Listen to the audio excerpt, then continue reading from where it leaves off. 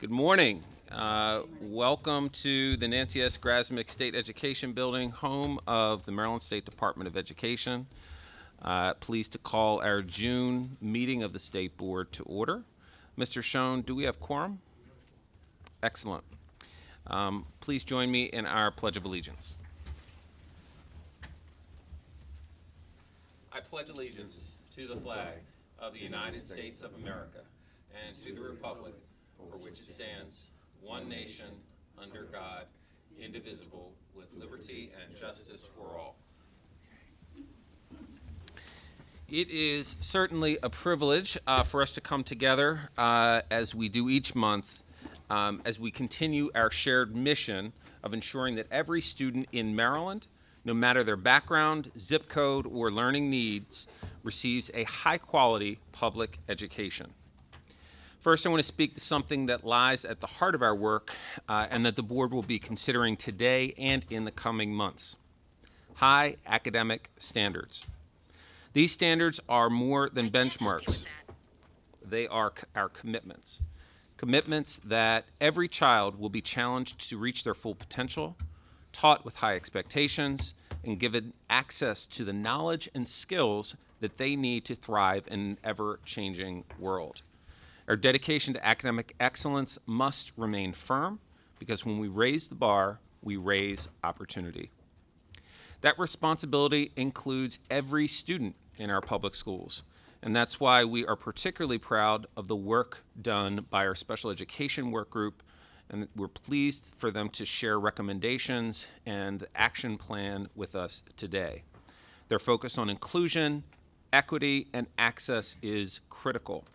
We cannot talk about excellence until we ensure that all students, including students with disabilities, are truly included, not just in classrooms, but in our curriculum, the expectations we set, and the support we provide. Inclusion isn't a strategy, it is a value, and it is the cornerstone of our vision for an equitable education system. Today, we will also celebrate the incredible leadership in our schools. It's our distinct honor to recognize principals and assistant principals of the year later this morning. And finally, I'm pleased to announce a new step forward in how we support our local school districts. In close partnership with our colleagues at the AIB, we are announcing a new delineation of responsibilities between our two agencies. This reorganization and alignment will allow each agency to focus on its strengths and, most importantly, better serve our schools and school districts. Local districts have asked for more clarity, more support, and more responsiveness, and today we are delivering on that. We know that real progress requires alignment, from standards to support, from leadership to inclusion, and I'm hopeful that our efforts today will continue in that effort of building a public education system that is not only more effective, but also more just and more attuned to the needs of every child.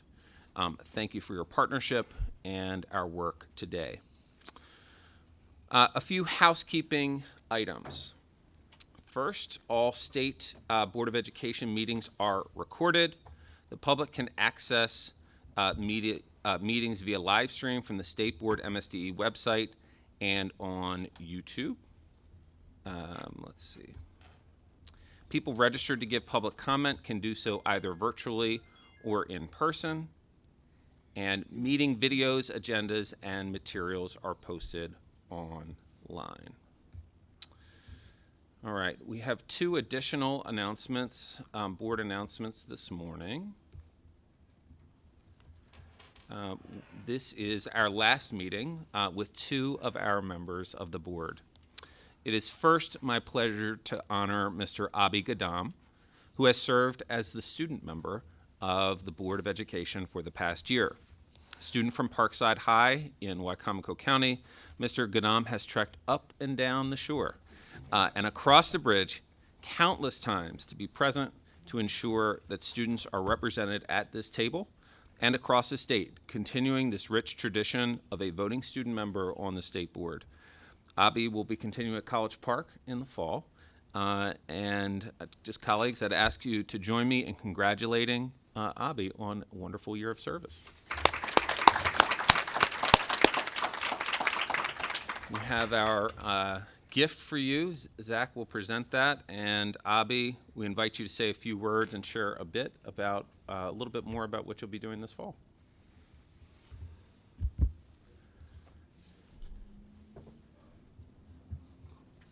Just want to say thank you, everyone, for the congratulations. I'm definitely gonna miss my time here on the board. It's been 12 months that went by really fast for me, and I've learned a lot throughout this time.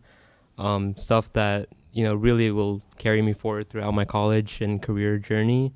At UMD, I'm planning to pursue mechanical engineering, but I also like to connect with some of the things that I've been doing here on the state board, and dive into matters related to public policy and continue growing my connections throughout. So I'm really hoping that that I can use all the people I've met and the connections I've made to really understand and grow throughout my college journey. Great. Excellent. Congratulations. Next, it is with deep admiration and a set of mixed emotions that I share our next announcement, the resignation of Clarence C. Crawford, President Emeritus, from the State Board effective June 30, 2025. Mr. Crawford was first appointed to this board in 2018 by Governor Larry Hogan. He was reappointed by Governor Moore in 2022, serving 7 years in total. A man of faith, Clarence, you have time and again leaned in and stepped up when our state needed you most. After leading the Superintendent Search Committee in 2019 and 2020, you were called on in your second year to serve as president at the beginning of COVID in July 2020, and you went on to serve a full 4 years through 2024. And in doing so, you shaped the internal compass of this board, you strengthened the internal integrity of this board, and you focused us on the North Star, educating our children. You have guided this institution through a pandemic, 2 superintendent transitions, 1 gubernatorial transition, and many more. A few know that I care very deeply about this institution, having served in the student member seat 2 decades ago, and again now as a regular member. And since that time, 2 decades ago, I have carefully watched the board and observed this board deeply divided in the aftermath of 2 partisan gubernatorial transitions. That did not happen under your leadership. Clarence often refers to the Flexner Report published in 1916, outlining the state of affairs of public education in Maryland. And in the introduction, they summarize, and they say, it is easy enough to understand why a fundamentally correct type of organization produces unsatisfactory educational results in Maryland. But as a matter of fact, the state does not even fare as well as it presents the organization. Why not? A few words suffice to explain. Public education in Maryland is, quote, in politics, end quote. Political and personal considerations impair the vigor, independence, toughness, and efficiency of the school system. The public does not begin to realize the seriousness of the political infection of the damage it does. Flexner goes on to outline and make a series of recommendations on the organization of modern schools in Maryland 100 years ago that many hold true today. And Clarence, while you have made many contributions to our board, of your most significant, I would argue, has been your consistent leadership. You have insisted that we put politics aside and focus on our core mission, educating children. In the past 2 years, in an act of great vulnerability and courage, you have led with your personal story of learning to read as a young adult, having struggled in grade school. You led our board in adopting Resolution 2401, calling for the statewide adoption of the science of reading, and then the literacy policy this past fall. For your outsized contributions, you were awarded by the AIM Institute with the Lifetime Achievement Award. As you leave our board to focus on local literacy initiatives in your community, we thank you for your leadership and your encouragement. We commit to remain focused on our North Star, and we will be encouraged by your affirming refrain, "We got this." It is fair to say that you will have and have left an indelible mark on this body for many, many years to come. Thank you, colleagues. Please join me in congratulating Clarence Crawford.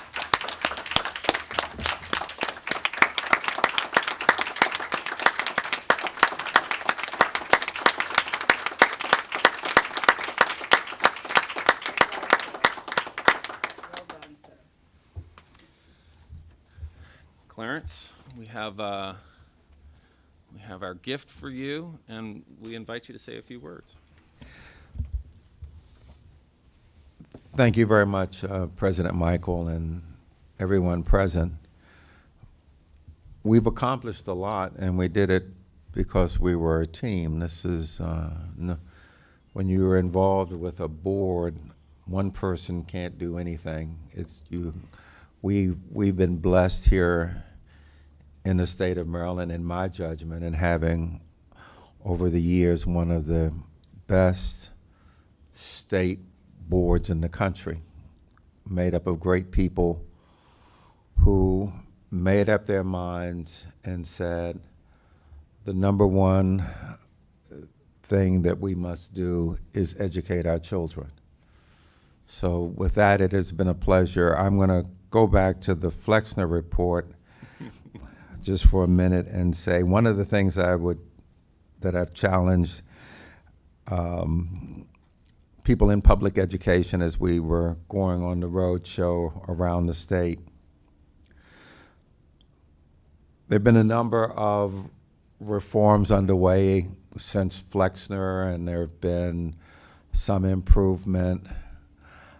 My vision is that we are going to accomplish some things that no one ever imagined could be done.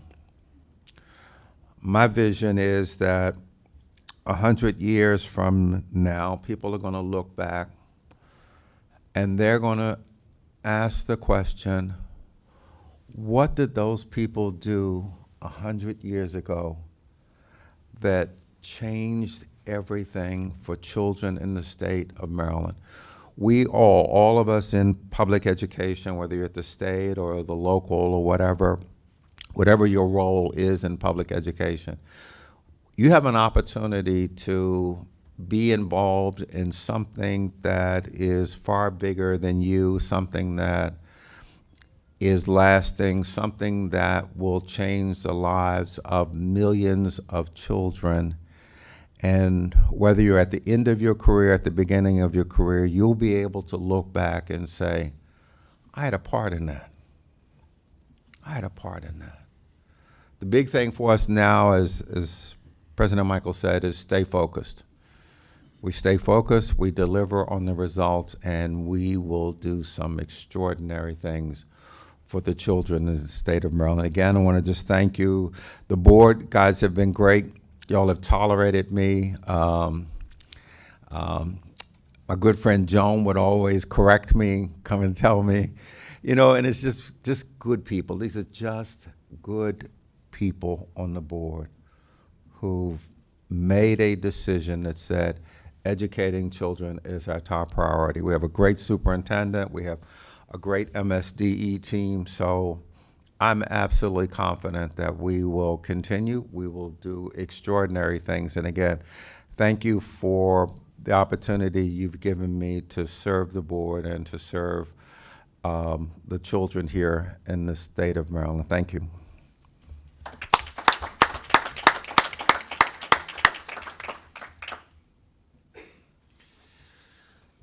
All right. I do want to acknowledge we have two of our board members joining virtually at this time. We have Mr. Greer on video, as well as Dr. Mealy McCarthy. Welcome to you both. We are now going to move into our public comment for this morning. Speakers will be called on in order of their registration. We will take in-person registrants followed by the virtual registrants. Zoom is the platform that will be used for virtual public comment. If you experience problems connecting with your device, please use the audio-only feature and call in using your phone. Comments are limited to 3 minutes per speaker. Time will be monitored by staff. When time expires, the speaker is permitted to finish their sentence, but is required to make no further remarks. Comments shall be directed to the full board and not to any individual board member.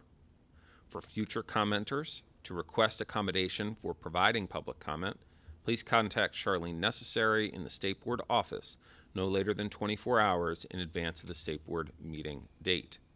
Board members will not respond to speakers' comments, but will take all comments under advisement. Written statements and other materials should be submitted to Mr. Zachary Hands, who will see that copies are made available to all board members. This time I'd like to invite Mr. Paul Lemley from MSEA's president, to discuss social studies standards and superintendent regulations. Mr. Lemley, welcome.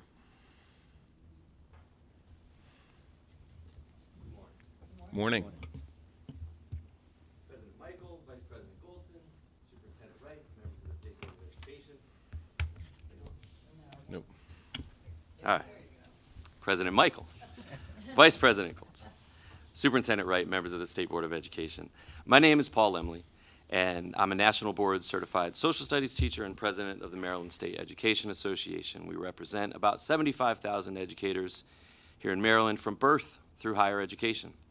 Congratulations to all of you for completing this school year.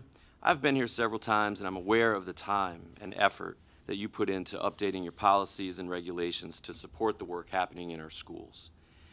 The 45-ish unions that together make up MSEA appreciate your collaboration throughout these processes.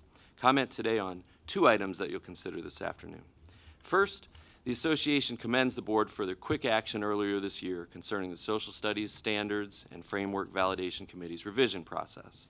We provide written and public comments about ways to strengthen the standards to foster diversity and inclusivity while ensuring students develop understanding of societal events and historical contexts. This board charged the committee to further incorporate practitioner voices as it undertook an additional review. Nothing is more important than having practitioner input in educational standards review. The committee earnestly engaged in this process, and the proposed revisions before you today are more aligned with our shared goal. We work towards students who are more well-rounded, more globally minded, and better equipped for critical thinking. Thank you for providing sensitive and intelligent oversight in the process. Second, you will consider emergency regulations granting the state superintendent the authority to stay a local board decision. The association believes this action and accompanying regulations are appropriate as written, provided that superintendents and board members receive due process and reasonable timelines during potential appeals. Thank you for your commitment to Maryland students, families, and educators. Thank you, Mr. Lemley. We appreciate your comments and being with us this morning. This time, we'll shift to our virtual participation, and we have Ms. Sharon Saroff on special education. And as she's coming on, if members of the public have not seen, invite you to see the article written about Ms. Saroff's decades of advocacy and contribution, so written in the Baltimore Banner. So please take a moment to read that. Ms. Saroff, we welcome you at this time. Good morning. And thank you for noting that to the public, but you know that I do what I do not for the cookies. I do what I do because this is my passion and this has been my life's work. I too come from a background of not learning to read until I was in the middle school, which at that point was considered to be the 5th and 6th grade and still elementary school. I now advocate for others to learn how to read and to be on grade level. And I am dismayed by what's going on. And I think that we need to change things. So good morning to everyone. I'm sorry to see some of the people that are leaving go. Avi, look my son up. He is a mechanical engineering major at College Park. I'm sure he'd be more than happy to show you the ropes around that campus. I am very concerned, as I said, about what is going on in the state of Maryland. We have a lofty goal of a blueprint, but we have a long road to meet that blueprint goal. I know that there are several districts currently who will not have summer school. There are several districts that have put caps on summer school. And while they offer it to students, they are not offering a means for the students to get to the summer school. I see no oversight, and I see students who are allowed to move forward to the next grade when they are 4 and 5 grades behind. Yes, you heard me, 4 and 5 grades behind. I do have some of those clients on my caseload. And it's very concerning when I am told by administrators it's okay. It's not. I am very concerned that teachers and professionals are leaving their profession because their contracts are broken and the state does nothing about it.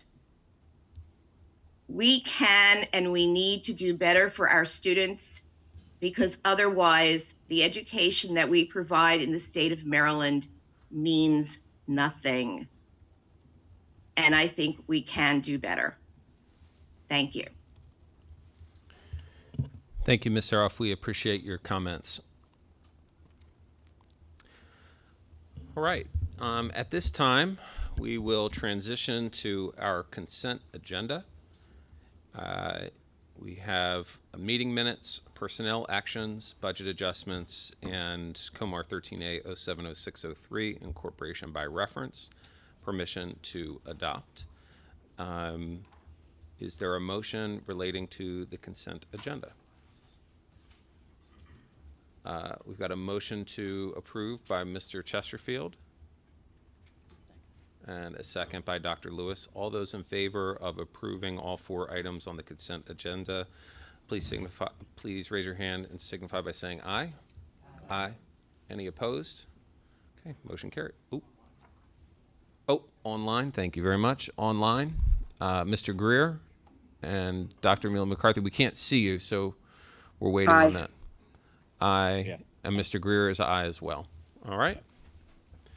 Excellent. The consent agenda is approved. Dr. Wright, at this time, we welcome you to provide your monthly update. Thank you. Thank you.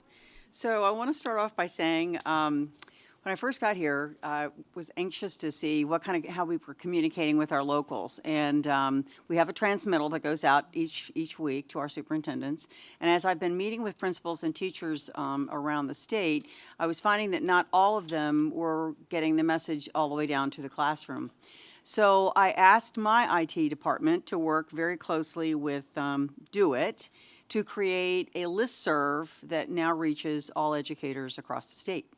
So I sent my first email out to over 115,000 people, and it was an end-of-year thank you, actually, for all the hard work that they've done.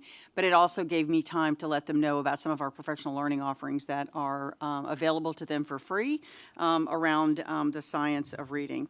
And that, to me, was a huge piece. I also wanted to highlight for them some of the achievements that have occurred in the 24-25 school year, talking about the adoption of the state's literacy and math policies, progress on NAEP, and basically just to really give them a big thank you for all of their hard work and all of the wonderful things that I've seen around the state. So I want to show you a quick video of what we also sent.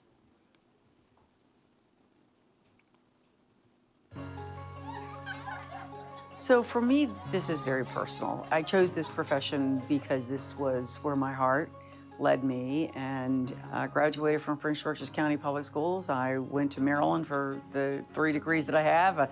Both my children went to Howard County Public Schools, and it's personal to me as a family, but it's also personal to me because it's the career I've chosen, and I'm very proud of being an educator. I'm also proud that I was able to get to all 24 districts. This year, that was a big undertaking, and I'm so excited to see all the wonderful things that are happening in classrooms and little ones, whether they're 4 or 18, who are learning, and also the amazing CTE programs we saw. Lots of science of reading. I was amazed at whether it was pre-K, kindergarten through 3rd grade. I mean, we were in every single grade, I can promise you that. And being able to see these little ones connect all of those sounds into words, to be able to crack that code is the magic that opens up every single subject. I think when our NAEP scores came out, that was a big moment for me. I got to admit. In 2013, Maryland was number 2 in the nation for 4th grade reading, and by 2022, we had dropped to 40th. And so seeing in 2024 us bounce back to 20th was significant change, significant progress. I think there's a lot of challenges. I think budget, because I think that's on the minds of superintendents and parents and things of that nature. And budget impacts children, because once you start making budgetary decisions, it could be something that has a direct impact on children, whether it's losing teachers or losing a music program or whatever the case might be. I hear a lot still, even coming out of COVID, around the issues around mental health and how important that is, that children feel that they have the supports that they need regardless of what's going on. They just need to be seen and listened to and understood. And it doesn't take that much time to do all that.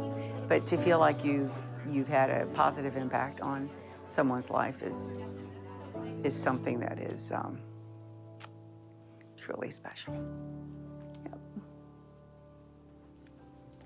So, not everything is going to be smooth all the time, and we know that. But to me, I've always looked at challenges as opportunities. Like, what's the opportunity that we can see here to really make a difference? And if we're doing it just a little bit different here, a little bit different there. And I think hearing the voices of the people who are boots on the ground, as I like to say, that's critical for me. I can't be in all 24 jurisdictions and all 1,400 schools every day. Wish that were so. But you've got to be able then to have people realize that you are out there working on their behalf and listening to what they're saying and giving you feedback on. And you're doing it on behalf of children. And to me, you're also doing it on behalf of the state and the nation. And somebody's going to be taking my place someday. And don't I want them to be the best that they can be?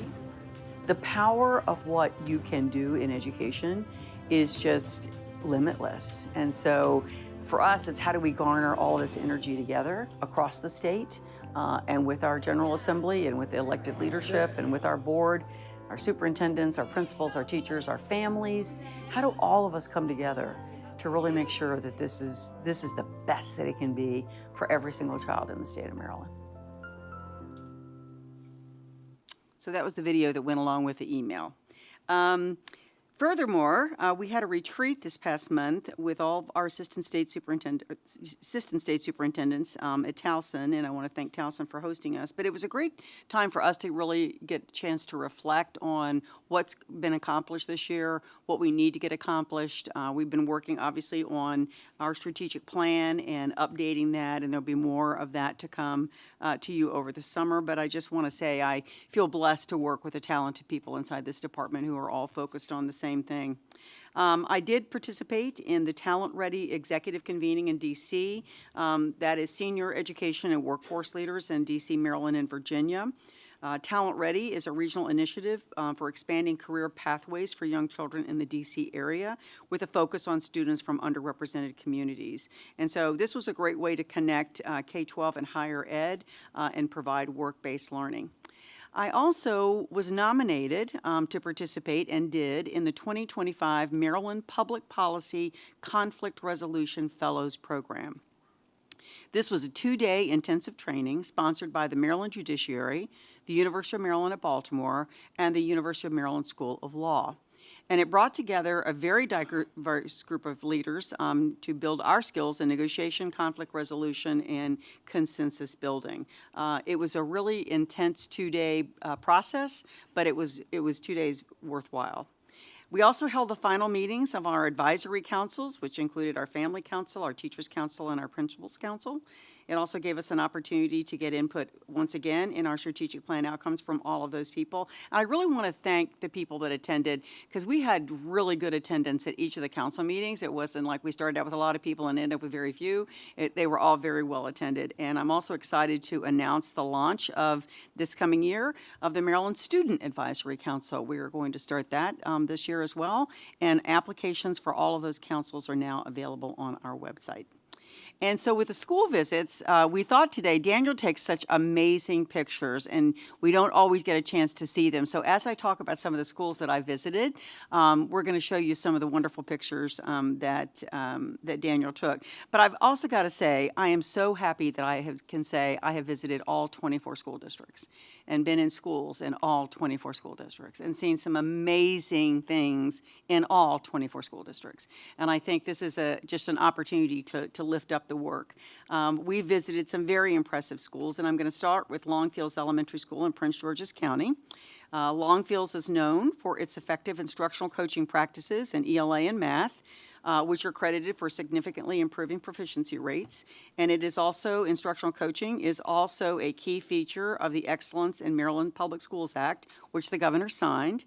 And the law also authorizes the Academic Excellence Program to establish statewide coaches. And although that program was not funded this year, we are hoping that that changes as we move forward. Instructional coaching is a very powerful, proven practice. And one of the things that we're trying to do is to make sure that everybody understands exactly what we mean when we talk about what does a coach do. In fact, we had one amazing fifth grade teacher, Mr. Will Addison, you can see there. He shared that being coached not only helped him become a stronger teacher, but it made him stay in the profession because he felt so supported. And so hats off to him for sharing that with the governor. We went to Calvert County Public Schools and visited the brand new Beach Elementary School. If you've not seen that school and you're in that area, I encourage you to go in. It's absolutely gorgeous. We were there obviously with Superintendent Andre Townsell.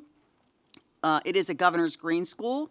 The campus also includes a forest and a nature trail, and it is a half-mile walk to the Chesapeake Bay. So you can literally see the ocean from where you are.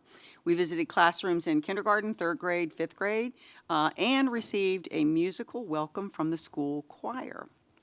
We then went to 2 schools in St. Mary's County with Superintendent Scott Smith and school leaders.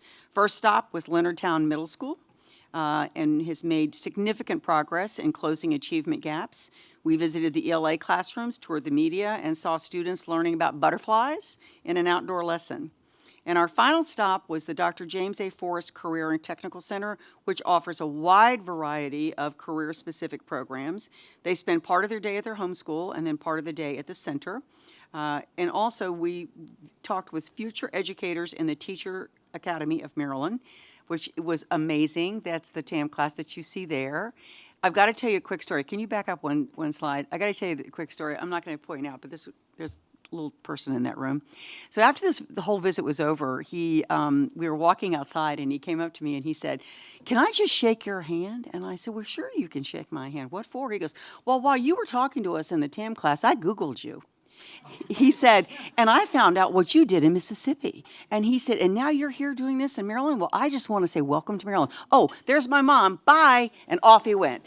So, but this is like our future teacher who I thought that was really pretty clever on his part. But it was a great visit. And I can't say enough, too. There's another one of our TAM future teachers that wanted her picture taken with me as well. But there's so many wonderful things happening in our schools, and we're getting ready to start scheduling our school visits for this upcoming year. And I encourage you so strongly to take advantage of that because people are so welcoming, and the superintendents and the principals and the communities are just so proud of their schools. And it's just a great way for us to really say thanks to them for all of the hard work. And there was me in an electric car along with the superintendent. I won't even begin to tell you how difficult that does not have doors, so let me start there. So getting in was a little bit of a feat, and getting out was an even bigger one. But it was amazing. The kids that literally arrived in all pieces, and the kids had such a great experience, not only learning about electric cars and things of that nature, that they purchased a second one so that the next incoming class can have that same kind of experience. So it's a wide variety of things that you see out in the schools. And the last but not least, I want to honor some folks in the department because they don't always get a chance to shine. But I want to congratulate our very own Office of Communications for earning 4 awards from the National School Public Relations Association at its annual Publications and Digital Media Excellence Award contest. Our team was honored excellence in branding, social media, and video. Most of you have seen the award-winning entries on our social media platforms or here in this boardroom or even on school buses. The team was recognized for the Maryland Career and Technical Education logo, the Teach Maryland social media campaign, the I Choose to Teach CTE video series, and the Arts in Our Schools feature, remember that, of Chrisville High School when we showed it to you, their band. So congratulations go to Maggie French, Amy Horan, Jeff Newton, and Daniel Perkins, and under the leadership of Raven Hill for their outstanding work. So congratulations, comms team. And our last recognition, our very own Jeff Sanderson, who is the Chief for Accountability, has been selected as one of 16 educators nationally to participate in the 2025-26 cohort for the Broad Academy. Speaking from experience, this is, I can tell you, an incredibly rigorous but rewarding leadership program. So congratulate Jeff for that as well. And that concludes our update. Excellent. Thank you, Dr. Wright. All right, at this time, we will shift to our LEA update, and we are pleased to welcome Mr. Bill Barnes, Superintendent of Howard County Public Schools, to provide an update on behalf of local superintendents. Welcome, Mr. Barnes. Excellent.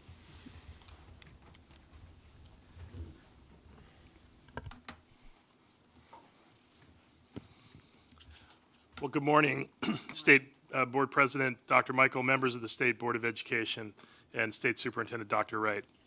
My name is Bill Barnes, and I'm the proud superintendent of the Howard County Public School System. I want to begin by thanking you for the chance to provide a year-end update from Howard County so that we can celebrate some of the work of our amazing students and staff.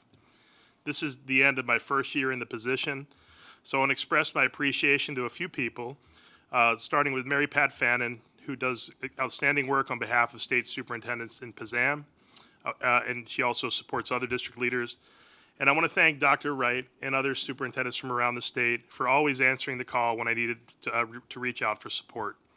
Your perspective and guidance are highly valued and much appreciated. On the slide, you'll see the theme for our district's new strategic plan. Howard County is an impressive school system by many measures, but I refuse, and our community refuses, to describe our system as great until it is great for each and every student and staff member in that district.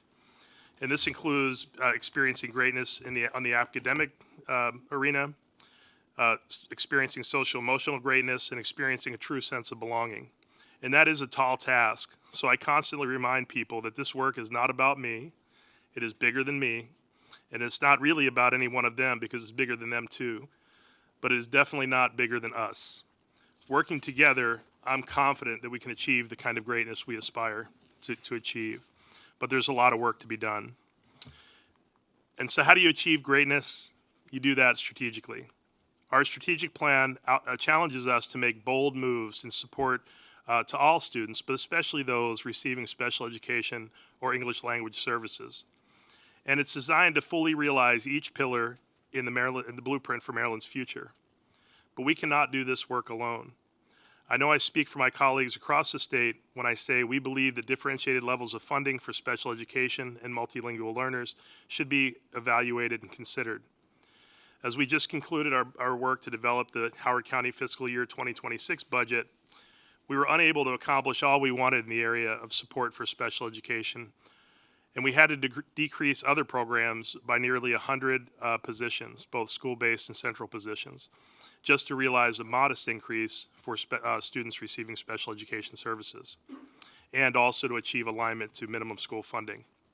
And that's 100 school-based and central positions this year that added to 200 position reductions from last year. Of the over $180 million in unrestricted funds for special education in Category 6 in this current year's budget, over 65% of that funding had to be funded locally, aside from reimbursements from the state and federal government allocations.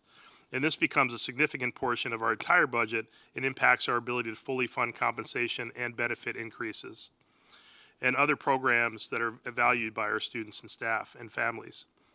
So I want to thank you for consideration for requested reevaluation of differentiated funding, and I know that Mary Pat will be able to provide additional details on behalf of our superintendents across the state. And while we're talking about Blueprint, and on behalf of the superintendents, my colleagues across the state, I would ask the State Board of Education to continue to assist with the evaluation of significant reporting requirements included as part of the Blueprint or as part of other legislative requirements. And we greatly appreciate the efforts of the state superintendent and the AIB for already taking a strong look at these reporting requirements and making great reductions. This type of partnership is appreciated and absolutely necessary given the reductions I'm experiencing in my district in our central staff. It is my hope that this kind of partnership will continue because I think working together we can achieve exactly what's intended from this important piece of reform legislation. Moving on, I want to take some time now to kind of look inward from Howard County perspective and share several updates from this school year. This spring, we implemented a substantial adjustment to our policies and practices related to the use of personal technology devices by students during the school day. In summary, cell phones and other personal devices may not be seen, heard, or be a distraction during the entire school day in each of our pre-K through 12th grade schools. And this is except for cases when devices are useful tools for students with IEPs, Section 504 plans, or a health plan. If the device is seen in schools, the student's device is confiscated for the remainder of the school day each time that they are found to have it out in an inappropriate way.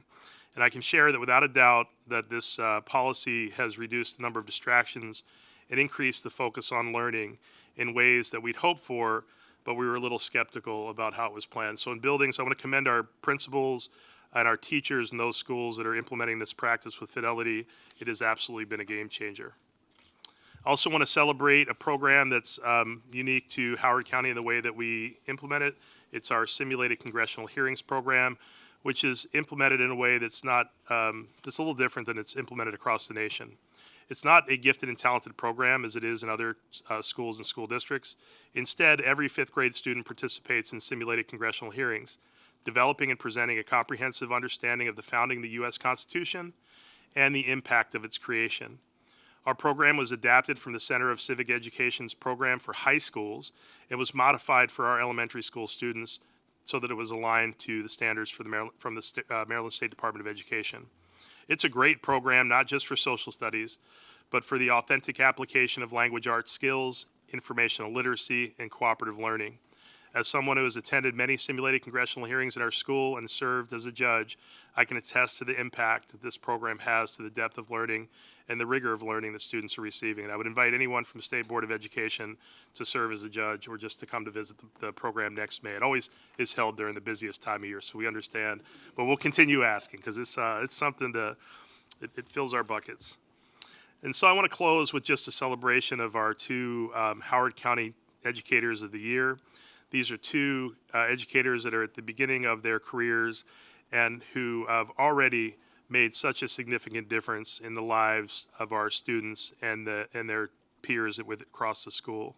And as I work with them and I talk to them about what gets them excited and what is challenging to them, they continue to talk about the love of the joy they get from seeing their students learn, from the light bulbs going off, but they are very honest in their concerns about compensation, workload, and other demands, changing demands of the profession.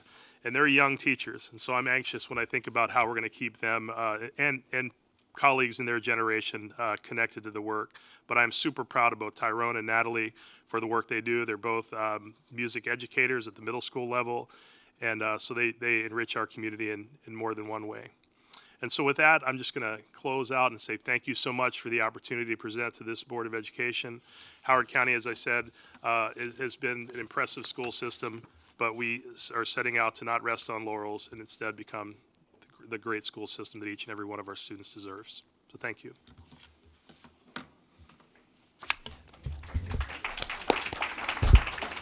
Thank you, Mr. Barnes. Let me see if there are any questions. First, let me just make a brief statement. You know that this board has, in the literacy and the math policy, we have actually asked for some additional reporting in the coming years, and so which we think is very important.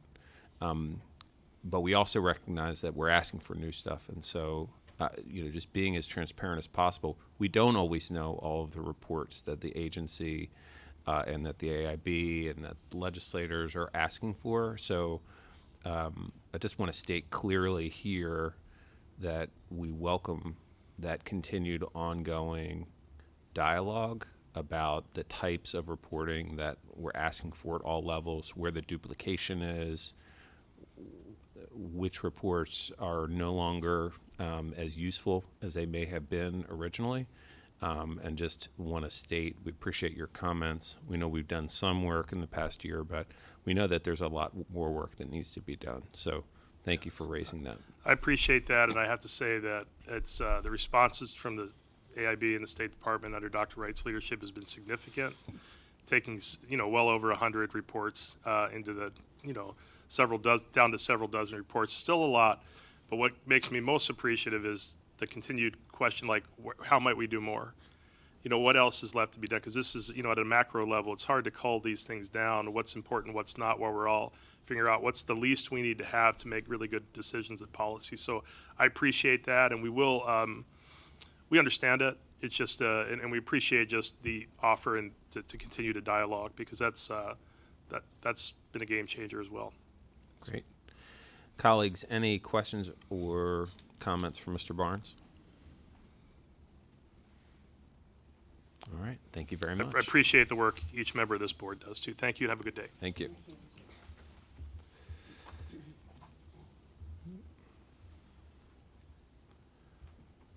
All right. Let's see. Second. Okay. Then we're going to go ahead and move the order around slightly, as we are running a little bit ahead of schedule.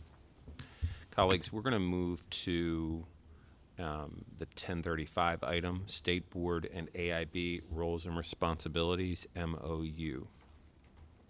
And Dr. Wright and I will do just some introductory framing around this, and then invite Mr. Reese and Mr. Lasser to the table, who can be available for specific questions.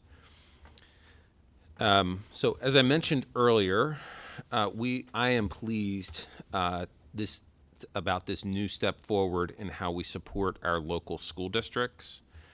In close partnership with our colleagues at the AIB, we are announcing today a new delineation of responsibilities between our two agencies.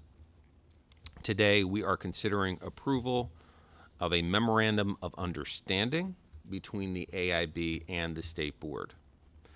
I want to emphasize the importance of this document. Both boards are responsive to the requests and needs of the LEAs, legislative leaders, and many in the educational ecosystem in Maryland.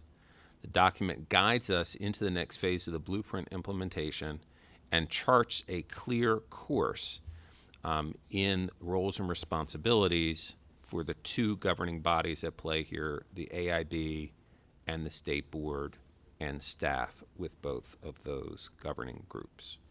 So at this time, I'm going to pass to Dr. Wright, who'll have additional remarks just around how this plan is shaped and will guide the work of the department and the AIB. Thank you. The conversations really have been taking place probably over the past year.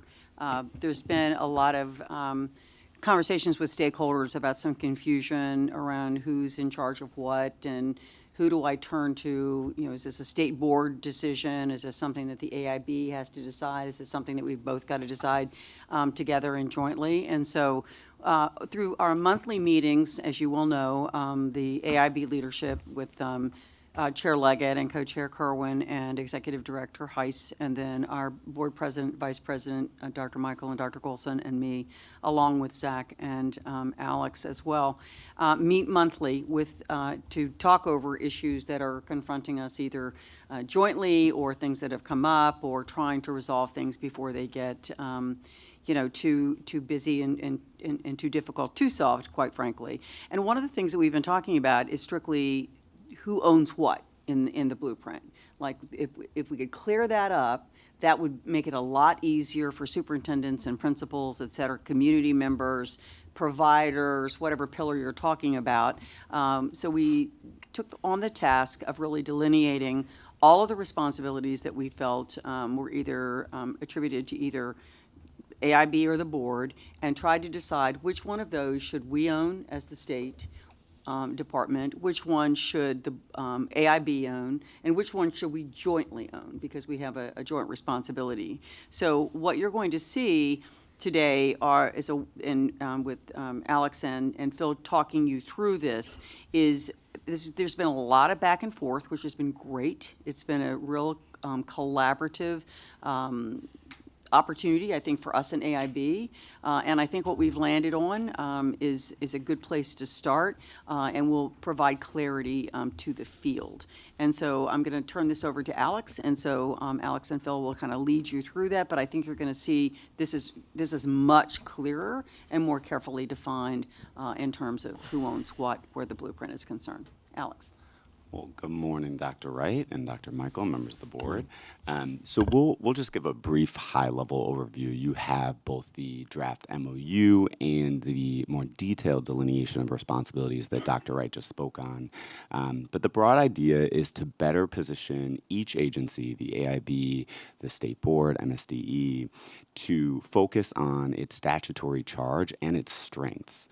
And better serve our schools. So in short, the MOU that's up for the board's approval today provides some clarity there. At a high level, the AIB would lead on blueprint plan approval, as they have, and progress monitoring. AIB would provide instructions for what's required in plans, implementation plans. AIB is also uniquely positioned as more of an independent agency to facilitate interagency collaboration. So when there are moments where it's helpful for example, the Labor Department and the Education Department to come together, they're able to facilitate that as well. MSD would provide guidance and training support for our schools and our school systems.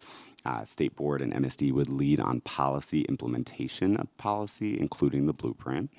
And then MSDE will fully own blueprint implementation. As the practitioners at the department, Dr. Wright and the team here feel that we have that expertise and we're really poised to fully own the implementation piece. Even in some of the components where the AIB has led in the past. So an example I'll give of that is around either the career ladder or the career counseling program. Both of these are areas where the AIB has really leaned in and taken the lead. And as we're clarifying this, it makes more sense for the implementation of those programs to live with the department. And I think the broader notion here is that the blueprint is moving into a new chapter. We've talked a lot with AIB staff, and they see it as this is a space where we're moving from a time of creation and launch to a time of implementation. And so as that moment happens, as that transition occurs, we're excited about what this will mean for us and for local school systems. Local school systems have very clearly asked for this. They've asked for more support, more clarity about who to go to for what. And we do believe that this will reduce confusion and duplication of efforts. So the more detailed document that you have that outlines as part of the draft MOU for approval today it goes through by pillar very specific pieces of the blueprint and its implementation, and it delineates, is this a responsibility that the state board and MSDE will lead on fully? Is it something that the AIB will lead on fully? Where is it a joint effort? And where is one agency or entity leading and the other is playing more of a consulting role? And so the document outlines that. I'll say that as we first started this process, there was a lot of, because we work so closely and collaboratively with the AIB, there were a lot of things that we thought would continue to be jointly owned. And as we worked through this process together and really dug in on it and discussed further, we landed in greater spaces of clarity. So the number of specific line items where you see true joint ownership or co-leadership is fewer than we had initially started with. So we're excited for what this will mean for us at the department, our continued partnership with the AIB and local school systems, and we stand ready for any questions that you have. Excellent. Thank you, Dr. Wright and Mr. Reese. Just as a note of process, we are considering this MOU today. The AIB will consider the language of this MOU on Thursday. After that time, should we vote on this in a positive manner, I will sign the MOU, as will Chair Leggett, should they approve the MOU, and at that time, it will go into effect. Just from a process perspective, we are going to go first on this. All right. With that, open it up to members of the board for any clarifying questions or comments.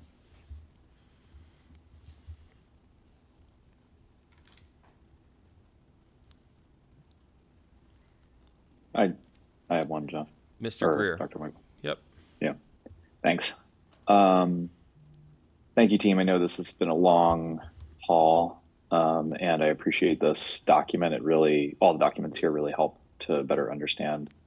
Sorry, I'm just scrolling over to look at the doc quick. It's tough online. Can we all just remind me, I know we've talked about this before, but one that stands out to me is inside of the spreadsheet that shows the roles and responsibilities delineated. We name AIB as leading the monitoring and reviewing of the performance of each teacher prep program. I want to hear the rationale for that's AIB alone and not a joint ownership for us. It's just going to help me to better understand the context here. Yeah, it's a great question. I hope that my answer is helpful, not just for that particular item, but for several. Mr. Greer, so as you can see in the rightmost column, there's a reference to a piece of the blueprint legislation. And so there are statutory requirements that stipulate where the AIB versus the state board would lead or consult, and there's very specific language in the law. So much of this, almost all of it, is like stems and flows from that in terms of what is something that the AIB would lead on. And the other thing that I should note is that even in spaces where the AIB is fully leading or the state board is fully leading, we have established close relationships with at the staff level down to who owns, for example, this type of work at AIB and who owns this type of work at MSDE, and we've made a lot of those connections. So there's nothing preventing us from picking up the phone and touching base and connecting on various pieces of the work. But I think the short answer to your question is that would have been stipulated in the blueprint law. Just to add, Mr. Greer, I think this is a really good point to raise, and Mr. Reese has highlighted, as it pertains to section of the law, Article 5408A3, the monitoring on that part of the law is managed by the AIB. But our whole division still has whole layers of supervision outside of the language of the blueprint in monitoring teacher prep programs. And so this MOU does not change all of that supervision of prep programs. It specifically relates to that part of the law. Well put. That's really helpful. And appreciate that additional context, everybody. Thank you so much. Mr. Paul. Thanks again for all the hard work. I wonder if you could paint just a brief picture of what sort of run-of-the-mill collaboration might look like on an issue where one party or the other is leading, and what sort of on the ones where there's an explicit sort of consultation agreement or requirement. Does that consultation mean we're going to take a vote, or if they're the consulting party, they're going to take a vote, and that'll just sort of be advisory as opposed to a joint leadership of some kind? Like what exactly will it look like? Yeah, I think it'll depend. I think that for things of greater significance, consulting is probably a more robust conversation and discussion. For smaller, more like minutia, it's going to be probably a quick call or message between staff. I think that in general, so I'll give one example. So under Pillar 2, establishing a school leadership training program. This is one where the state board delegates to MSDE that we lead, and then AIB consults on that. So we worked very closely together with the AIB to establish what that can look like this year. And as we move forward, we approach it as true joint leadership now. So what that looks like, just to paint the picture to respond to your question, we are in meetings where AIB staff and MSD staff meet to discuss the actual content of each training session, right down to what are the outcomes that we're looking at, what are the activities that the training how are they gonna play out, and as we shifted this, we would still remain in communication with AIB. But I would imagine us discussing at a higher level as opposed to like the detail level of what is outcome 2 going to look like for this training session coming up in a couple months. So it will parse that out a little bit. And I think the unsatisfying answer to your question is that it'll depend a little bit based upon how significant the decision is. Good. All right. Other questions or comments?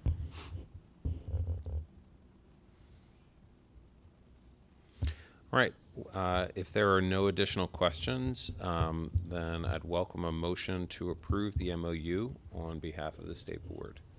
We have a motion by Mr. Paul. Is there a second? We've got Mr. Crawford. All those in favor of, is there any further discussion? All right. All those in favor, please signify by saying aye and raising your hand. Aye. Okay. Aye. Any opposed? Okay, it's unanimous, including both online. The motion carries. Excellent. Just as next steps, again, this will go to the AIB on Thursday. And should this pass as written today, then we'll sign it thereafter, and this will officially take effect. Thank you very much for your hard work on this. Thank you.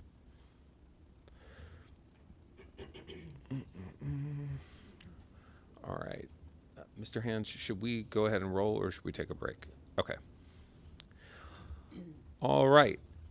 So at this time, we're going to transition into Principals of the Year recognition.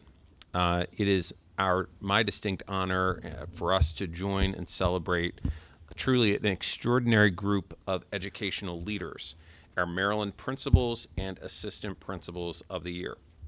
These individuals represent the very best of what it means to lead with vision, compassion, and unwavering dedication to student success. Through their commitment, they have not only shaped schools, but have empowered communities and inspired countless lives. We know from research that a strong principal can yield upwards of 1 year of additional student learning. Of course, It's not because the principal is teaching the students, but it is instead creating a school-wide community of practice that shapes instructional capacity and drives high expectations for students. And while high-quality teachers have the greatest impact on student learning, it is the principal who determines how effective those teachers can be. As Ken Robinson, an academic focused on building education systems that foster students' creativity and critical thinking, said, "The real role of leadership in education is not and should not be command and control. The real role of leadership is climate control, creating a climate of possibility." And so today we recognize not just their achievements, but the lasting impact that they make every single day. Dr. Wright. Thank you, Dr. Michael. I remember my years as a principal with so much pride and joy. It's so true. Serving as a school leader takes tremendous heart and dedication to improving the lives of everyone in the school community. Each year, the Maryland Association of Elementary School Principals and the Maryland Association of Secondary School Principals selects principals and assistant principals of the year. We are pleased to be joined today by Dr. Chris Woollyhand, MAESP's Executive Director, and Chris Truffer, MASSP's Executive Director. Today's honorees are among the best in our great state of Maryland. Honorees, when you hear your name, please stand to be recognized. And once all the honorees have been recognized, we will take photos individually with the state board members and your guests. We will start with our honorees from the Maryland Association of Elementary School Principals. Our first honoree is Dr. Ryan Daniel, a National Distinguished Principal. Dr. Daniel has transformed the culture at Fort Foote Elementary School in Prince George's County Public Schools with her warm personality, strong rapport, and visionary leadership. Her commitment to fostering connections extends beyond the classroom to engage students and create a positive and inclusive environment. Dr. Daniel is the past president of MAESP and currently serves on the National Association of Elementary School Principals Board of Directors. She's here today with her family and the Prince George's County Public School Associate Superintendent, Dr. Cassandra Lassiter. Let's have a round of applause for Dr. Ryan Daniel.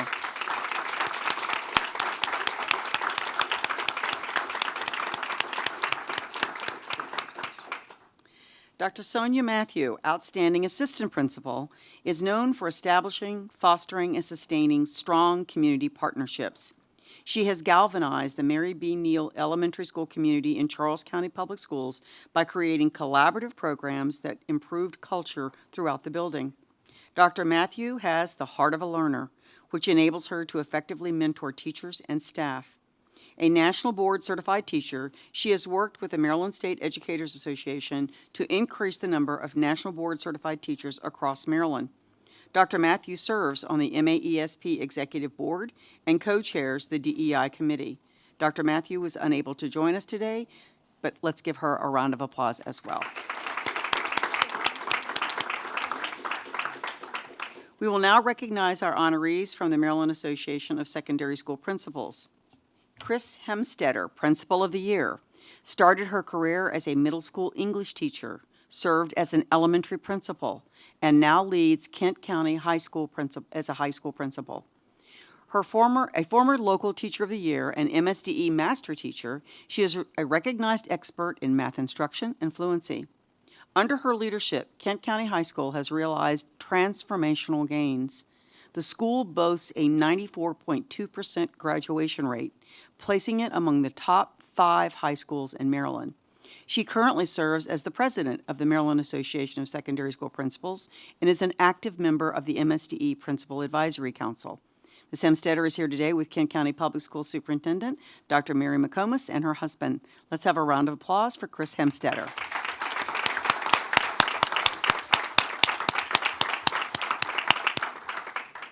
Kelly McFay, Principal of the Year, began her journey as a social studies teacher in Howard County Public School System before transitioning into an administrative role.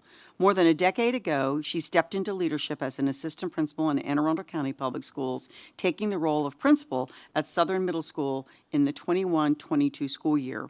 Her dedication and ability to foster a collaborative and inclusive school culture have earned her recognition. She has been praised for her leadership in guiding a mission focused on student performance and creating an environment where every voice is valued. Although she is not able to be here today, let's give her a round of applause as well. Anna Ori, MASSP Middle School Assistant Principal of the Year, currently serves at Marley Middle School in Anne Arundel County Public Schools, where she drives data-informed instructional practices and fosters a positive, inclusive school climate. A committed and accomplished educational leader, her leadership journey over 2 decades of experience in public education includes serving at Meade Evening High School, Brook Park Middle School, and MacArthur Middle School. Her accomplishments include the Science Teaching Tools Award from the Armed Forces Communications and Electronics Association, and she is serving on the Anne Arundel County Public Schools Middle School Workforce Committee. Let's have a round of applause for Anna Ori.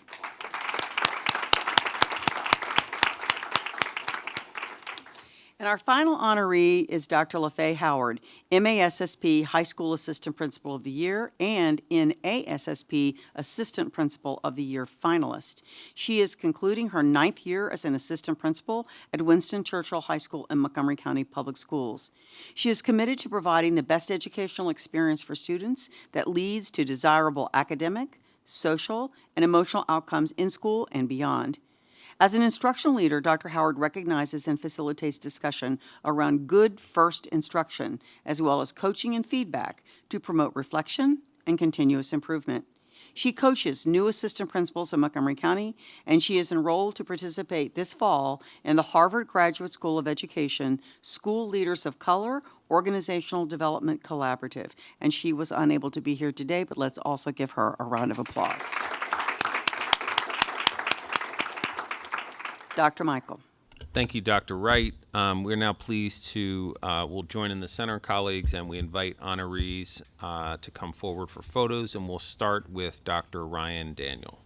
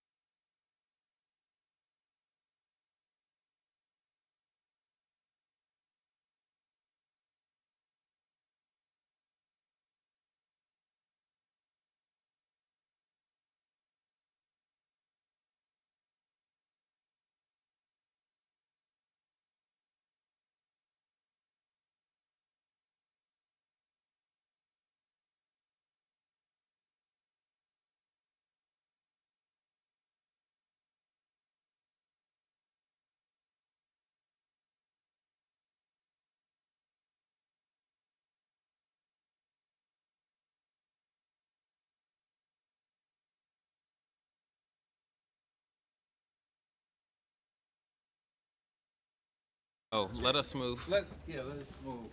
Daniel, hold up. You want, Daniel, we'll move so. you want one?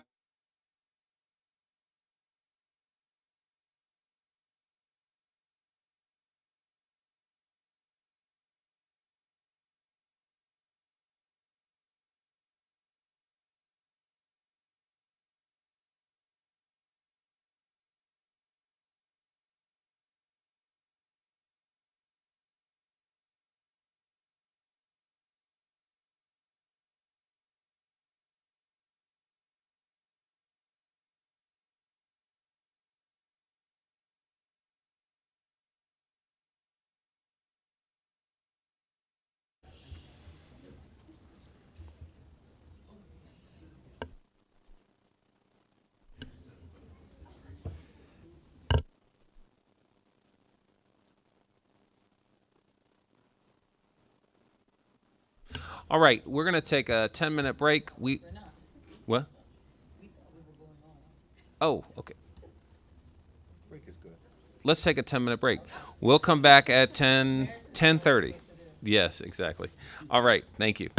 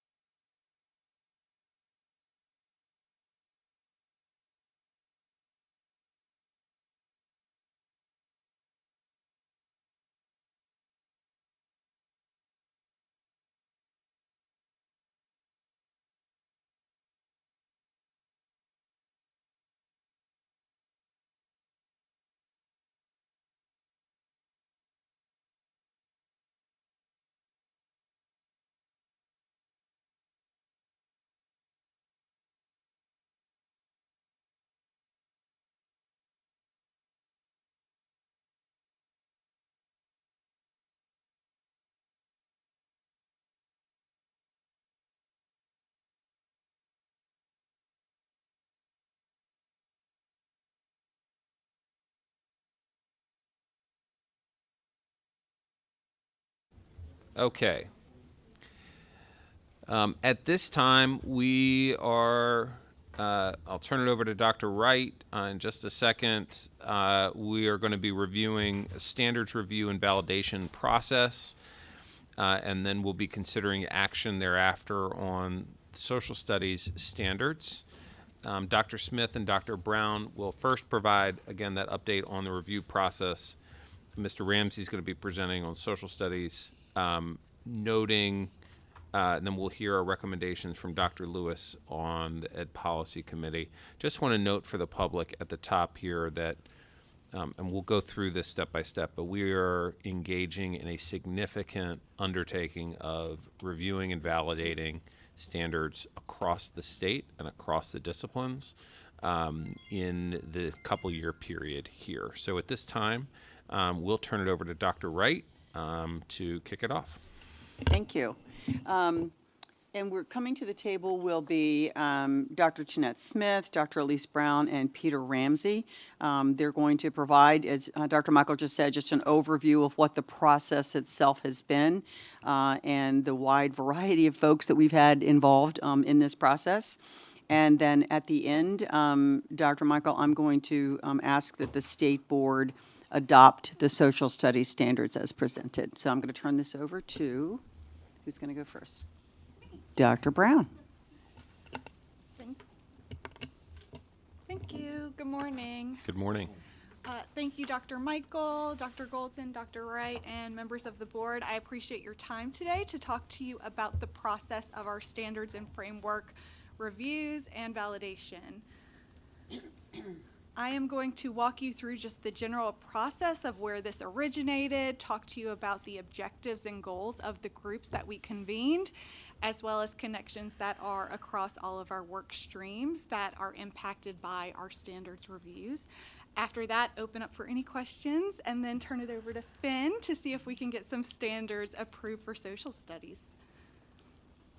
All right, so this work initiated in January of 2024. We looked at 3 key areas as a result of the Educate to Stop the Hate, as well as our upcoming or now approved literacy and mathematics policies. So what we did was we took a step back and we said, when were our standards last revised by MSDE? And then we looked at what changes would need to take place in order for them to be in line with the vision of the agency, as well as statutory regulations. As a result of that, we built the following timeline that you see. So our goal for this 25-26 school year is to have social studies approved this month, if all goes well. And then we will look at literacy and mathematics in July. Comprehensive health and PE are slated to be reviewed in September. And then we have already initiated some work for convening our SFVC for comprehensive arts and world languages, which will be, they will begin the work this year with approval request in the 26-27 school year. As the committee convened, the committees were built from educators, subject matter experts, community members, parents. We wanted to make sure we have teachers and geographic representation, diverse representation on the committees. The committees came together initially to look at what is the vision for these standards. What are we hoping to accomplish in the edits to the standards and the frameworks? And then they established a process and priorities for making those changes take place. This was collaborative. They came together for multiple sessions, all of which are posted on our MSDE SFVC framework web pages, so that all of the minutes and members are open to the public so that they can see what was discussed. As those committees came together, they collaborated, they drafted on those pre-K-12 standards and went through lots of feedback processes along that cycle. So there was a refinement process where they went to the committee, they came back to leadership where we made recommendations and they drafted and put those into place.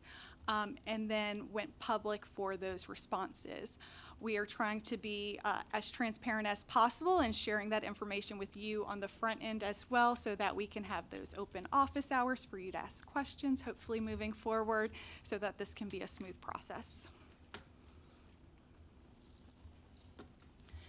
big goals of this is looking at the ease of use. I know specifically with literacy, there were 4 or 5 documents that a teacher would have to use to know what standards they were teaching. So we took a step back and said, what makes sense for a teacher to use in their classroom to really understand what they should be teaching? So we looked at ease of use, so organization, structure, how were things presented and posted for access. We also looked at clarity of language. A teacher should not look at a standard and wonder, what in the world am I supposed to be teaching, right? I should be able to look at it and know, what are the goals, what should my students know, and how will I know when they know that? So that was the clarity piece. And then the validity piece is just making sure that we are aligned with all expectations, legislative requirements, and any recommendations that the board makes.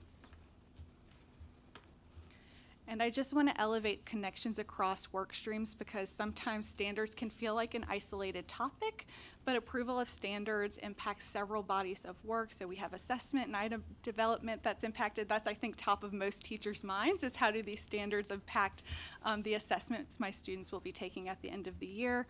We are closing up at the end of this upcoming school year our accountability, our school improvement.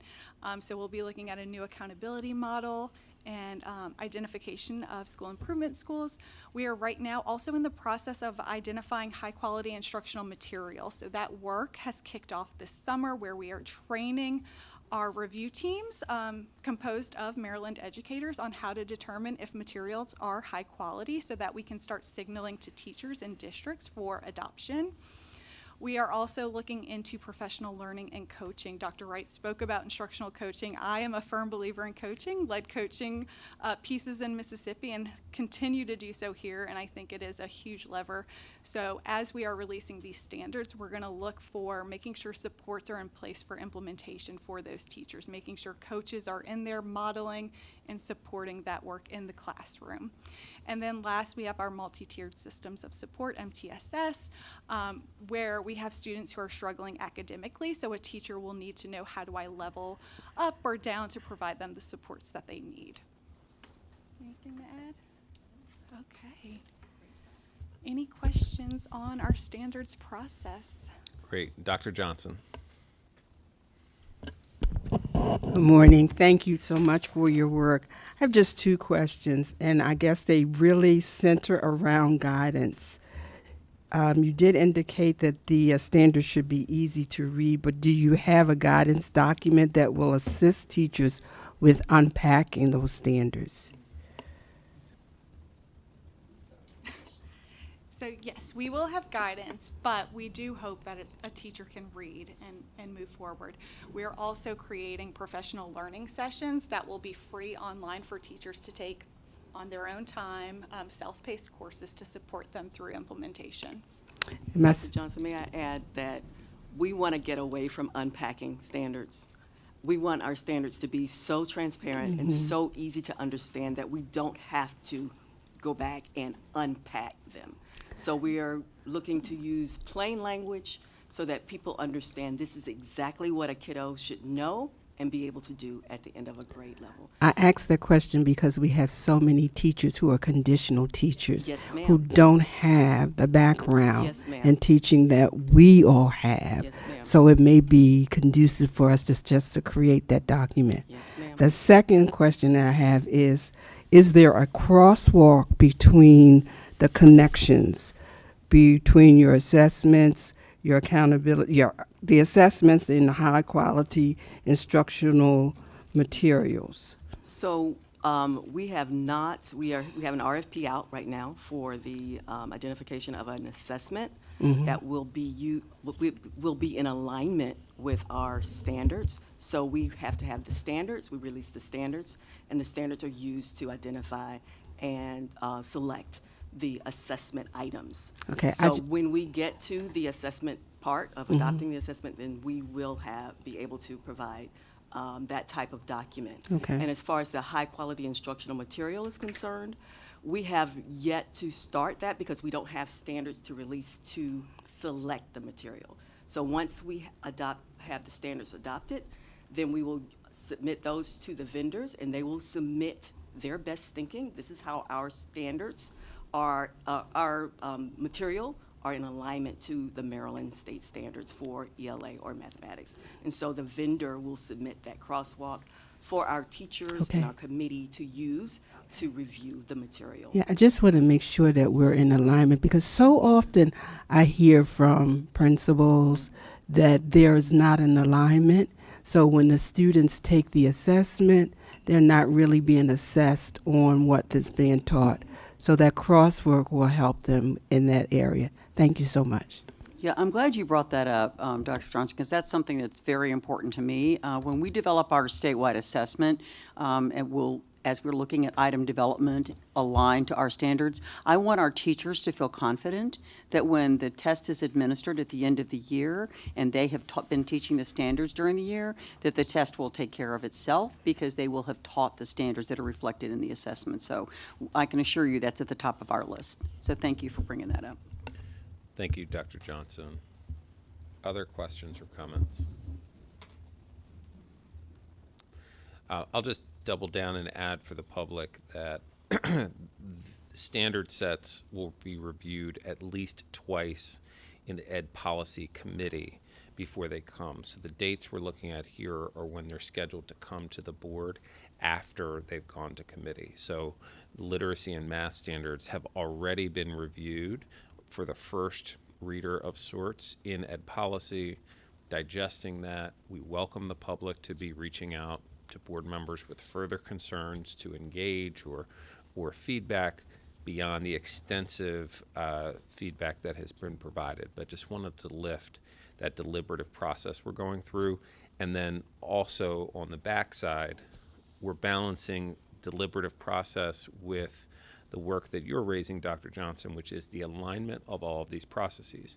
So we've got to get the standards out the door so that we can get the assessment moving.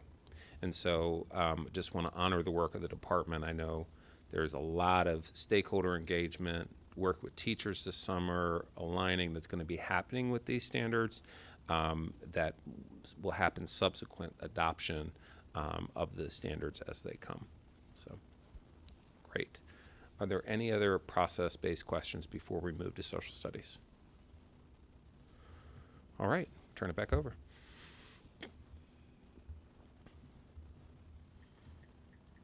Oh, real quick, did I miss anything from Mr. Greer or Dr. Mueller McCarthy? Okay, great. Let's go ahead then to Mr. Ramsey on social studies standards. We need the next PowerPoint to come up. Thank you. There we go. All right. Good morning, President Michael, members of the board. Thank you for the opportunity to present today. My name is Peter Ramsey, Director of Social Studies at MSDE. I'm here to present on the proposed revisions to the Maryland Social Studies frameworks, which have been reviewed and recommended for adoption by the Education Policy Committee. Today, we respectfully request the board's approval for these revised frameworks. Today I'm going to walk a little bit through the proposed revisions, kind of breaking them down by their numbers. We'll talk also, do a little bit of a deep dive into the points of engagement we went through in the creation of these proposed revisions, and then we'll finally end with a request for approval. So to begin, let's start with a snapshot of the proposed revisions. As you can see, this has not been a wholesale rewrite of the social studies frameworks. On the contrary, the social studies SFVC approached this work with what we've come to call a scalpel approach. That is, the committee was intentional and precise in identifying what needed to be revised, just as importantly, what needed to be left untouched. We recognize that Maryland's existing social studies frameworks are strong and widely respected. The goal has been to enhance the frameworks by refining what works, clarifying where needed, and strengthening the areas that needed to be some adjustment. As a result, in grades 9 through 12, about 3% of objectives are being revised. In grades 6 through 8, approximately 7% have been adjusted. And at the elementary level, 9% are being revised, pre-K through 5th grade, although many of these are structural in nature. These numbers reflect a deliberate effort to protect the integrity of the existing frameworks while making thoughtful improvements where necessary.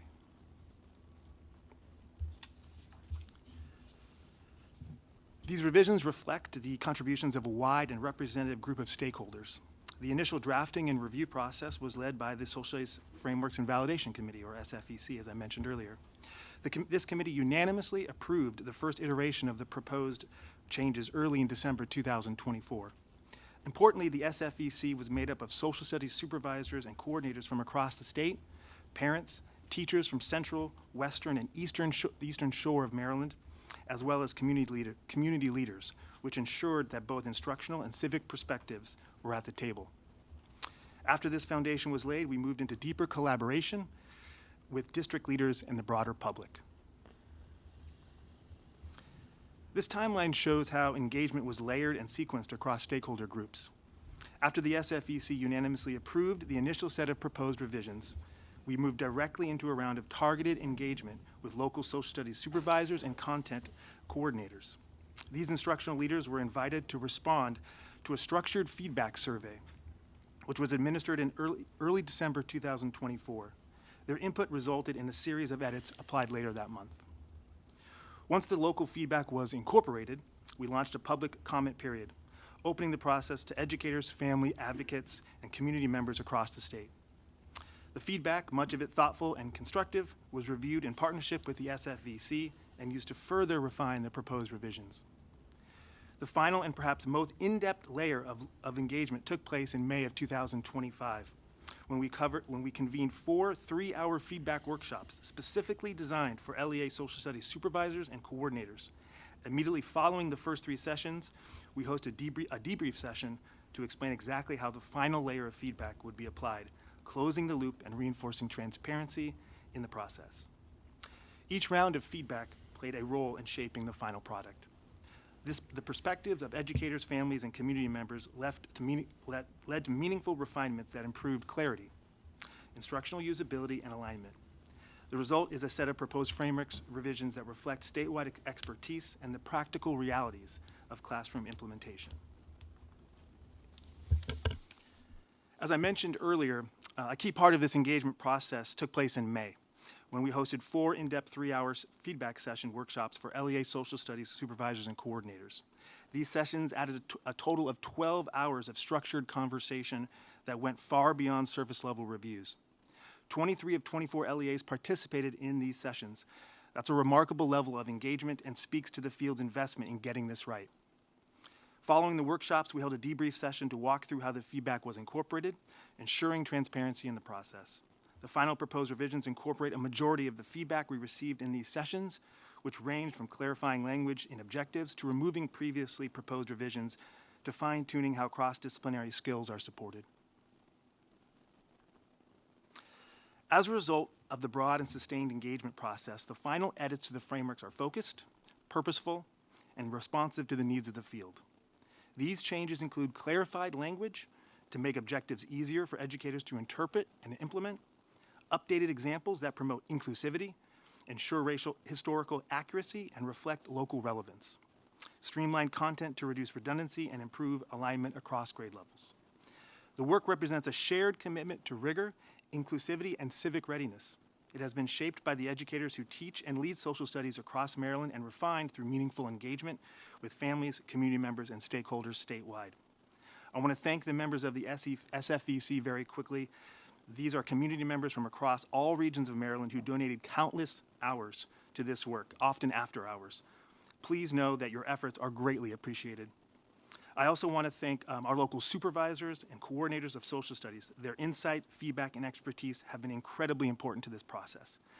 Finally, I want to thank both Unidos US, the national leading Latino civil rights advocacy group, as well as the Maryland State Education Association, which both wrote letters of support with amendments for these proposed revisions. We respectfully request that the Maryland State Board of Education adopt the revised social studies frameworks. We believe these frameworks will enhance instruction, empower educators, and reflect the values and priorities of Maryland students, schools, and communities. Thank you for your time and consideration. Great. Thank you, Mr. Ramsey, and to Dr. Wright and the entire team for efforts on this. At this time, I'm going to turn, in the absence of Ms. McCusker, Chair of Ed Policy, to Dr. Lewis for a report from Ed Policy's review of these standards.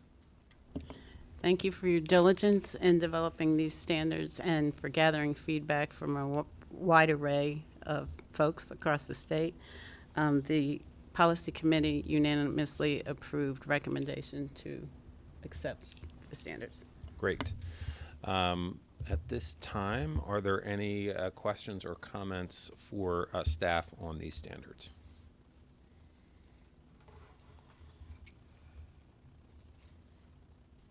Okay. With that, the state superintendent is requesting that the state board adopt the social studies standards as amended and presented today. Is there a motion to that effect? I've got Dr. Johnson and a second. Mr. Clash. All right, are there any further comments on the motion? Okay, all those in favor, please signify by saying aye and raising your hand. Aye. Any opposed? Aye. Okay, the standards pass unanimously. Thank you very much. All right, we are now going to proceed to the special education work group final recommendations. We will be considering this as an action item as a motion to accept the report. So at this time, I'll turn it over to Dr. Wright to introduce our staff presenters. Yes, I'd like to invite Dr. Hickman to the table along with our co-chair, Liz Zogby, who is here. I thought I saw her. Yeah, there, he moved on me. Just a big thank you to this group. This has been a group that has worked for many, many months with a very clear focus. This was something that came out of the blueprint. The blueprint put together or made the recommendation to form this work group. It's a very diverse group of people, a large group of people. We had the availability of a consultant to help with this process as well. And I just want to say to all those people that are on the work group, it was a truly collaborative process. Lots of voices were heard, and I think you're going to be pleased to see the results. So I'm going to turn this over to Dr. Hickman and to Liz.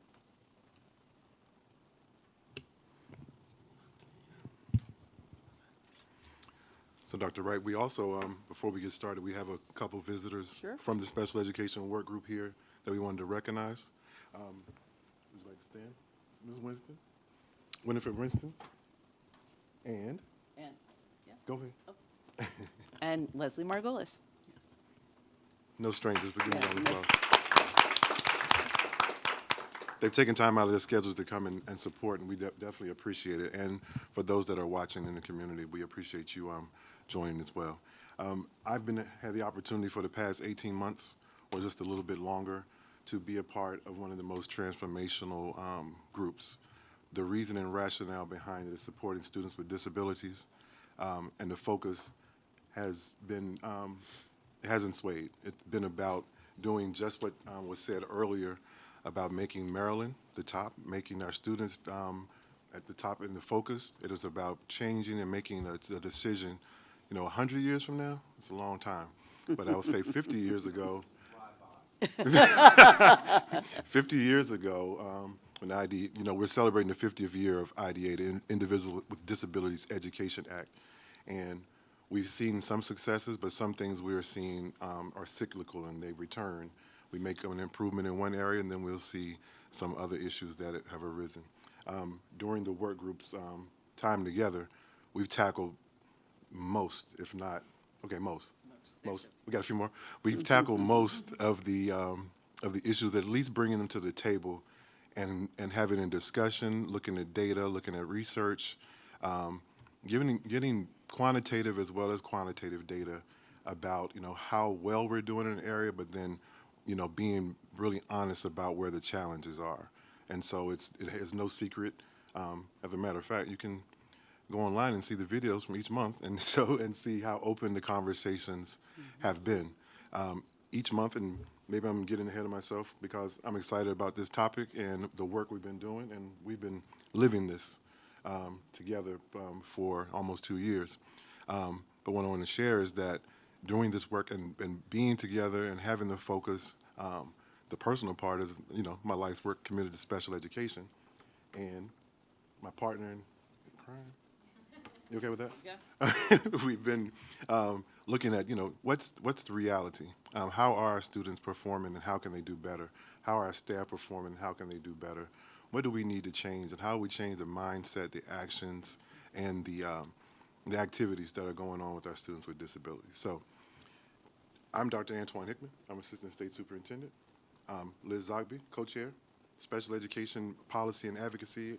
That's good enough? Sure. Okay. We move to the next slide. So what we'll go over for you is just an overview of the special education work group. I think Ms. Zogby, having been involved since the inception, will give you a great concept. We'll lay the field. We'll share with you how we got started and really where we're going to go. We'll look at the final recommendations. Briefly, there were about 27 recommendations with some other sub-recommendations. And we'll describe how we've gone from the recommendations to developing a prioritized plan. And then we'll take questions and answers and talk about next steps. Ms. Zogby, you want to give us the background? Absolutely. So, good morning, everyone. It's really great to be here, and especially great to be sitting in this chair without a 3-minute timer, which is how I typically sit here. And we'll see whether everyone agrees that that's a good thing. Although I'm glad that we have a little extra time before lunch, so that's great. So I'm glad to lay a little context, especially because when this all started, very few of you were here. It's sort of feels very appropriate that Mr. Crawford is here to hear the end of this story, this benchmark of this story, I guess I should say, because he remembers well the lead up. So, so this all started back in the fall of 2022 when the draft comprehensive implementation plan of the Accountability and Implementation Board was released, and they were receiving a lot of stakeholder comment. And one of the things that they heard a lot about was one of the objectives in Pillar 4, which was to improve education for students with disabilities by increasing resources. But there really was nothing about how those increased resources were going to actually lead to improved outcomes. And so in the course of getting all this comment, at this last meeting before they approved the comprehensive implementation plan, the AIB decided, let's have a work group. It was right after the English Language Learners Work Group had released their final report, and so it was sort of modeled on what had been done there. And the idea was that we would review data, we would look at instruction, services, and funding for students with disabilities and make some recommendations. And it took about 9 months for that work group to get convened, and during that time I came before you quite a number of times to talk about what we hoped the scope would be. And so it's really exciting to be here 2 years later, bring forward after all of this work and all of these conversations with this product that I think really is transformational and sets Maryland up to be a leader in transforming the way students with disabilities achieve.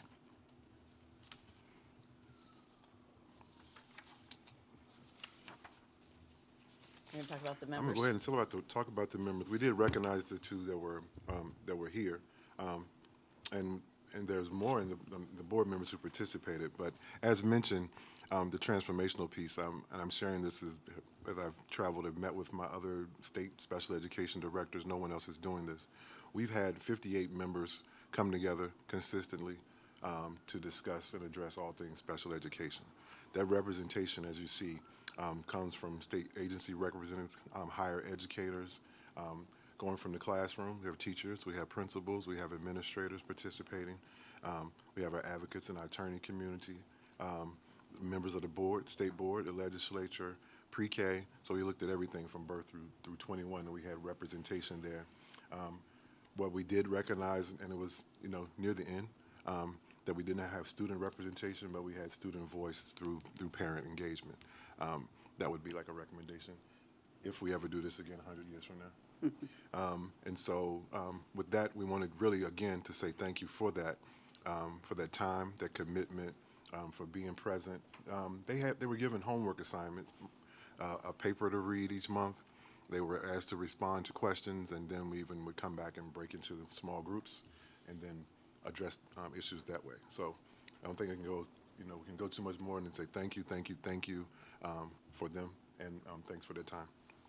Yeah, it really was not a dial it in kind of work group. It really was, we asked people to do quite a bit, and we really appreciate that the expertise that they brought, because it was deeply personal for a lot of folks. It was people who were parents, many people who were professionals and started as parents and became professionals, and people who spent, dedicated their lives and their careers to serving these students. So a lot of expertise and a lot invested in seeing some progress. Okay. So this slide sort of lays out the topics that we covered.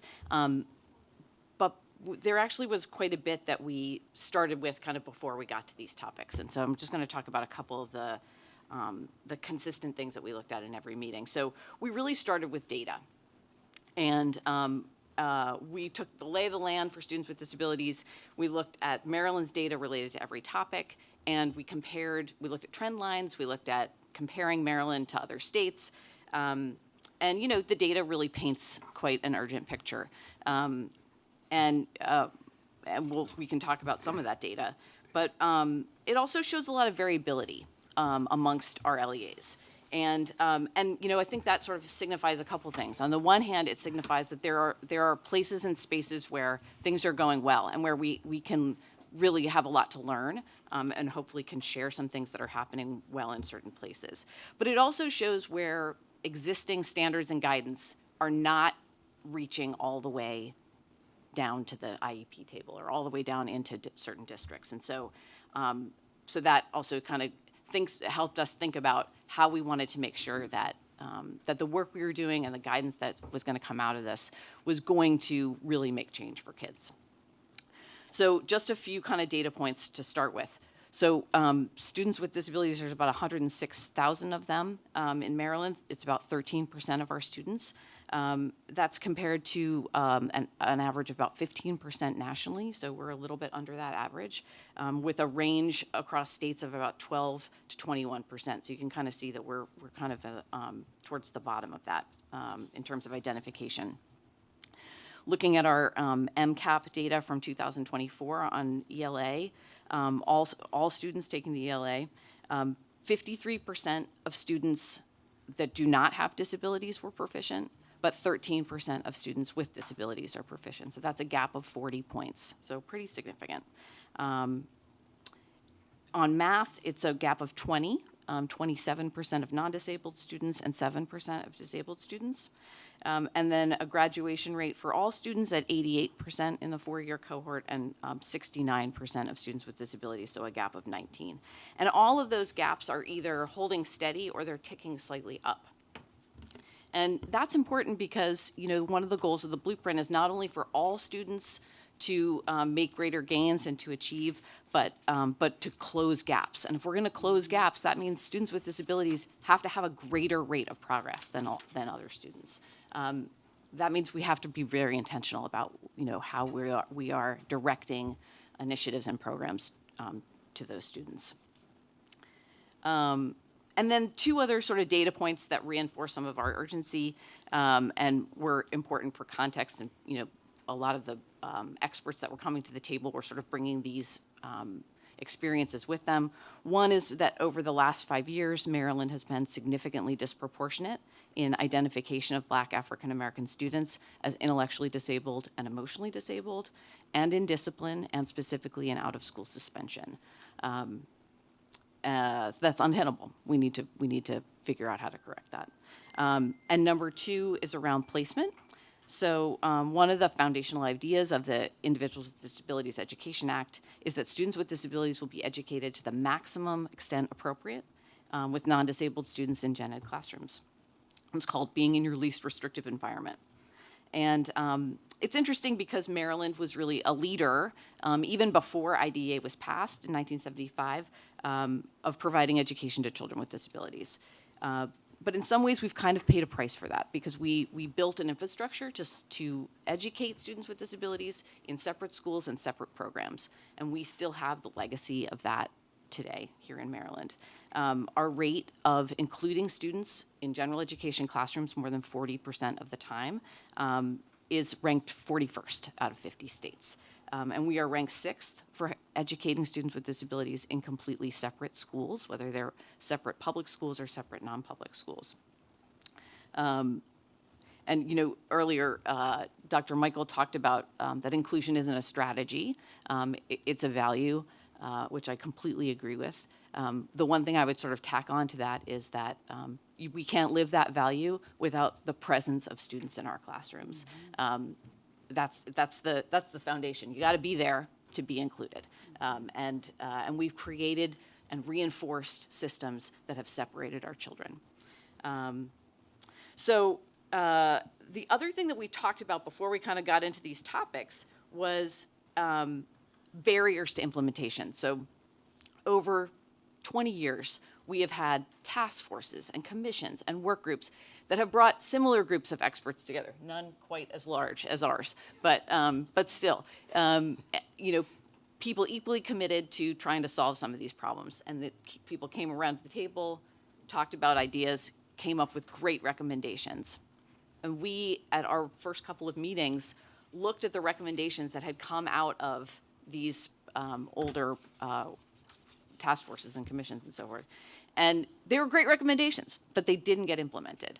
And so we really wanted to think about why that was and to make sure that however it was that we developed a final plan, that we were going to be able to overcome some of those barriers.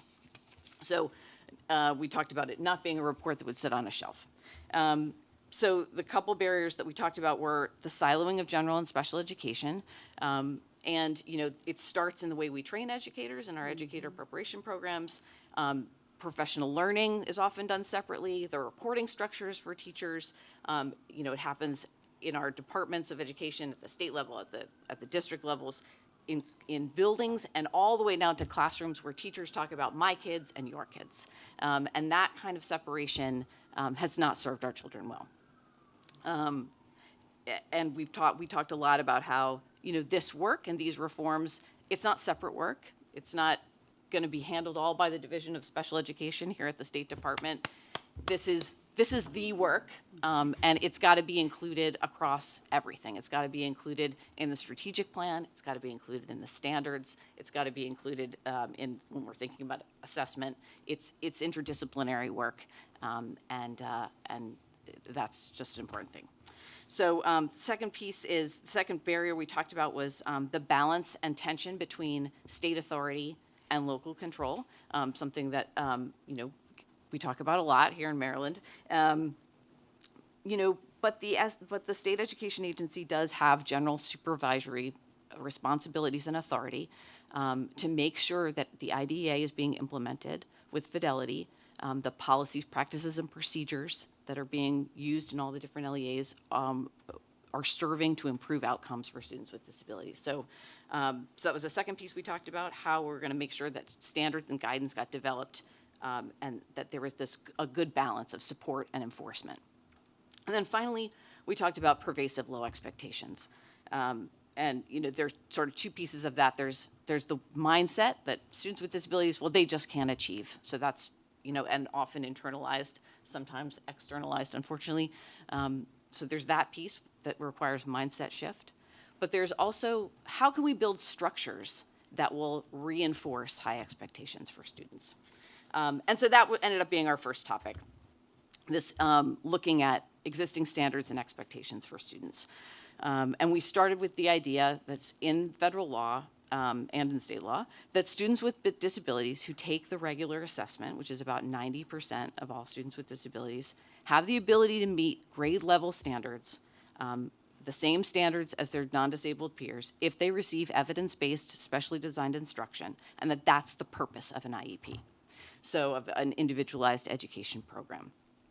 And for the small group of students who take the alternate assessment, those are students with the most significant cognitive disabilities, that their IEPs should provide them with meaningful access to the same general education content as their non-disabled peers, and that they should make progress in that curriculum.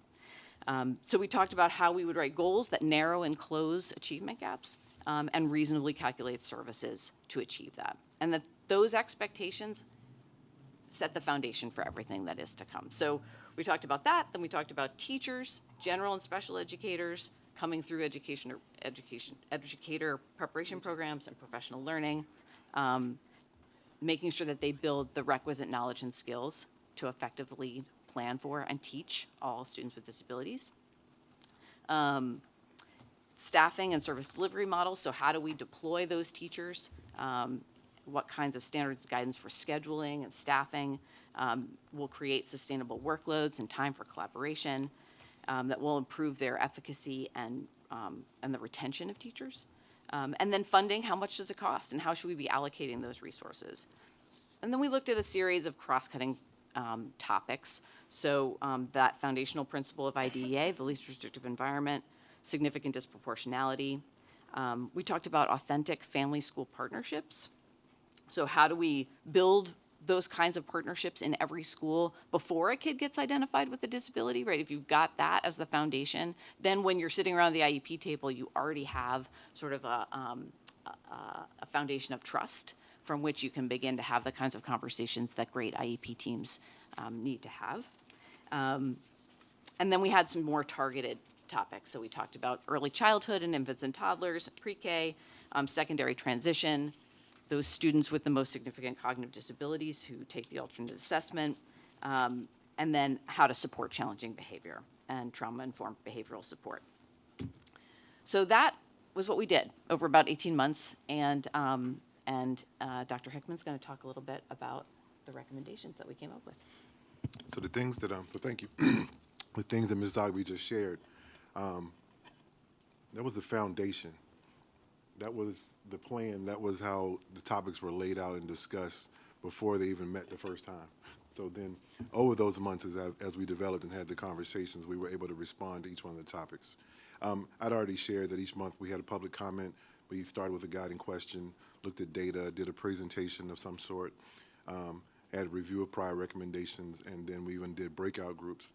I want to go to the presentation part because when I clapped earlier when he said this is just not the work of the special education or the Division of Special Education, it is the work of MSDE. During those presentation times and also during our guiding question or the data, the reports that were written, multiple divisions participated. Early childhood, our teacher prep program, our student support, all those kind of helped us as we talked about various topics.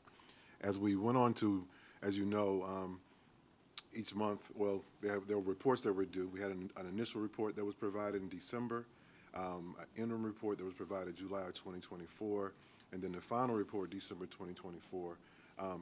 When we got closer to the final report being due for December, we recognized that we needed to have discuss a few more things so that we could be prepared to write a report.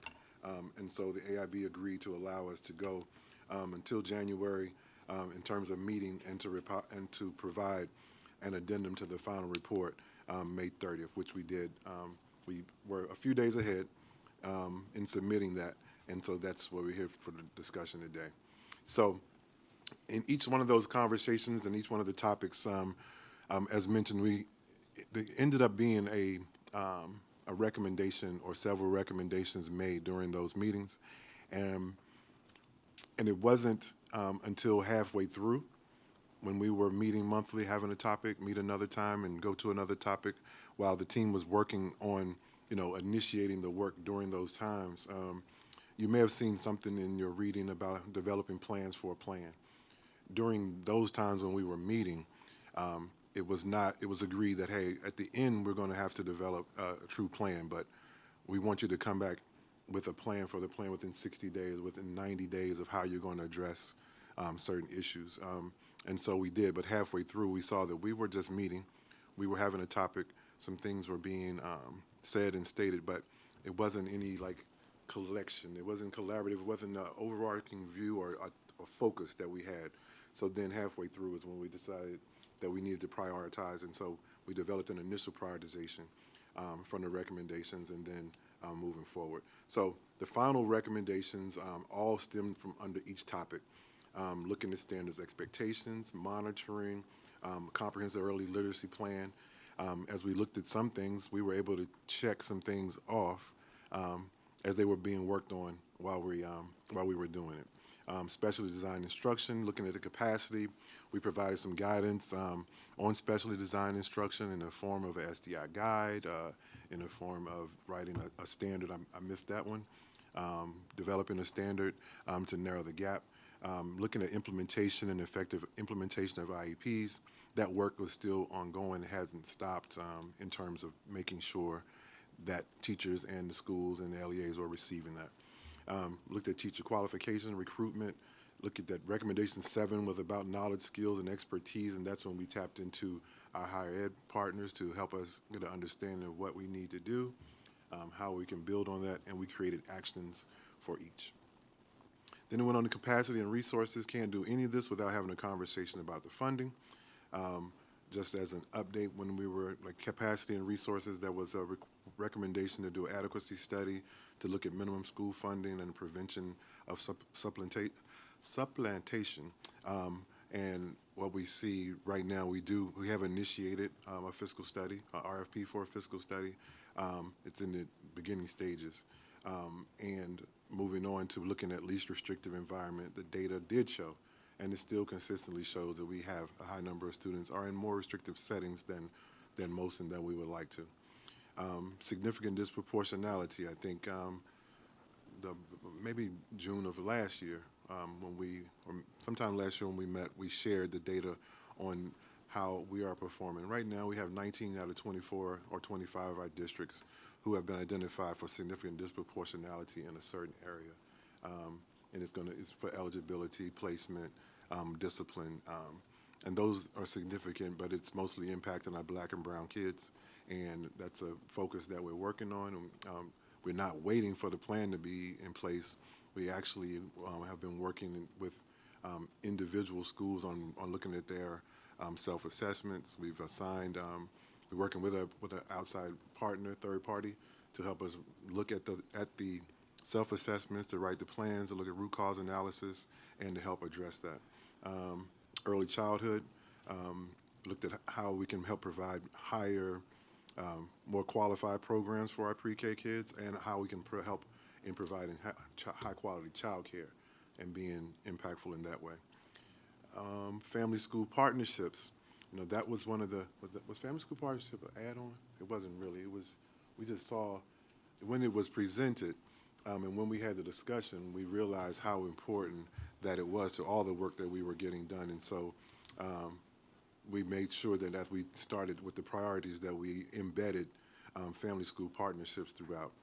Secondary transition, looked at aligning the policies of the Pillar 3 to the, with the blueprint to students with disabilities, and developed a plan to improve secondary transition. And as we moved on to our students with most significant cognitive disabilities, and a participation in alternate assessment, alternate framework, developed some action steps and plans for that. And behavior and discipline is not last or not least, but is one of the topics that we all agreed on that needs to look again at reducing more restricted placements. Also looked at just preparing our teachers and our schools to navigate the struggles that come with students with disabilities, and changing their mindset and not making it all about the students. And so then we get to the prioritized plan. We looked at, again, we had 27 recommendations. We're looking at the number, we used 127. After we did the 27 recommendations, there were sub-recommendations and sub-recommendations that made an exhaustive list, and it made it so overwhelming to some. It's like, how are you going to do this? And so we said, okay, we have to, let's do if we're going to do 1, 3, 5, and we didn't say 7, but we see some things that may last that long when you look at the implementation dip, that we needed to make sure we had a comprehensive and coherent plan. So you should have that in front of you as we develop near-term and future-term priorities. Looked at about 8 of those. But we wanted to make sure they implemented well. We wanted to include and make sure professional development and extensive technical support was provided. We heard from our members and our LEAs and schools, and we put things in place sometime, and then we monitor and hold folks accountable and schools accountable without providing the necessary technical assistance. So we put in a focus on technical assistance and refining our monitoring system as well. So before you, during that process, we were doing it again. I'm going to say doing it again. We were operating in a silo.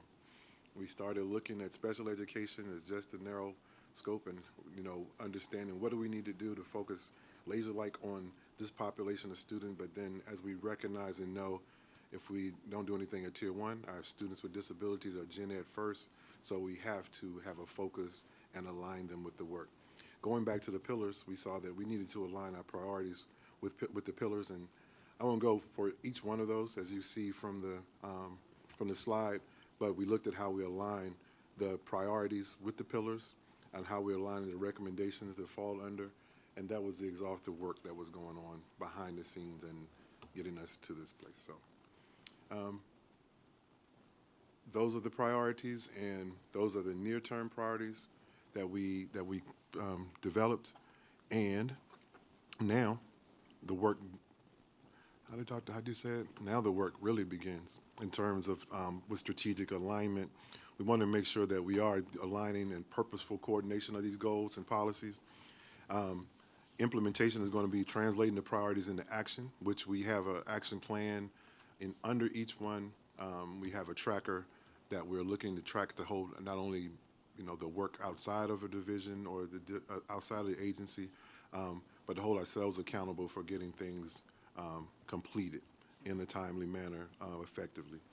And how also with shared accountability in the tracking system that we have is the goal, it's the pillar, it's the recommendation, but it's also who and who's responsible and a time frame assigned to it. And then engaging in communication. Those are the 4 steps that we're really planning to get this work done. You have anything?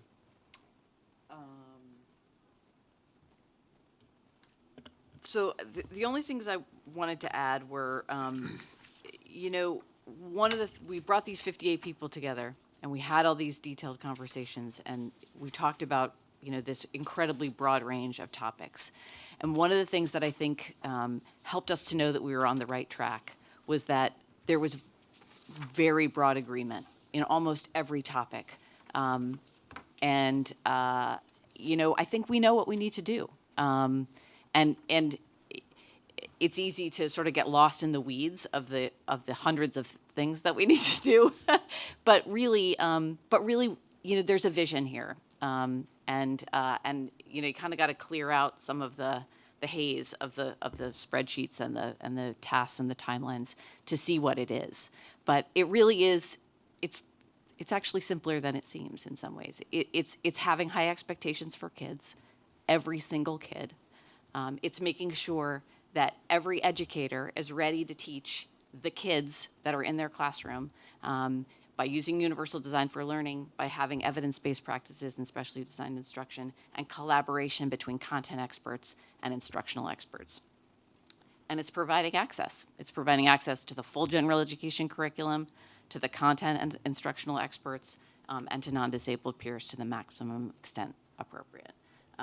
And that there's some simple ways that we can go about doing that. Simple. There are some ways, there are some levers we can pull.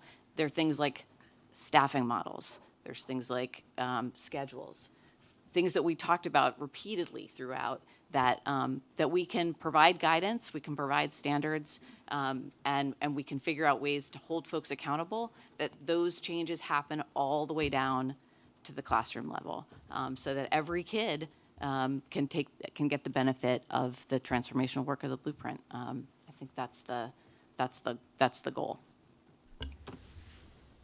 That's it. Great. Thank you. Thank you very much for the thoughtful presentation. Just picking up the discussion from committee, and you are here too, just acknowledging how overwhelming the number of recommendations is, how important each is, but how do we, for us, the work of the department, and for the public, continue to synthesize in a way that helps us see the forest for the trees, for the type of work that we're really thinking about and calling to do. At this time, I'll open it up for questions from members of the board, and I'll start with Dr. Lewis. It's probably more of comments than questions, but here goes. So bear with me, because as amped up as you get about math, that's how I feel about our students with disabilities and their families and those entire communities.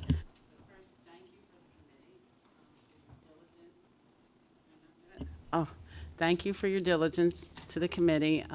You had a wide array of folks. Some have been faces that have been around for quite a while. I'm not going to say an age thing, but I know many of them, and I was thrilled to see them on the committee and still coming up with ideas to make things better for kids with disabilities. I did not watch the videos of the meetings, but I did. Oh, sorry. It's a week's worth of great binge watching. Spellbinding. I highly recommend. Spellbinding, I'm sure. But I did read all the individual reports from each meeting and the questions that were asked, and I could tell you the discussions were robust and went deep into discussions about how to make things better in the programming. So that was critically important. I want to sort of chunk things together and sort of build on what Liz said Ms. Lugby said near the end about how we can bring this all together and talk about some of the buckets you mentioned. So the overarching goal is improved achievement for kids with disabilities. And what's interesting is if you improve programming and instruction for kids with disabilities, since most of their instruction is happening in the general ed classroom, those same strategies that work on kids with disabilities or work for kids with disabilities also work on general ed students as well. And so classrooms that have co-teaching environments where if you walk in, you don't know which teacher is the special ed teacher and which teacher is the general ed teacher. And to be honest, you also can't tell which kids have disabilities and which kids do not, because the grouping flows. If students have needs in a particular area, they go to the instructor that can meet those needs. And so that flow is important. So the high expectations for all students is that they all have access to the curriculum, and it happens in an environment where all students' needs are met. And you talked about the integration of general and special education. And to me, a lot of that has to do with both pre-service and in-service training for not only teachers, but paras and school leaders. School leaders play a critical role during IEP meetings. That's the Individualized Education Program. I'm glad you said it out loud to make sure everybody knows what an IEP is. But that's critically important, that people that attend those meetings with parents and required staff know how to make good decisions and can allocate proper resources for kids in their programming. Co-teaching, let's see, I have notes written all sideways. IEPs need to be developed in a way, I think you really highlighted, that if we don't close the gap or work towards closing the gap between students with disabilities and their general ed peers, the gap's just going to get wider, and the results for kids with disabilities is going to worsen over time. And we're seeing some signs of that. So when IEPs are developed, it makes sense that you figure out how to scaffold the goals in ways that a student can make more than a year's growth so they can climb and close that gap.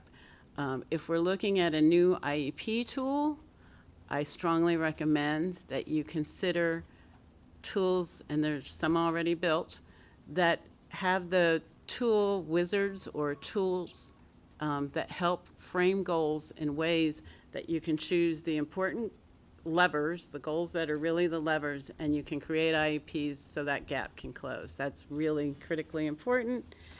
And then once you write the goals, providing that individualized and specialized instruction is critical, and then we go back to the training piece that we went full circle.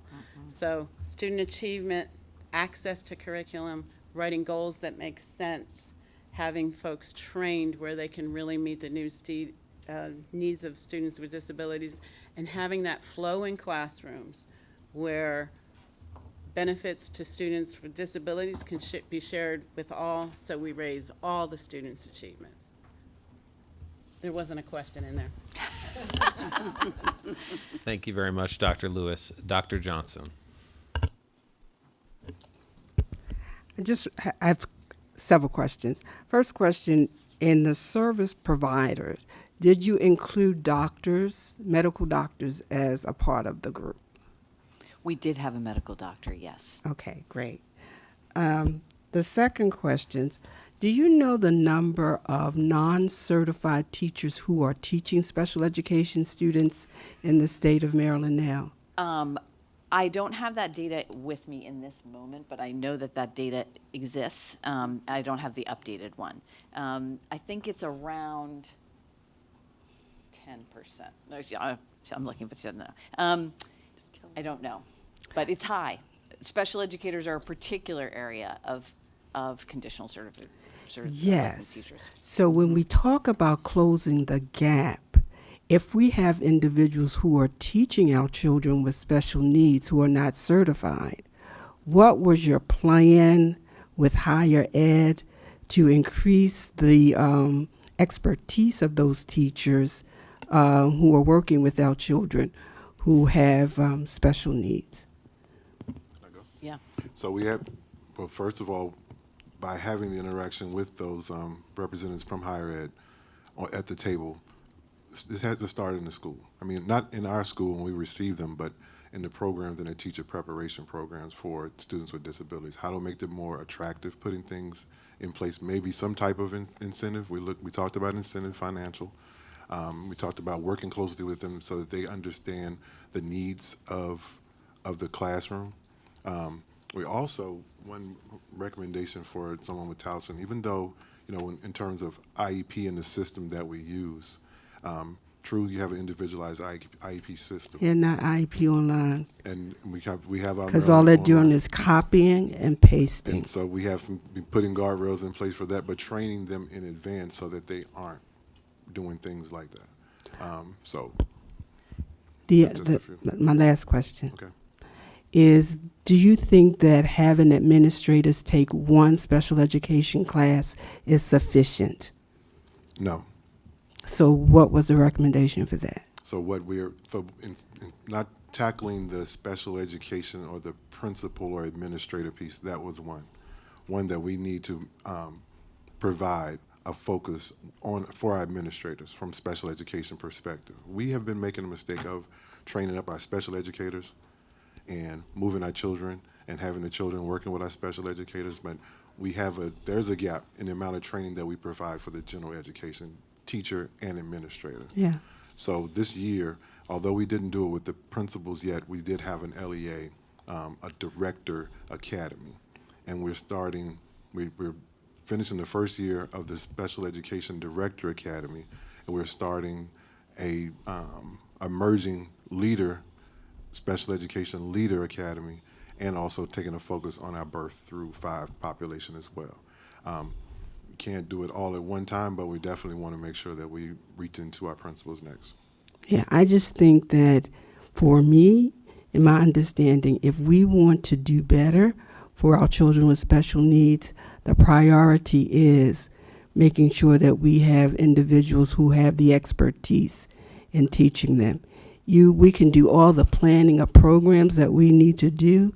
If we don't have individuals, teachers and administrators who can carry out those programs, it's all for naught. Thank you so much. I'd love to just add one thing about retention. I think one of the things that we talked a lot about was, there's a little bit of a chicken and the egg thing. Like we have pipeline problems, but we also have a problem holding on to folks long enough for them to get to the point where they're great. And so a couple things that came up about that. One was around sustainable workloads, and so making sure that we have staffing models that make it possible to do great work. Because if you can't do great work, it's hard to feel like you want to stick around. Mm-hmm.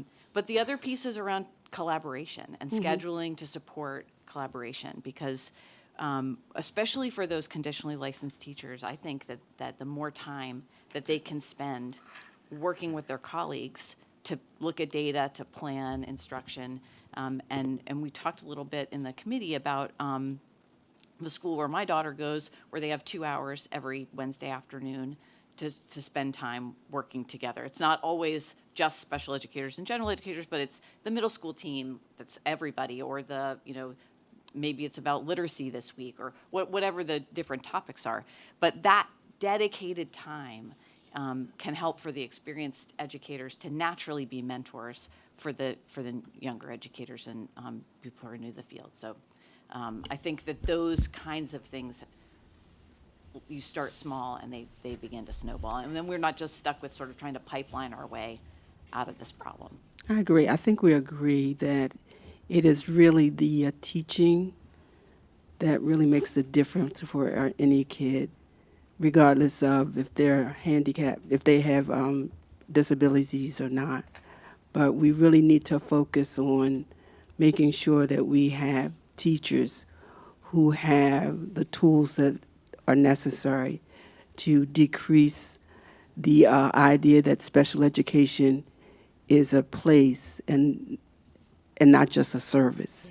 When I was a special education teacher, that was kind of drilled into my head.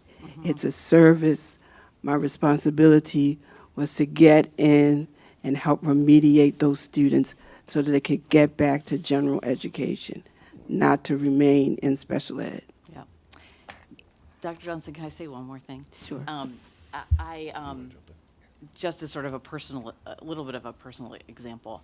I think as we have high expectations for kids, we also have high expectations for teachers and the belief that they can do it. Yeah. And I think sometimes, you go to an IEP meeting and the people are sitting around the table and they're thinking, I don't know how to teach that kid. Exactly. But you know what? Those specialists over there, they might know how. So we should send this kid over there to those people because they're specialists.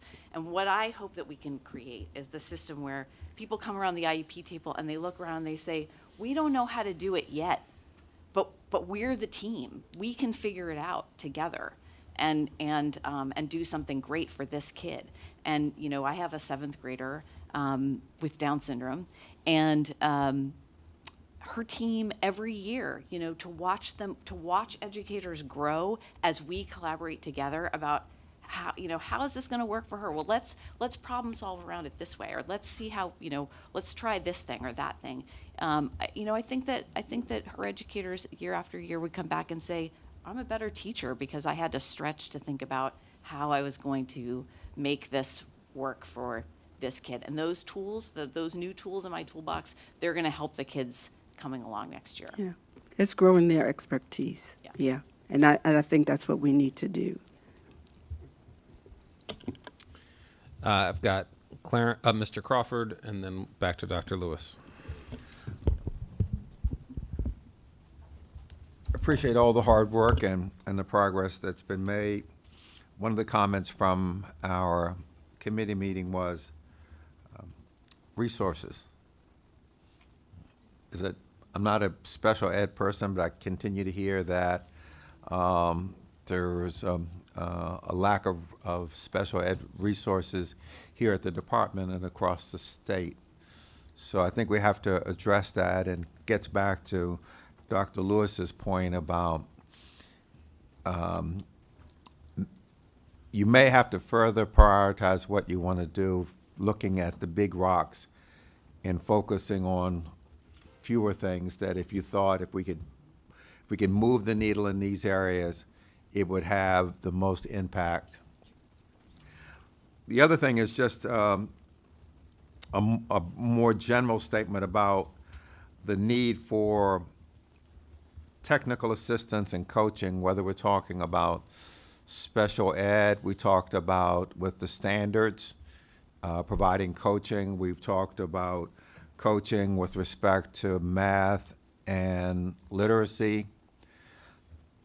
That's a hard sell. I mean, it's much easier to go to the administration and go to the legislature and say, I need 5 teachers, because when you start talking about coaching and technical assistance, it's a hard sell.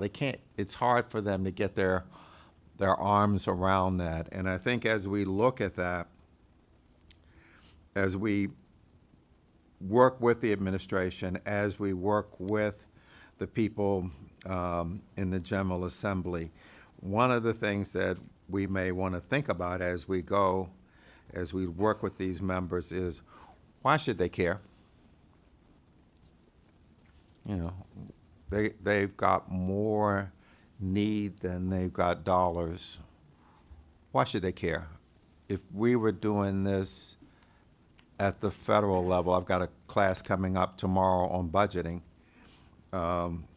At the federal level, one of the points I'm going to be talking to folks about is, why should they care? I mean, you got to think about when you go there. What I found, at least at the federal, and maybe some of this also applies here at the state, is that legislators have their own priorities. They're interested to hear what the administration has to say, but they got their own priorities, especially the ones in appropriations.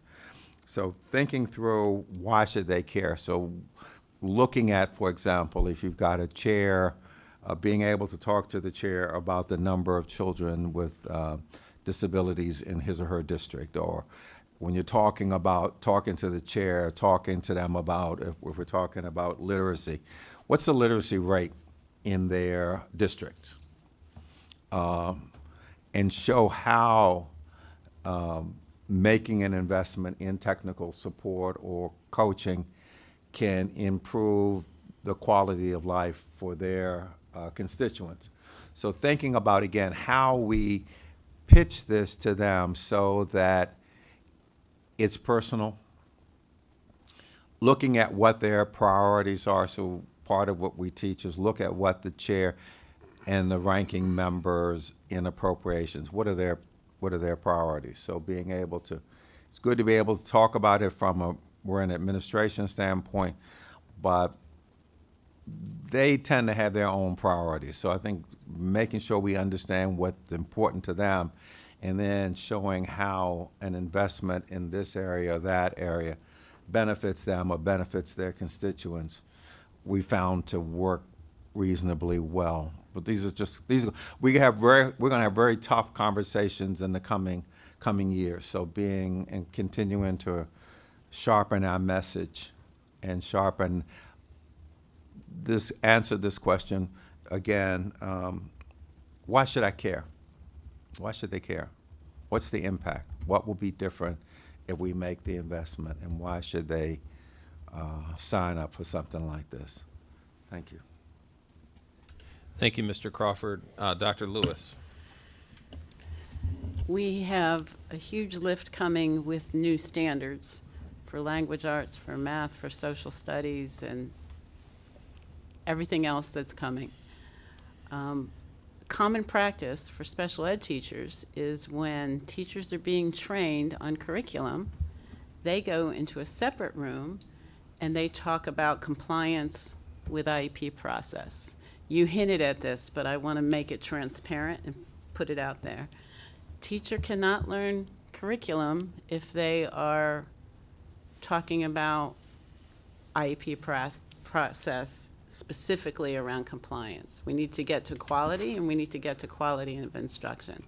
So that's a practice. As we are able to add collaboration time, that should assist, but it's something that needs to be called out, that teachers, all teachers of children, should get the same instructional interventions and in-service than all teachers should receive, not hidden in a room while you're working on how to dot the I's and cross the T's on an IEP.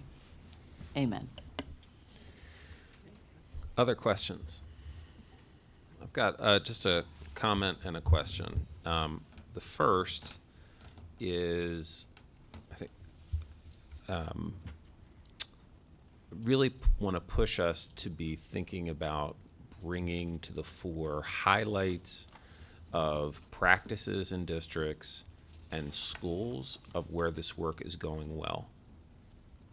Too often, this conversation is focused on what we're not doing, the resources we don't have, and the conversation then becomes reductive in nature to a resource conversation. if you want evidence of that, look at the way the blueprint is written around special education. I am thinking right now of teachers and educators in Talbot County. Dr. Pepkai has teachers in UDL training as we meet. That is an example of the type of school system level leadership that we need to be lifting up. So one of the things, Dr. Wright, I'll ask you is, as we are designing school visits in the next year, I'm hoping that this can be a theme as we're looking at effective, inclusive, and high-quality special education practices, programs, and efforts as a highlight of some of the work that we do next year in visiting schools.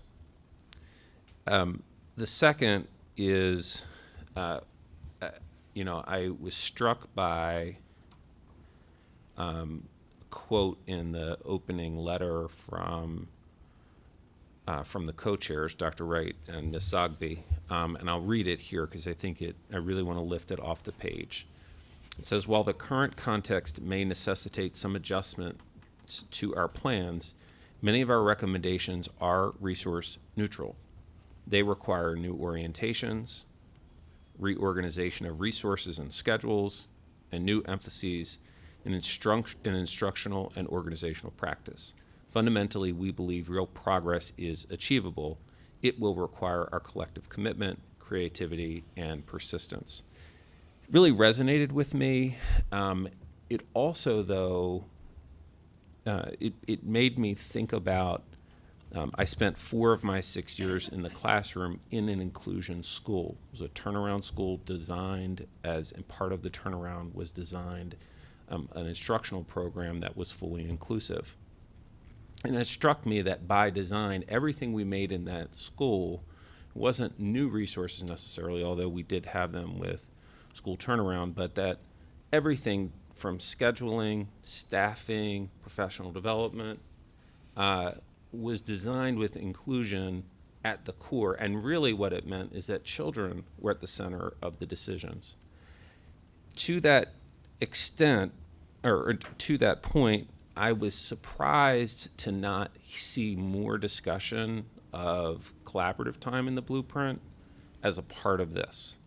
And I'll lift, Liz, that there has been a lot of conversation about collaborative time in the state over the past 9 months. There is one person that I have talked to that the words inclusion, special education have been a part of that conversation, and that is when I talk with you about collaborative time. Mm-hmm. And I think and that is praise for you, but I think it is a failure for us, and quite frankly, a push I want to give on this task force here, and for the blueprint, in that if this is actually a priority, it needs to be listed by design of that Pillar 2 recommendation. You will not find the word special education or inclusion or co-planning or co-teaching you will see some of it agnostically around, but it's not specific to inclusion, special education in Pillar 2. And so while we do need to take care of adults, we also need to structure the profession in a way that is focused and centered around students. And so it's just for a push for us. We're in a redesign moment and rethinking how we're going to be implementing collaborative time, that I just hope that as we, and really implore us to be thinking about this with students at the center, that if we are serious about inclusion in the instructional program, the academic core, that as we really think through implementation of these key pieces of the blueprint, that we recenter students in this approach as we do that. So just a push for us to think. I was a little surprised to not see it in here, but wanting for us to push forward. And Ms. Zogby, if you want to respond. I'll only say that it's not in here because, in full transparency, I didn't really know about the blueprint bucket of money for collaborative time until the budget came out. It just wasn't something that was really on my radar. And so it wasn't part of the conversations that we were having in the work group because I didn't know about it. And then as soon as I found out about it, I thought, oh, here is a blueprint program that is absolutely could be targeted towards students with disabilities and centering them in the conversation. And now we're taking it away. So, so that's the reason why it's not in here, just because it really was not part of the work group conversations. Although we talked a lot about co-planning, about co-teaching, and what it takes to make that possible and real. I didn't know that the blueprint had that as something programmatic that absolutely could serve that goal. Thank you. Yep. Just to follow up on that, excuse me, so we have had the conversations and you didn't see it there, but you'll see it in our plan. I want to piggyback on the thought that you had about making sure that we, highlight the good things that are going on, or that we recognize where they're going and bring them to the table. This year we had an opportunity, nationally, we had an opportunity to meet with our colleagues in Louisiana, who saw some significant results for students with disabilities in terms of in ELA, math, and inclusion. When you asked the question, what did you do? What is the one thing you did? They looked at the scheduling. They looked at, the question is, why are we pulling, they look at the amount of time a student with disabilities is pulled out to receive his services, as reading or math or whatever services that's missed instructional time, or they're pulling them out to get their reading or math by a special educator instead of pulling them out from the reading teacher. So this mind shift, this thought, it comes from the top, because I'm glad to hear it at this table, because for us to move forward from the board, that's the work that their board challenged them to do and was mandated to look at the scheduling. And so there's an answer in that. Thank you. Dr. Mila McCarthy, I understand, would like to let's bring you into the conversation. Thank you. I appreciate it. First, I want to say thank you for this work. It was a behemoth task. It was a daunting task, and it really kind of is like boiling the ocean, and you have started the pot, and you are boiling well. So I want to thank you for that. I want to thank Ms. Ogby for all of your overarching comments, and I agree with all the suggested comments by Dr. Johnson and by Dr. Michael and Dr. Lewis and Mr. Crawford. I would like to make just a couple of notes just to add to this discussion. First, IDEA is 50 years old, and it was last reauthorized in 2004. And I noted one of your recommendations about disproportionality. However, there is exclusionary language in the qualifications for special ed granting of services in the law. And this exclusionary language is detrimental and discriminatory against children who come from a background of poverty and children who do not speak English as a first language. And so, and I think this specifically really affects children with learning disabilities. So I would ask you to be cautionary about that and to look at how we manage until the law is revised. That language exists, and I think we need to pay attention to the detriment of it. I also would like to caution you, and I don't think you did this, but when you talk about least restrictive environment, it has the possibility of dismissing out of hand non-public placements.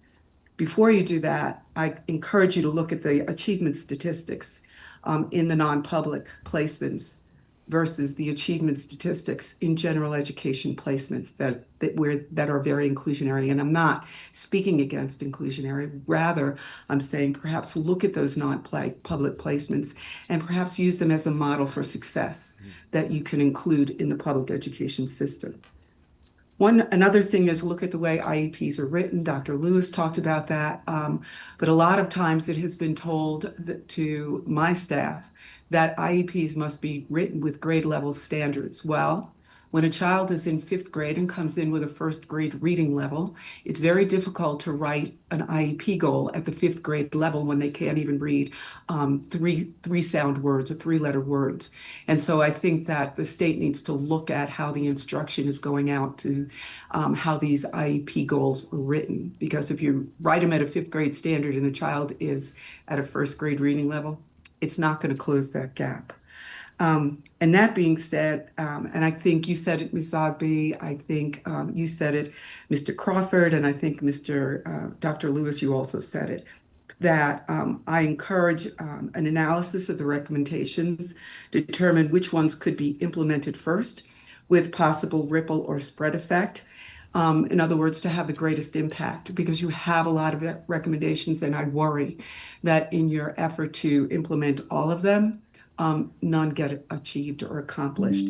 So if you figure out which ones have the most impact first, then you can do secondary and tertiary analyses as to where to go from there.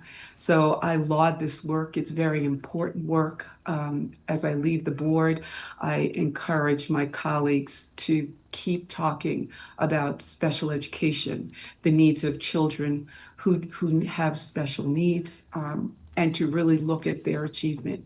Because unless we really pay attention to that and help children learn and achieve, we will not see the success that we would like, and children won't have the lives and the choices that they need in life. So thank you for giving me the opportunity to comment. Great.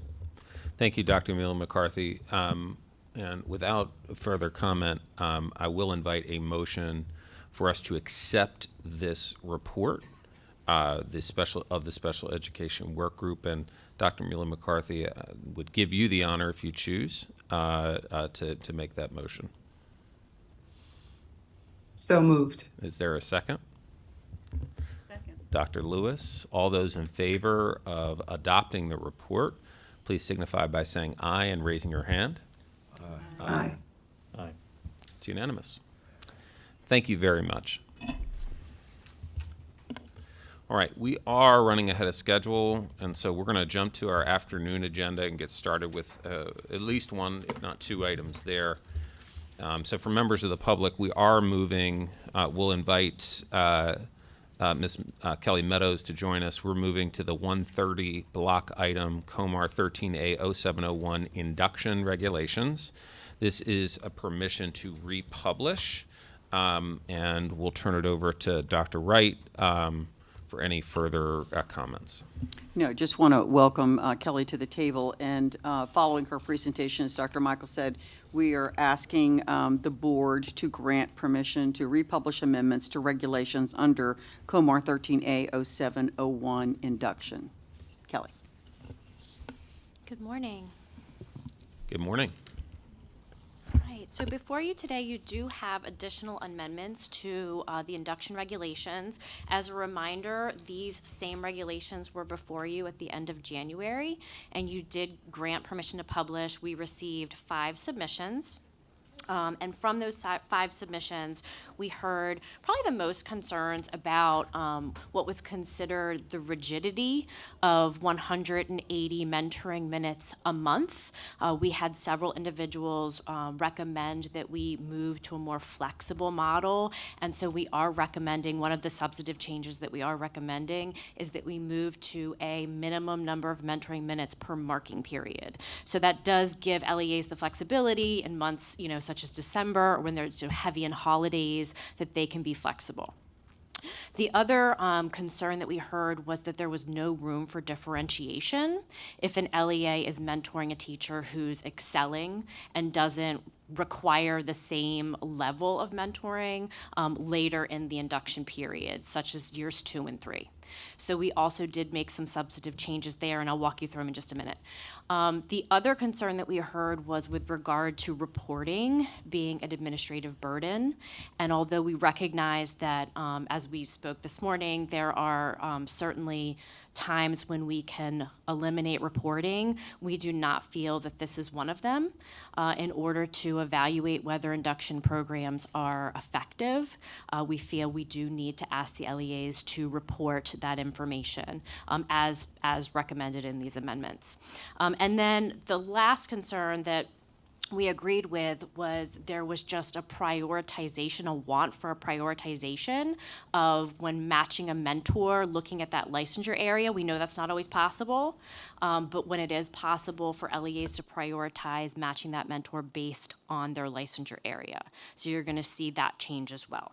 So if we turn to the regulations themselves, and we start on page 2.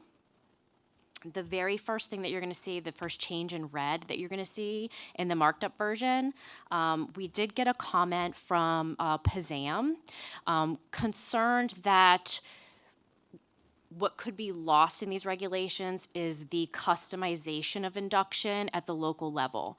And that certainly was not the intent and is not the intent of these regulations. So just to explicitly call it out, we are recommending adding language under G that says aligning induction supports with local school system initiatives and strategies. So although there's a lot of baseline information that needs to be required in these regulations, of course it needs to be customized to the LEA. And so calling that out on page 2. If we move to page 3, under F, this is where we saw the 180 minutes of mentoring per month. You're going to see that it now reads 400 minutes of mentoring per marking period. And then if you look below that, this is where you're going to see a bit of differentiation, but it's based on an agreement between the mentee and the LEA. So what this language allows is if a local school system and the new teacher mutually agree that after year 1, they feel comfortable reducing the amount of mentoring minutes, they may do that. They may bring it down to 300 minutes per marking period in year 2 of induction.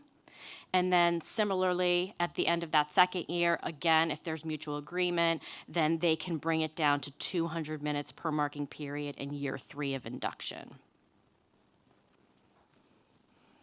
If we move down the page, the other thing that we heard from 2 commenters was a concern that the identification of a mentor and the way that it currently reads prior to the substantive change is that they have to demonstrate instructional expertise through a performance task or instructional data. And what we heard from 2 submitters was, we already have teacher evaluations, we already have SLOs. This could potentially exacerbate the already mentor shortage that we have. Why can't we use those tools? However, the recommendation was made, really put some more on the administrator that is kind of signing off on that mentor to say, I can attest to this individual's readiness, not just a recommendation, but a recommendation by someone who can attest to their readiness for the mentor role. So you're going to see that we struck the performance task or instructional data, and we added information under 2 that reads, and can attest to the readiness. And then finally, on the last page, because we made that change from months to marking period, you're going to see that reflected in the reporting as well. And with that, I'll take any questions.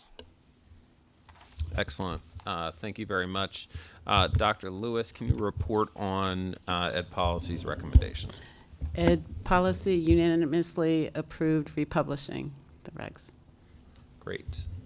I'll just a comment. I think this is a really elegant solution to the rigidity of the monthly challenge, and so I feel good about the change here. And so I want to thank you for that. Are there other questions or comments from members of the board? Oh, Mr. Greer, thank you.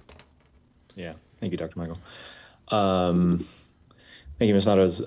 This is fantastic. I echo what Dr. Michaels just said. And a quick question. It doesn't necessarily change the way that I feel about the overall thing, but it's more a clarification for me. Can you help me understand how this policy would interplay with our reading and math coaches or coaching efforts? I know a mentor is different than a coach, but does or could the time spent by a new teacher with an instructional coach also work for induction time? Sure. Or should they remain separate? There is nothing in these regulations to preclude the combination of mentoring to include instructional coaching by content-specific coaches or mentors. Great. I appreciate that. Thank you.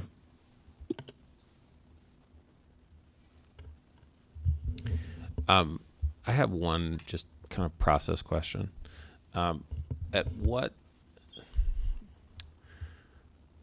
How how do we know that induction is actually happening, so that these hours are actually happening? Where does that data sit? How far is it collected, and where is it reported? Sure. So in the recommended amendments, it's going to live in '07 compliance and reporting. These are more robust reporting requirements than currently exist. So one of the reasons that you're going to see these changes is so that we do have more visibility over how induction is happening and whether it's effective. Great. Other questions? Okay. All right. Then with that, we have a recommendation for permission to republish these induction regulations, 13A0701 induction. Is there a motion to the recommendation from the Superintendent and Ed Policy Committee? Mr. Paul, is there a second? Dr. Johnson, any comments on the motion? Okay. All those in favor, please signify by saying aye and raising your hand. Aye. Any opposed? Mr. Schoen, I'm just noting that we have Mr. Greer online only. Okay. All right. We are going to call it a morning session here, and we're going to transition now to adjourn to executive session. Pursuant to Section 3305B1 and B7 of the General Provisions Article of the Annotated Code of Maryland, the State Board will adjourn to executive session to discuss the following: 2 appeals, administrative function, board leadership update. We plan to return to the public meeting at 1:30. Is there a motion to that effect? Mr. Chesterfield, is there a second? Mr. Clash, all those in favor, please signify by saying aye and raising your hand. Aye. Any opposed? Okay. We'll see you back at 1:30.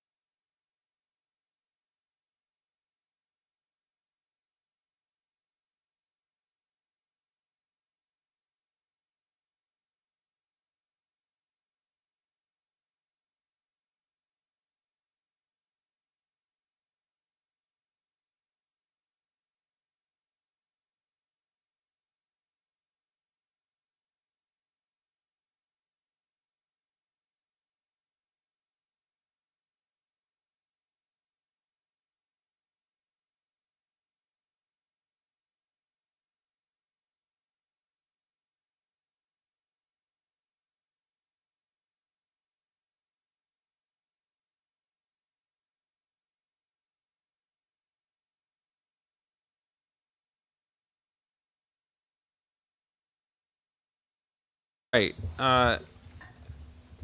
We're going to call this meeting back to public session.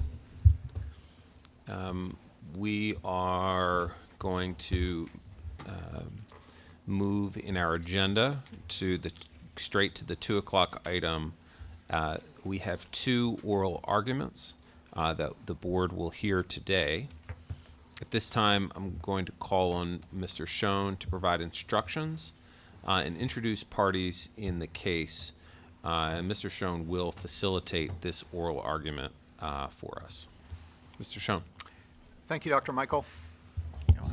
So I'd like to first, the first case I'd like to call is Joel Beetleman versus Montgomery County Public Schools. Will counsel for the parties please come to the table? Can we get an extra chair for Mr. Beetleman? Yeah. We got an. Oh, that's fine. Thanks.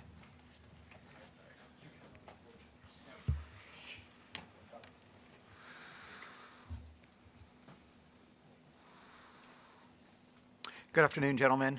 This is an exceptions hearing requested by Mr. Beetleman regarding the administrative law judge's proposed decision affirming the Montgomery County Board of Education's decision to uphold his termination from employment as a principal with the school system. It is an appeal from case number OAH MSDE BE 0124097170. This oral argument is being conducted consistent with Comar 13A 01 05 07F. Each side has 10 minutes for oral argument. Mr. Beetleman, as the appellant, you'll go first. Mr. Rubin is, excuse me, counsel, would you please introduce yourselves to the board members? Yeah, I'm Jim Rubin. I'm Dr. Beetleman's attorney. Nice to meet you all. Thank you for your attention. Good afternoon, everyone. Darren Burns on behalf of the Montgomery County Board of Education. Thank you, gentlemen. Mr. Rubin, you will have the opportunity to go first on behalf of Dr. Beetleman. Sorry for mispronouncing title. Would you like to reserve any time? Sure, 2 minutes. 2 minutes. Okay, you have reserved 2 minutes for rebuttal, so you'll have 8 minutes for your argument. And then afterwards, local counsel, Mr. Burns, will be able to argue. Mr. Rubin, you'll be given a warning at the 7-minute mark or so. And Mr. Hands will, the executive director Hands, please set your timer to give the warning at 7 minutes. And then stop the oral argument right at 8 minutes. When time is called, you may finish your sentence and then please stop. And then Mr. Burns, same goes for you. You'll have the full 10 minutes, but since appellant has the last word, he'll get the rebuttal. Okay. When you're ready to go, you can begin. The clock will start. Thanks again. My name is Jim Rubin. I'm Dr. Beetleman's attorney. Thank you again. Attorney in Montgomery County. Can you hear me now? Okay. Jim Rubin. I'm an attorney from Montgomery County. I'm Dr. Beetleman's attorney. I have the honor of representing him through this process, through the OAH. Thank you to the members of the board for hosting us today. We really appreciate your time. My client, Dr. Beetleman, is accused of committing some serious misconduct. They include being in a sexual relationship with a subordinate employee, bullying coworkers, making inappropriate comments. The accusations have been widely reported by most notably the Washington Post. The accusations have brought disrepute on the Montgomery County Public Schools and by proxy the state education system that you all administer. It's been easy to cast Dr. Beetleman aside. The local board certainly did that. He's been demonized, he's been canceled, he's been cast aside by social media and by the press. It's been easy to cast him aside because of the accusations against him. But that doesn't make any of the accusations true. There's never been a trial or a hearing in this case. None of the witnesses who have made accusations against Dr. Beetleman have testified under oath before a judge. None of the witnesses who made accusations against him have been subject to cross-examination. No fact finder has evaluated Dr. Beetleman's credibility. No fact finder has evaluated any witness's credibility. Most of the alleged misconduct comes down to who's more credible. They're all he said, she said, or he said, or they said. It's all one person's word against another.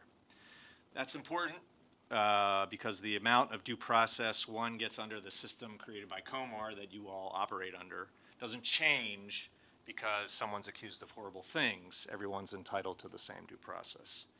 And that's what we're asking you all today, for a fair opportunity to contest the charges against Dr. Beidelman, an opportunity to present that evidence under the COMAR regulations, allowing an OAH judge to review the local proceedings. And we've developed significant evidence that has never been presented. And so we're asking that you remand this case back to OAH for a full trial. And it may be that after the full hearing that an OAH judge will again find Dr. Beidelman's termination justified, but at least the procedure would have been followed and due process would have been afforded. And this case would be in a different posture before you. You'd have had all the evidence rather than just one side, and then you could be confident in your decision, whereas now I don't think you can. Dr. Beidelman's a highly regarded teacher, educator, and principal. He taught at Northwood High School, Silver Spring International Middle School, Benjamin Stoddard Middle School, was an assistant principal at Lakelands Middle School for 4 years, served as a principal intern at Clemente Middle School, and was the principal at Farquhar Middle School between 2013 and going on for 9 years. Under his leadership, Farquhar was in the top percentile of all middle schools within the state, remained a 4-star ranking throughout the COVID crisis. In the last year that he was the principal, it had a 91% proficiency average for African American students on the MAP exam, 85% for Hispanic students, 86% for free and reduced meal students. Dr. Beidelman's passion and love has been to inspire children academically. He loved being a principal. So what happened? At the local board level, the local board decided to terminate Dr. Beidelman. Like I said, it found that he committed serious misconduct. It relied on reports drafted by the Office of Inspector General and a law firm, Jackson Lewis. During the dual investigations, Dr. Beidelman asked that his witnesses be interviewed and that he be given access to the documents. Both were denied. The local board's failure to send these documents and interview witnesses was a break from practice. In every other case, they do this. Not surprisingly, with a one-sided report, the superintendent recommended to the local board that it terminate Dr. Beidelman. At the local board, Dr. Beidelman challenged the decision, filed an appeal, but the local board said to him that if he wanted to continue with his appeal, he had to waive his right to compensation. There's an email from the local board saying that he could not appeal while he was demanding his lump sum accrued leave. This was also a significant departure from local board practice. So, needing the money, he, for a brief time, withdrew his appeal. Despite Dr. Beidelman asking to drop his appeal, the local board thereafter continued to process it and invited him to submit written information, which he did. Dr. Beidelman pointed out numerous disputed issues. For example, a teacher at Farquhar alleged that on the date that there was a disagreement about curriculum, Dr. Beidelman allegedly threatened to transfer her. That all turned out to be false. There was never a transfer. This particular teacher ended up asking Dr. Beidelman to be his mentor. They worked successfully for years, and when Dr. Beidelman was going to be appointed the principal of Paint Branch High School, she asked him to serve with him. At the OAH level, so not surprisingly, given the one-sidedness of the evidence the local board found against Dr. Beidelman, we appealed to the OAH. The OAH's review is de novo. That's what brings us here. There's a regulation that says that the OAH can hear additional evidence if there's good cause for not bringing it in the local board level, or if there are credibility issues. Those are the two reasons, and that's COMAR 13A 01, 05, 07, 1, and 2. So the two times OAH can hear evidence if there are credibility issues or if there is good cause not to bring the information up below. The OAH judge ruled that the good cause provision applied to both sections, and therefore because there was no good cause, Dr. Beidelman could not present any evidence at the OAH level. So there was no trial at the OAH level. The judge ruled that we could not submit evidence, and the judge's error was grafting a good cause provision on the second part of the regulation, which says if there's a credibility issue, you can hear evidence. So there was no trial in this case. It was just, there were no witnesses, there was no evidence, because the judge ruled that we couldn't bring it up, because she ruled that there had to be good cause at the local board level not to have brought it up there, but that is not what the regulation says. Even accepting the judge's reason on good cause, we think there was good cause. Like I mentioned, the local board conditioned our participation in it on waiving wages. The local board didn't interview our witnesses. The local board didn't share documents. So what we're asking for is not for you to reinstate Dr. Beidelman. We're not asking that. We're asking the board to enforce its own regulations. When there are disputed issues like there are in a case like this, when credibility is an issue, your regulations say there has to be testimony, and there wasn't. The OAH has to conduct a hearing. The process in this case matters, so we're asking you to remand the case back to OAH for appropriate due process.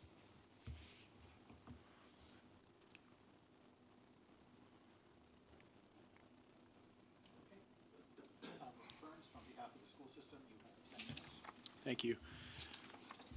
President Michael, board members, Dr. Wright, thank you for the opportunity to present the Board of Education, the local Board of Education's perspective in this matter.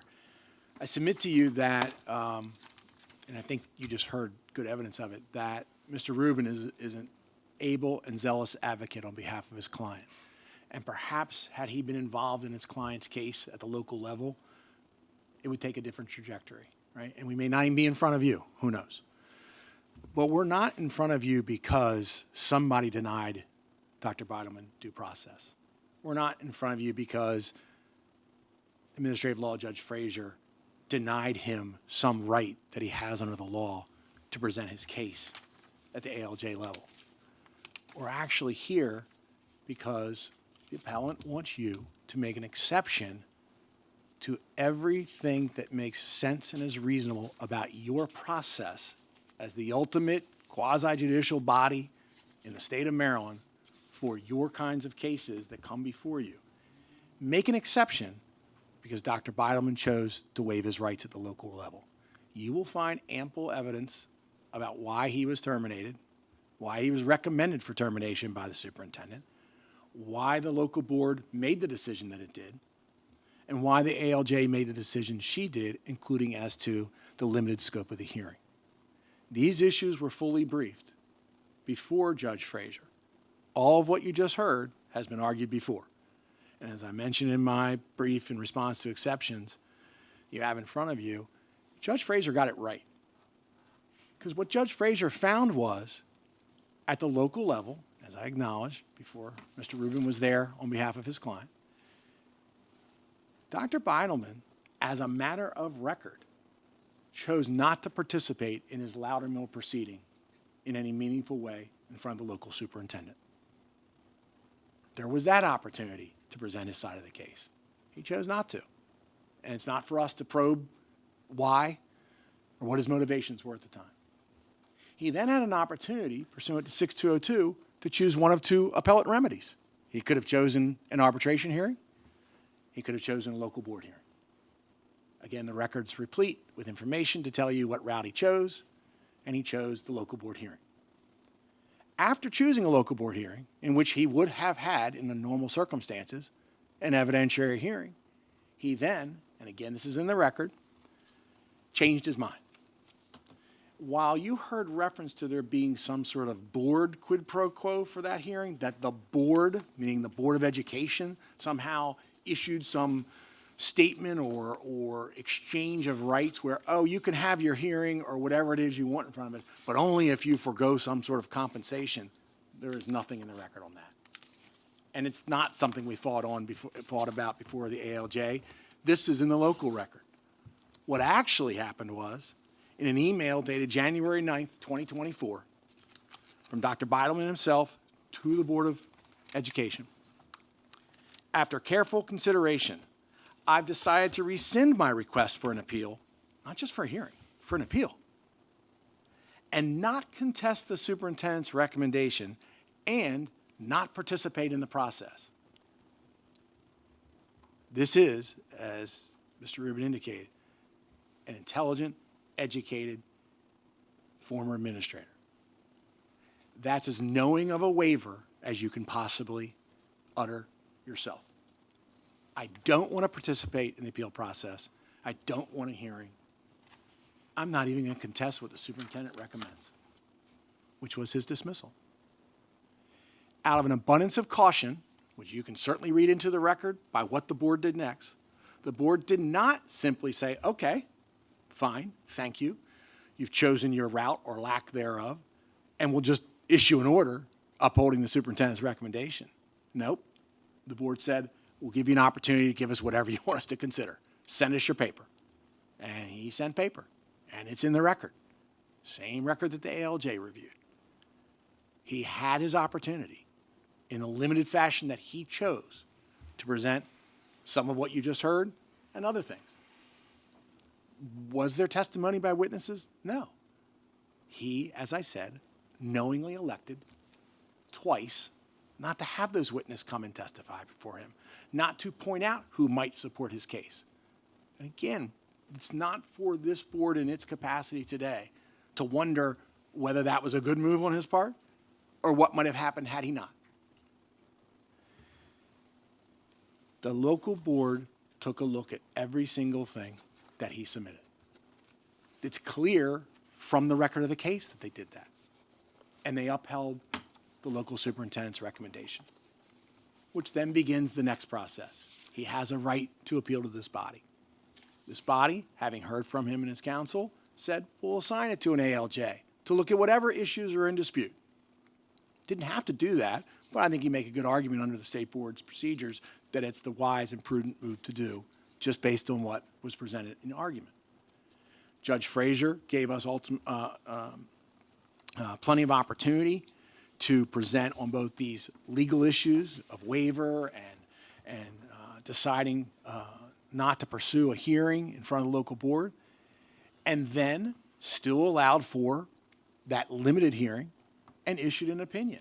And you have in the record both Judge Frazier's decision on the legal issues and her decision on the merits. And there is no question when you look at her proposed decision, which has a number of pages devoted to the facts in the record, that she looked at the entire record. And as your designee, in essence, to make sure that the facts are explored, I'm not sure what else you could ask from your ALJ besides what you see. And based on the information developed at the local level, she recommends to you that you uphold the local board. And under your standard of review, that is the right decision. When I offer you another reason, policy-wise, why you have to make this decision. Imagine if, under our judicial system, by way of analogy, someone could go to trial court, choose not to testify, choose not to put on evidence, choose not to call witnesses, and the court issued a verdict by jury or by judge that they weren't happy with. And then they appealed to the appellate court and said, however, please listen to the rest of my story. No appellate court is going to do that. And in fact, no appellate court is going to remand it back to the trial court knowing that you waived your right to testify in a knowing capacity, waived your right to present evidence under oath, to cross-examine witnesses. No appellate court is going to say that that's the lower court's fault or that it's the prosecuting or other attorney's fault, right? Because it's not. It's a choice. It's an election. It's a decision, strategic or otherwise. And for this board to allow an appellant to knowingly choose not to give the local board hearing an opportunity, or to choose an arbitrator, for that matter, under 6202A5, for them to do that and then come to you and say, by the way, give me a break on this. I know I didn't have my local hearing and I know I didn't want one, but I want you to have a full-blown hearing. I want you, appellate court, you, State Board of Education, to skip all that process. Skip 6202, or part of it at least. And you go ahead and tell your ALJ, now I get to have my full-blown hearing. That's not what your rules say. It's not what your rules say in Comar, and that's not what 6202 says. And just consider for a second, as I said, the policy concern. If you open the door to appellants coming to you and using the rules, the ALJ rules, OAH rules that Mr. Rubin cites, and you use them to say, it's okay, you get a mulligan, as they say in golf, right? You get a freebie on this one. Never mind all of that. Go ahead, have your full-blown hearing at the state level. I ask you as a state board, won't you incentivize everybody to say never mind to their louder mill, to say never mind to the local board, and just come straight to you with their plea? Because I think that's what would happen. And I urge you to uphold, or excuse me, accept your ALJ's recommendation to uphold the local board's dismissal decision. Thank you.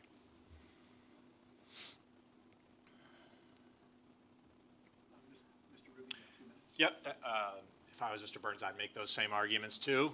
He's an excellent advocate also. Compliments go both ways. But I would say this, that's not what happened. The waiver that was mentioned comes after an email from the local board that says, quote, "You will not receive your payout until you exhaust the appeal process or cease the appeal and accept the termination."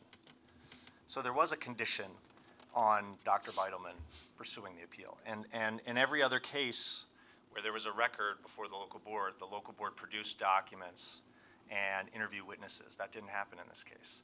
So there was not a knowing waiver, and the standard in the regulation is not waiver anyway, it's good cause, which I think is very different. It's not waiver. And so when Dr. Beidelman temporarily paused his participation in the local board, it's not what was just described. It was just that, a temporary pause. And then he presented evidence. He presented written evidence, and the local board had a choice then. It could have heard from those witnesses, could have heard from the witnesses. There was a temporary brief time where Dr. Beidelman was not participating because he needed his wages. But then the local board had a choice. They could have had a hearing, and they didn't. They got all this written evidence, and they had a hearing. And then at the OAH level, I'd urge you to read the reg. It says that if there are disputes in the record, the OAH can hear testimony. And it's not an appeal. It's a de novo hearing. You all, because of the way our system is established, the Board of Education has broad authority over the local boards. And so it's not an appeal. It's a brand new trial. And the OAH was wrong in interpreting its regulation and precluding all of Dr. Beidelman's evidence at trial. So I would urge you to take a look at the reg. Is that me? Keep going. I would urge you to take a look at the reg. The decision that was made was based on one side of the evidence, and Dr. Beidelman presented the other side at the local board. It ignored it, tried to present it to the OAH, and we were ruled against because the OAH grafted a waiver standard on top of the regulations, which is not what your regulations say. There was good cause. Thank you, Mr. Rubin. Yeah, there was good cause, and we would urge you to remand it. Thank you for your attention. This is now the opportunity for board members to ask questions of either parties. If you have a question, please raise your hand, and Dr. Michael will acknowledge you. Mr. Paul. Thanks to you both for the very cordial oral arguments. I want to start with C2 in the regs. Mr. Rubin, you said a few times that, you stated some of the language from C2 a few times, but you left out a word, or at least I didn't hear a word when you were talking about how credibility is at issue and C2 applies, and that is the word repetitious. So C2 seems on its face to treat repetitious testimony specifically. Why are we to read C2 as not being constrained to only repetitious testimony? Well, I think the reason is because the OAH gets presented with a record, right? A record. Mr. Burns dumped a stack of documents on my desk and on the OAH's judge's desk, right? And so the question is, if there's a credibility issue in the record, how do you resolve it? You have to hear repetitious testimony. You got to look at Dr. Beidelman in person, evaluate his demeanor, and decide who's credible. And so that's how I read repetitious. If there's no credibility dispute, no need for repetitious testimony. Credibility dispute, need for repetitious testimony. That's always how I understood that. And that's what we were grappling with at the OAH level. Like, do we need to have a trial? And I was arguing to the judge, well, we do, because there are credibility disputes. Obviously, there's lots of he said, she said in the record. And so there has to be, you have to be able to tell who is telling the truth. You have to see the person. It sounded on page 11 of the brief like what... My page 11? Your page 11. Like you were asking this body to invoke its sort of broad visitatorial power to read C2 in a broader way. I guess what I'm wondering is, which is it? Is it that we are to read it in a broader way because C2 doesn't apply specifically to, on its face to this particular situation? Or is it that it does contemplate this particular situation and there is no necessary application of our broad visitatorial power? I don't know the answer. I'm not sure I know the answer.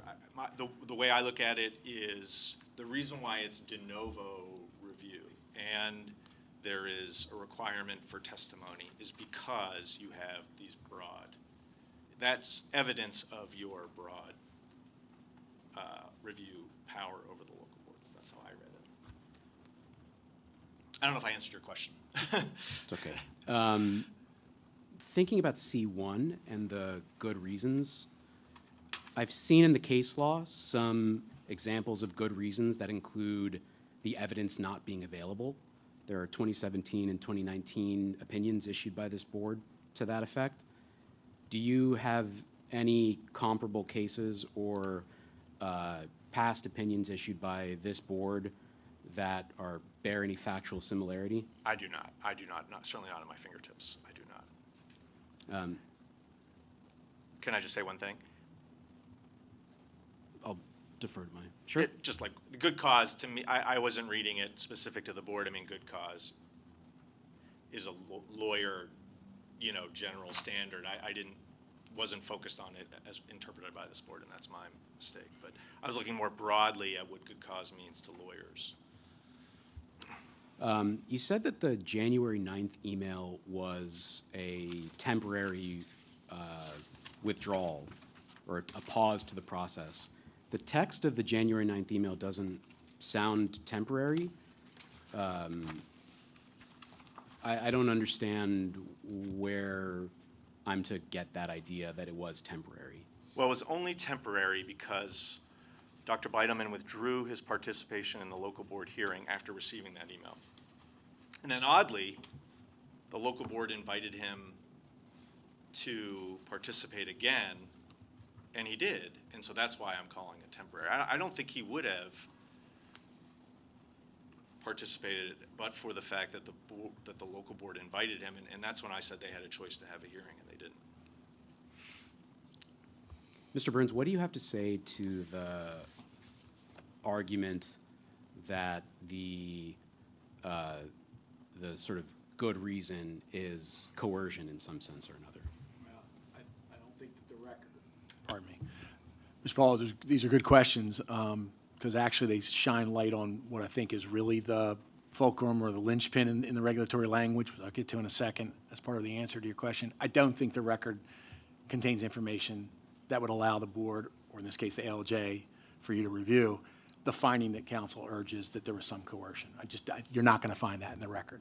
And it may be that in another realm, evidence could have presented that shows coercion, but you're not going to find that in the record. And again, as you know, my case is based on the local record. I didn't just dump a pile of papers. I provided, pursuant to our obligation as local board, the local record.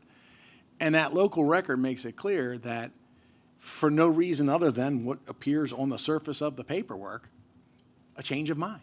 You'll see, there's actually the form, and I'll give Montgomery County Board credit, right? There's forms that allow an appellant to check many options for what they want, right? And this appellant actually originally asked for, we'll call it the full evidentiary hearing, an opportunity to argue, and then changed his mind.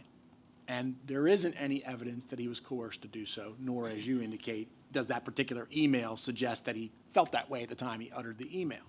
Having said that, all of that, the real focus of the regulatory language, whether you're looking in the .07c of the COMAR or .04c, good reasons for the failure to offer, right?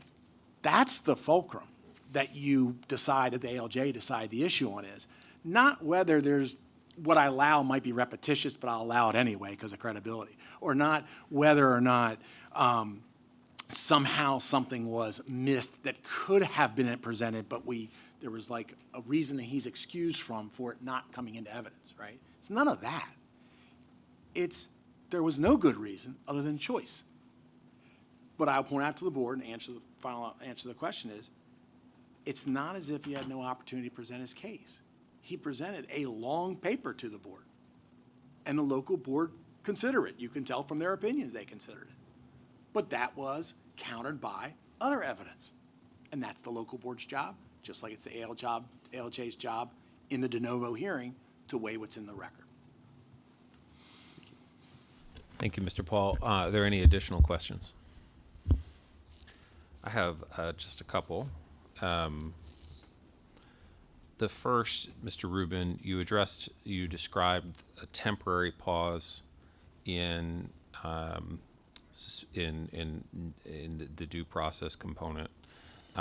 Did your client at any point request a hearing that was denied as a part of the local proceeding? As part of the local proceeding, I don't remember a specific request. It was this email about the pay, I withdraw my appeal, then inviting him to submit documents, and then the board was faced with a mess of contradictory evidence. So to your knowledge, was there a hearing that was denied by the local school board in the original proceeding? I mean, in terms of, was there a specific request? I do not believe there was a specific request. Okay, thank you. I'm also reading from your submission. Give me 1 second. On page 7, it says a local school board had never previously conditioned the payout of earned compensation on an administrative employee relinquishing his or rights to due process. Is it your statement that receiving compensation was conditioned on relinquishing due process, or that it was the statement, or that it was instead that it was at the conclusion of the due process that it would be distributed? Well, you can read that. I guess you could read it either way. The quote of the email is in here. You will not receive your payout until you exhaust the appeal process or cease the appeal and accept the termination. So I think you were terminated in 2023, and this is the conclusion of the appeal process, right? So I guess possibly the board could have held his compensation until 2025, June of 2025. I don't know if I see a material difference between never paying it and paying it 2.5 years later. I mean, the implication was, it says what it says. You will not receive your payout until you exhaust the appeal process or cease the appeal and accept the termination. The term compensation is used here. Can you specify, is this compensation for work that had already been completed, or was this some other what was the specific compensation? His accrued leave. Accrued leave. Okay. Thank you. That's all for me. Any other questions? Mr. Schoen? Thank you very much. The board will deliberate and issue its decision later. Thank you. Thank you. Thank you all. Thank you.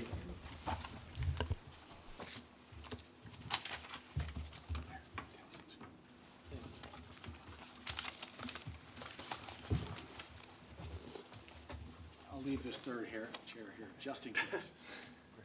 Thank you all. Board need a minute to switch gears? Does the board need a minute to switch gears? We can proceed. Okay. Thank you. I'd like to call the next oral argument, please. This is Stephen Price versus Howard County Board of Education. Would Mr. Price and counsel please come to the board table?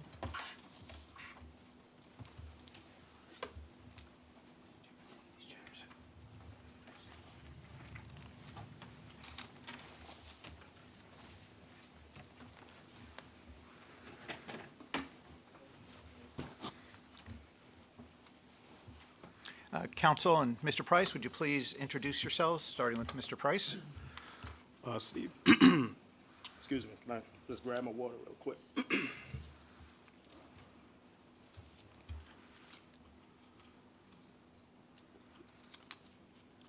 My name is Stephen Price, former employee for Howard County Public Schools, current employee in Prince George's County Schools as a tenured teacher. J. Stephen Coles, General Counsel on behalf of the Board of Education for Howard County.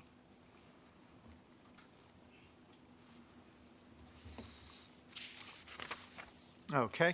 I'm going to repeat essentially what I said in the prior hearing, if you were here. This is an exceptions hearing requested by Mr. Price regarding the administrative law judge's proposed decision affirming the Howard County Board of Education's decision to uphold his termination from employment as a teacher with the school system in OAH case MSDE BE 0123 11965. This oral argument is being conducted consistent with Comar 13A 010507F. Each side has 10 minutes for oral argument. Mr. Price, as the appellant, you will go first. Do you want to reserve any time for rebuttal?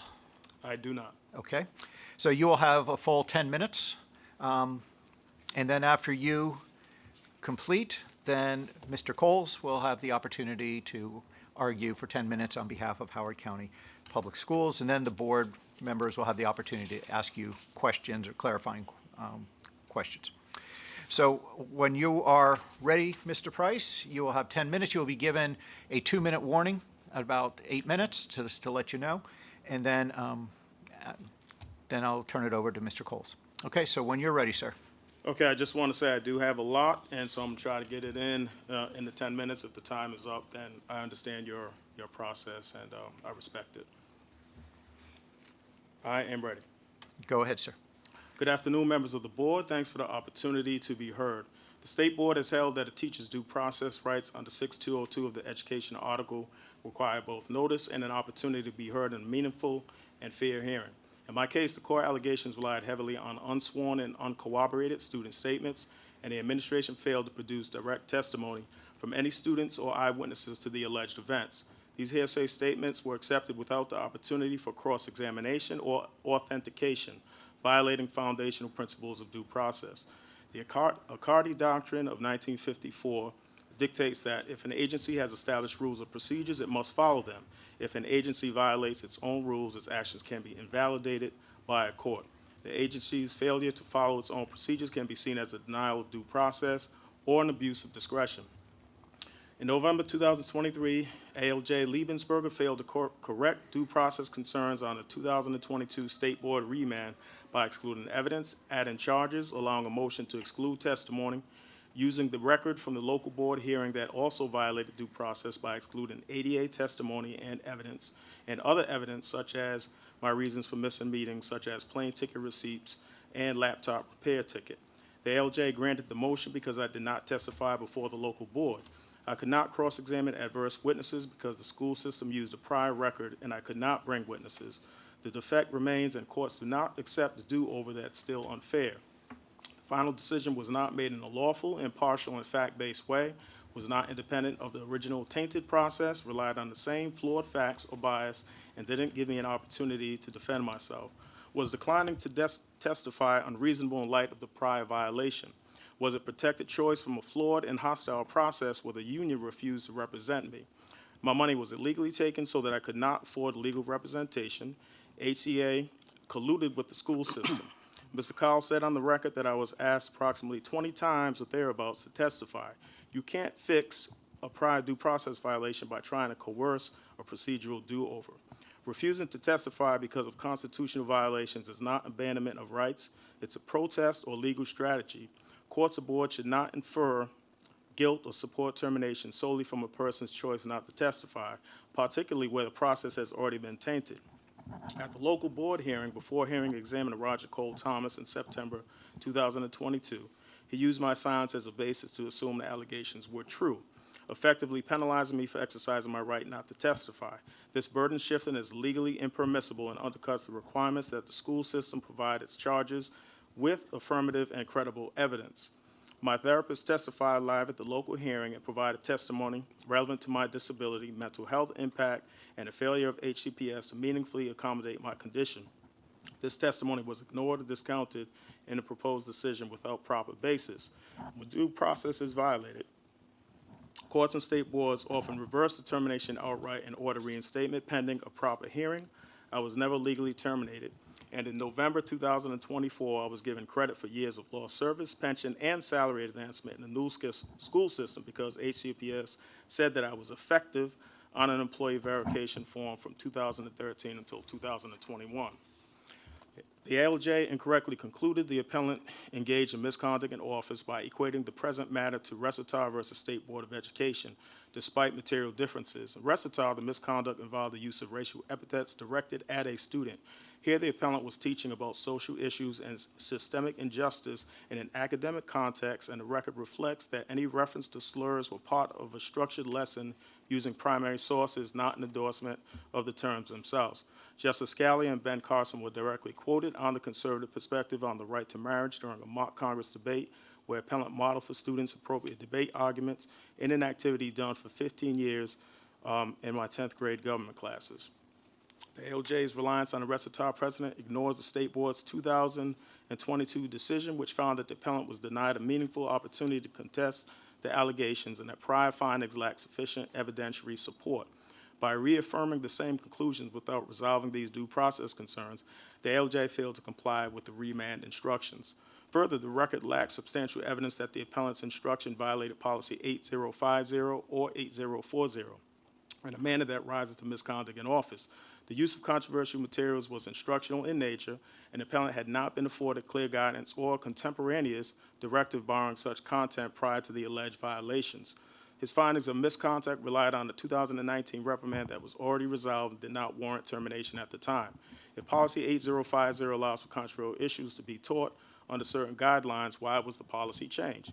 What constitutes a violation? If I miss controversial issues training as alleged, my alleged violation of policy occurred before the training, the system failed in providing training or support.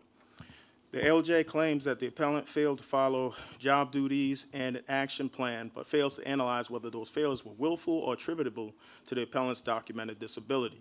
The Howard County OHRE concluded there was sufficient evidence of disability discrimination, and this supports the inference that noncompliance may have been linked to HCPS failed to provide effective accommodations, not willful disobedience.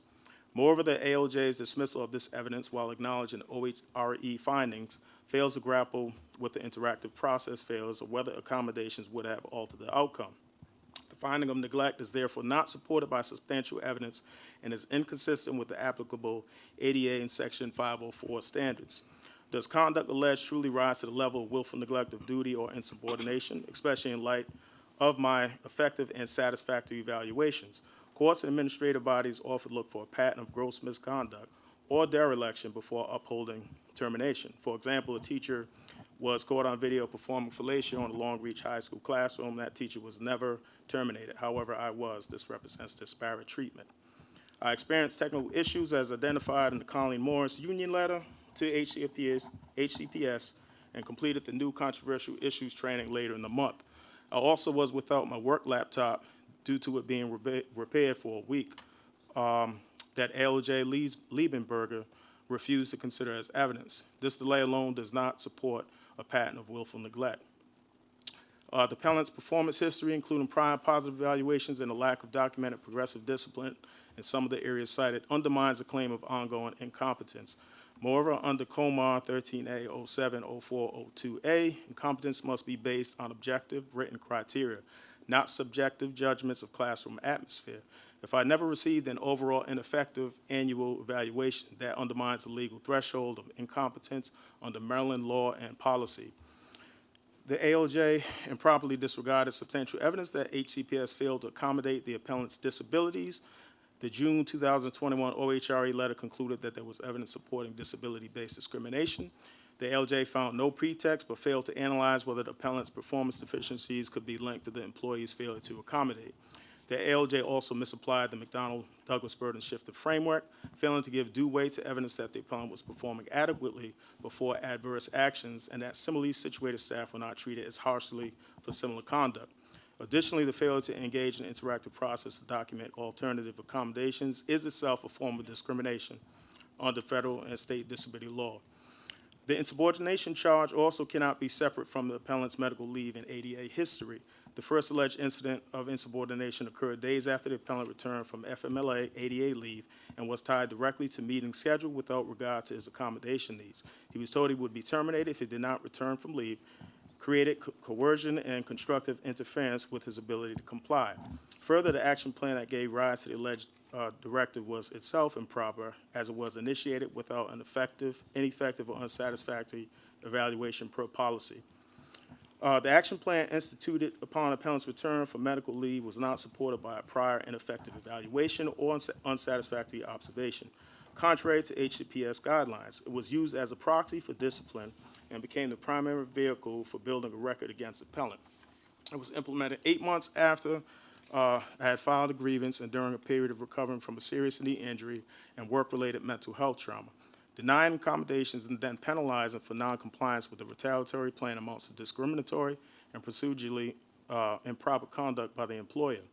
The use of controversial material and modeling arguments, even poorly executed, can be framed as pedagogical judgment rather than misconduct, especially if not clearly against policy at that time. Santos versus NASA, 2021, an employer must demonstrate that they were performing unsatisfactory prior to the performance improvement plan and during to warrant dismissal. If debate was academically framed within curriculum guidelines on controversial topics, this could be defended as a pedagogical choice rather than misconduct, especially if personal view wasn't expressed. The police brutality video was a disagreement over instructional content, not insubordination or misconduct. HCPS did not follow its negotiated agreement, which states that the principal can postpone SLO and evaluations if due to illness and a teacher is out for the first part of the year. I returned in 2019, that policy states October 20th. I would like for the board to reverse the decision, reinstate, and provide back pay from February 10th, 2021 to November 4th, 2024. Thank you. Thank you, Mr. Price. One quick second.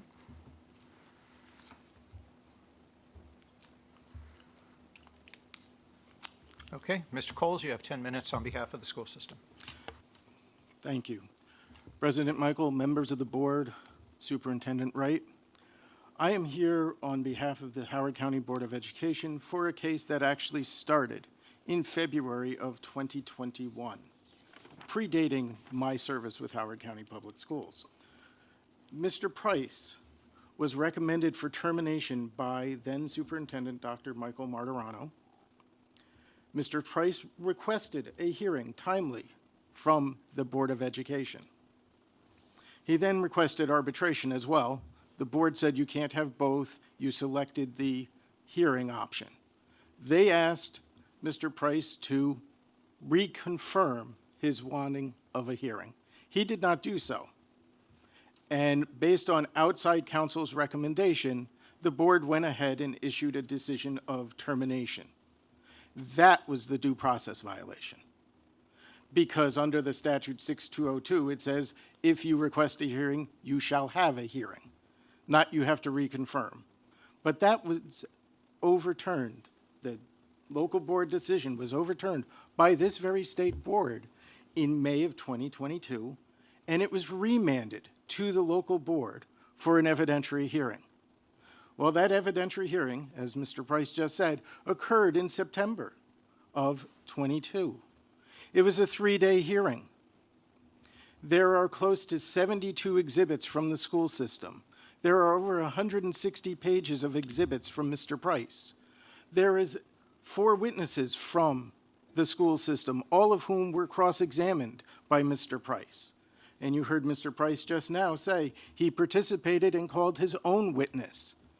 What you didn't hear was him testifying at that local hearing. So all of the facts that he's put forward today are not in the record before your ALJ or this board. He chose not to testify at the local hearing after asking this board to remand the case to cure the due process violation that occurred the first time around.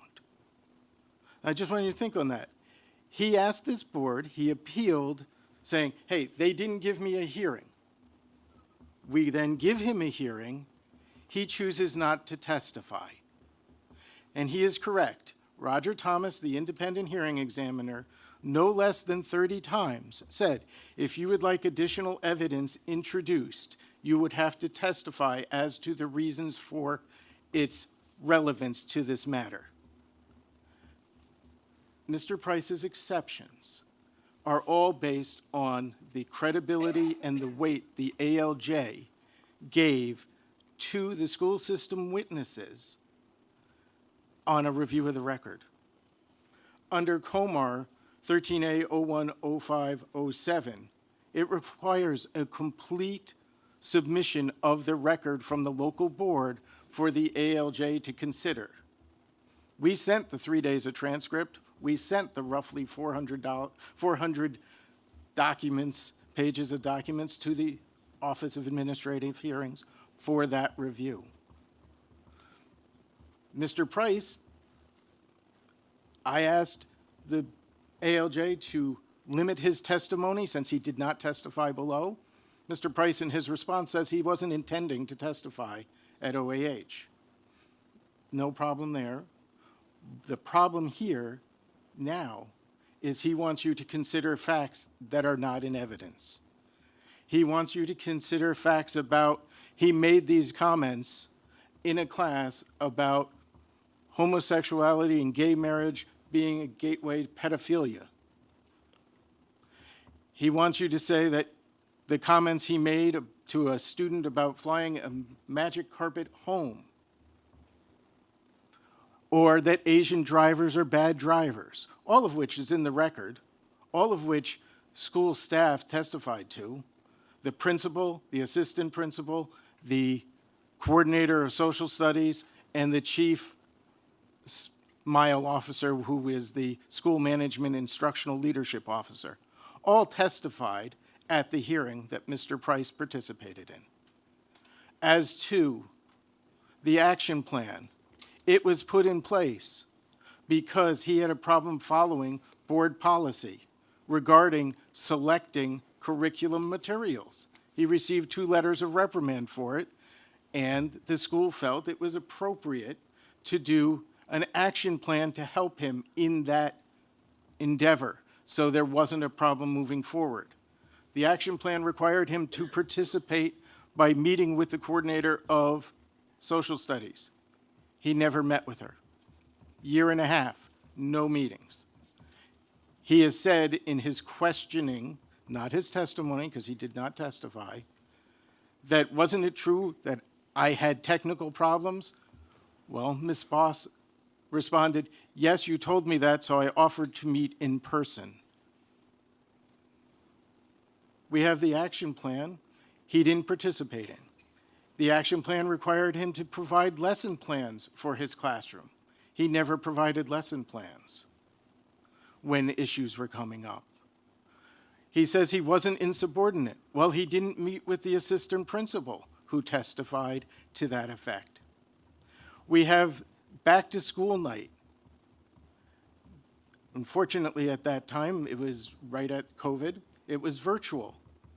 There is testimony from the assistant principal that he went to each of his virtual classrooms of his teachers to see if they signed in. Mr. Price didn't sign in that night. It was never open. Mr. Price says, you didn't provide any proof of that. Well, we provided the testimony of the assistant principal who checked. It's in the record it's part of our argument that was submitted in writing. We also have what was called lightning time because that was the school's mascot. He didn't show up for those times, which are tutoring for students, at least twice, maybe more. That's like being at a classroom, if you were in the real world, standing outside of your classroom door and your teacher doesn't show up. There's testimony from both Mr. Wasilewski, the principal, and Mr. Smart, the assistant principal. All of this material that you're hearing now goes to the weight of evidence. Well, the ALJ weighed the evidence, and the only evidence that was there was the school system's witnesses. He judged their credibility. He determined they were credible because there were documents, there were emails, there were dates that they tried to see these things. He indicates, Mr. Price indicates that the appellant was eligible for ADA. However, the ALJ did not really consider this. Well, actually, if you look at the administrative law judge's decision, the ALJ says, I find that upon his return to work, the appellant who was provided with accommodations under the Americans with Disabilities Act. Well, how would the ALJ say he wasn't eligible, but then we provided them those accommodations? So factually, Mr. Price was wrong in his arguments on his exceptions. He indicates he was told if he did not return by certain dates, he would be terminated. Well, what he was told in the letters is that you have been cleared to work by your doctor on October 9th. You should be returning to work by October 10th or 12th, and if you don't, that is cause for disciplinary action. It wasn't, we are going to discipline you because you're on leave. It was, if you don't return when you're eligible, you may have disciplinary action. This all goes to the weight of evidence, and that is what your fact finder at OAH did. He weighed the information that was before him. He conducted the de novo review, which means from the beginning or like new. He did not take into account the prior legal conclusions or factual findings. He did his own analysis, and he made his determinations. And the final two exceptions that the appellant has raised are similar in nature to the earlier ones. He seems to take exception to the weight that the ALJ did or did not give certain evidence. The ALJ credited the testimony of the assistant principal Smart about back to school night. His testimony is uncontradicted as the appellant chose not to testify at the local board hearing after requesting that this board make sure that the local board provided him one. So we would ask that you uphold the ALJ's most recent recommendation, and it was a different ALJ. So there was another fact finder. Thank you. Thank you. Board members, this is your opportunity to ask either of the parties questions. Thank you. Board members, are there any questions? All right. Thank you. Thank you, gentlemen. The board will deliberate and issue its decision later. Thank you. Thank you.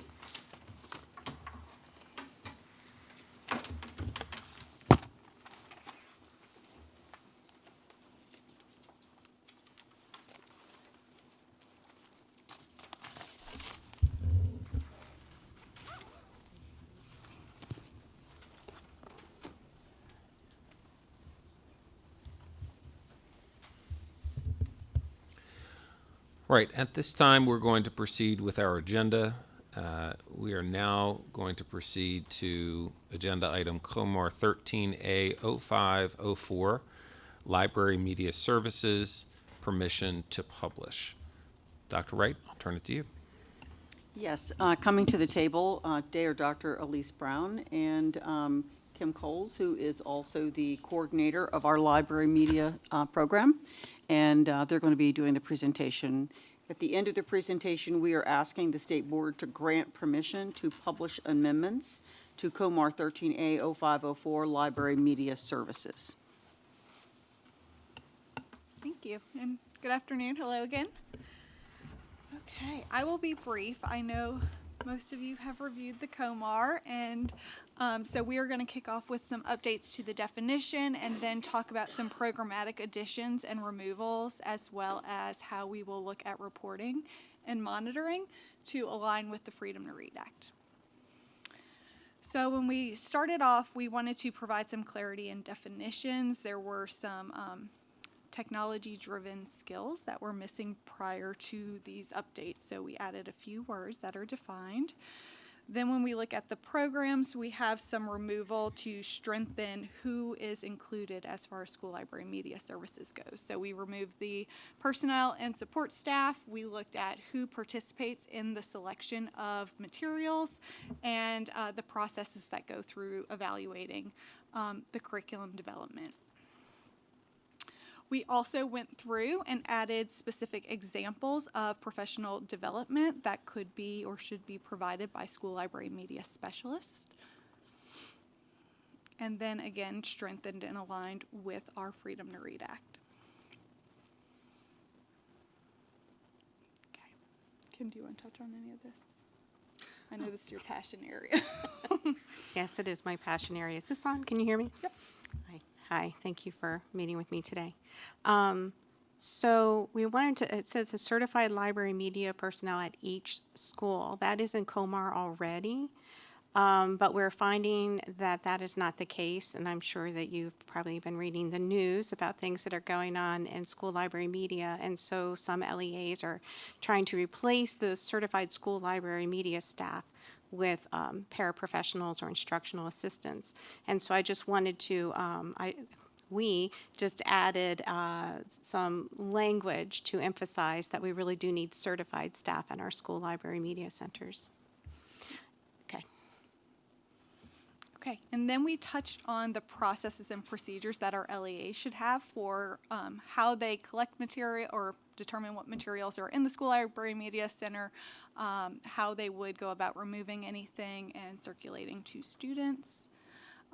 We went through and added what that process would look like as far as developing policies and procedures, and then providing objection policies that are consistent with the regulations.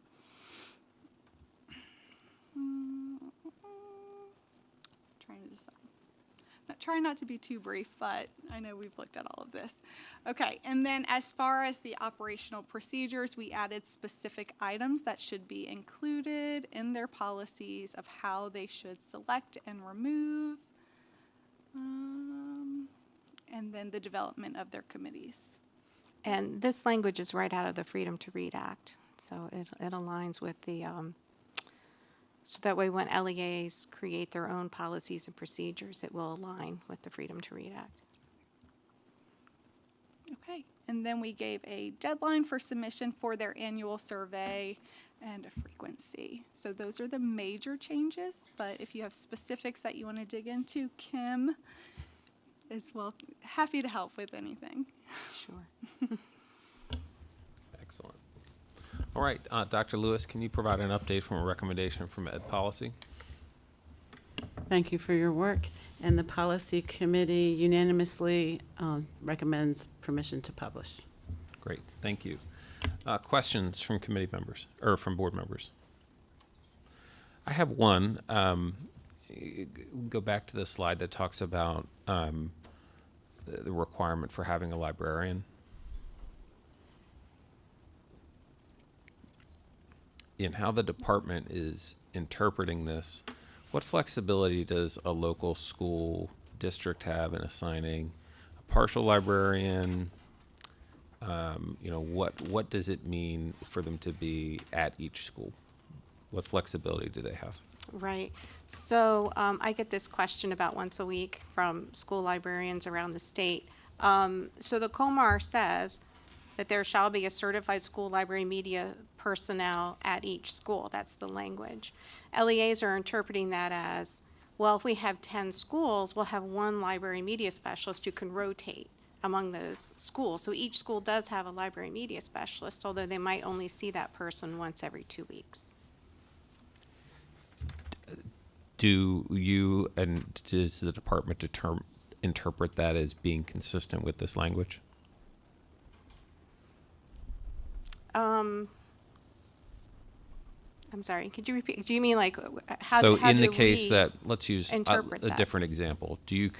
Are we interpreting right now, having, say, one librarian assigned to 5 schools, it's 5 elementary schools, they spend 1 day per week at each elementary school, and maybe they have a paraeducator assigned to the library. Is that consistent with this provision in COMAR?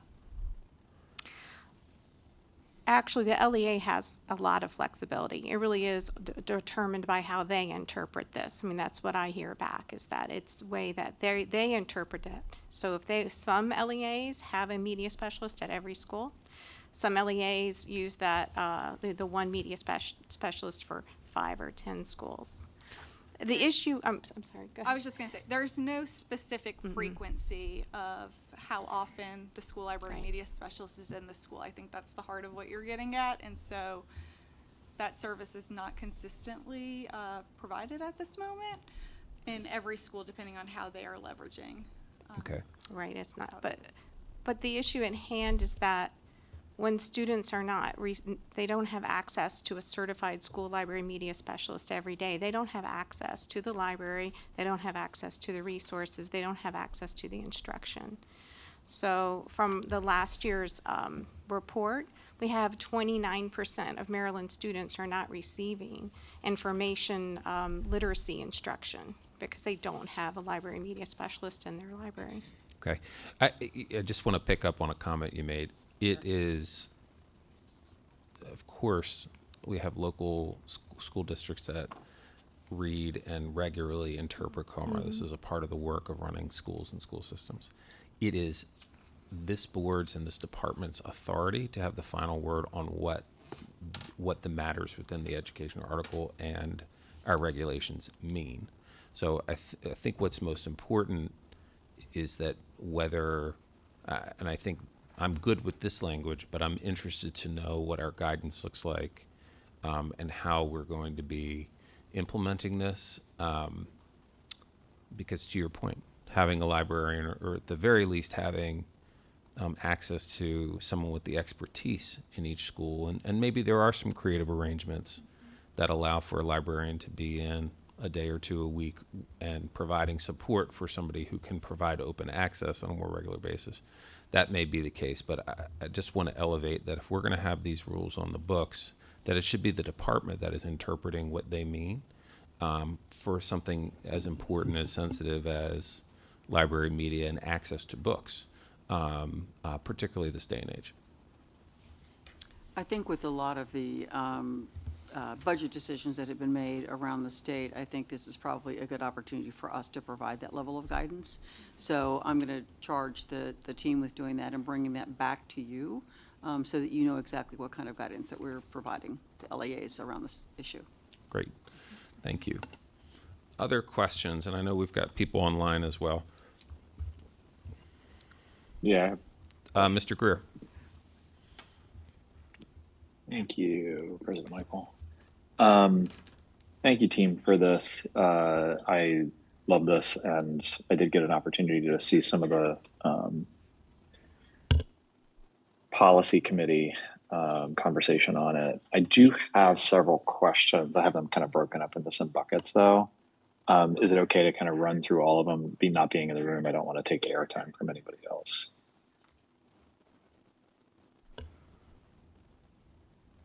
I missed that last piece. I'm sorry, Mr. Greer. Is it okay just to run through all of them? Yeah, and please. See how far we get, or run you can cut me through. off. Okay, great. Mr. Greer, you go through, and then we'll pick up further questions from there. Okay, great. All right. So the first bucket of questions is around the periodic review process. Just a curiosity, can you help me understand, or help us understand, where the capacity kind of comes from for the periodic reviews? Who's doing that? Where does it happen? Okay, so right now, currently, there's an annual survey that is filled out from every school library media specialist and central office staff in Maryland. And then I get that data, and then I create an annual report. It's sort of like the state of school libraries in Maryland. Also, in COMAR, it does mention about having manuals and handbooks So I think we just added some clarity to that as needing to see like the reconsideration policies that make sure that they align with the Freedom to Read Act. Needing to see those operations and those and manuals that show, best practices and administering a school library. The survey looks at things, everything from staffing to budgets and funding to collection development and teaching practices. So it's pretty comprehensive. Okay, that's helpful. That I think answers actually my second question, but let me just clarify. Does the periodic review include? I hear it includes staffing from the survey, but would that include like a vacancy report or like what we would consider to be vacancies or Yes. gap areas? Yes, last Yeah. year's report, I think we had a 10% vacancy rate. Okay, that's great. And then a statement and then a question that comes after it, also still part of the periodic review. So my understanding is that these amendments, even though we mention banning and removal of materials, is not a blanket, we are for banning and removal of materials. Rather, it's just requiring that there are clear policies and procedures at the LEA level. I think just recapitulating and stating that is part of the purpose of the language inside of here.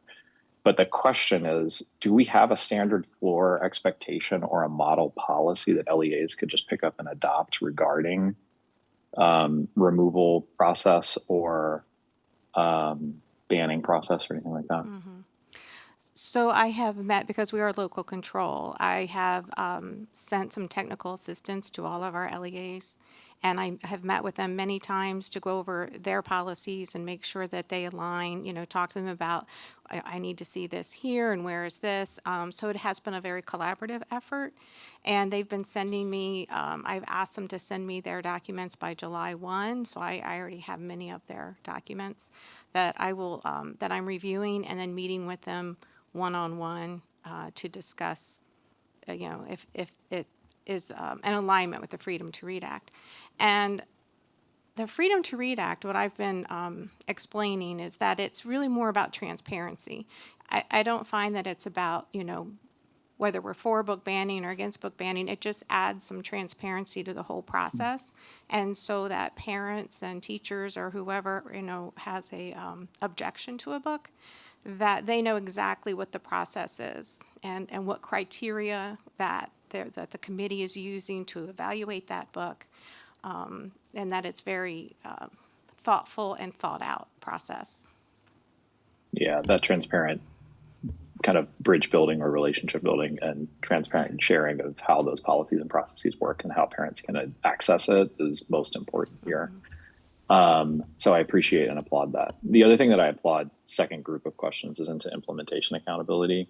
The big thing that I applaud here is the note around information literacy and digital citizenship. I think that this is a critical component here that students must, teachers must all kind of experience. I think we all need a little bit of it.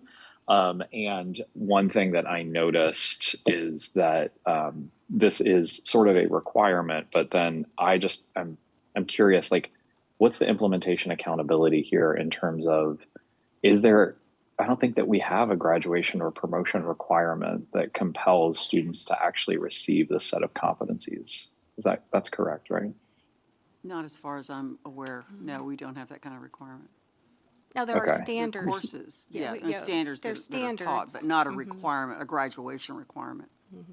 Right, and I guess I'm not saying that we need to have one, but I guess this set of amendments and this reads as if students must receive this, but then what is it that we're holding them accountable to, and how do we know that they've done it? It's just sort of like a high-level question. I'm not going to poke far and say that we need to change anything here. I think it's a thing that we need to try to figure out. And then just two more, thank you for bearing with me, clarifying questions. Help me understand in 3E, there's a statement that just says providing access to people and information outside of school community. Can you help me with understand what that encompasses? How wide does that go? 3E? Yeah, I think I'm missing the leader though. Sorry, it's Oh, thank you. Yep, okay. not 3. It's yeah, sorry, it's C3E. Yep, I found it. Or actually, Dr. Yeah. Brown helped me find it. Just reading this real quick.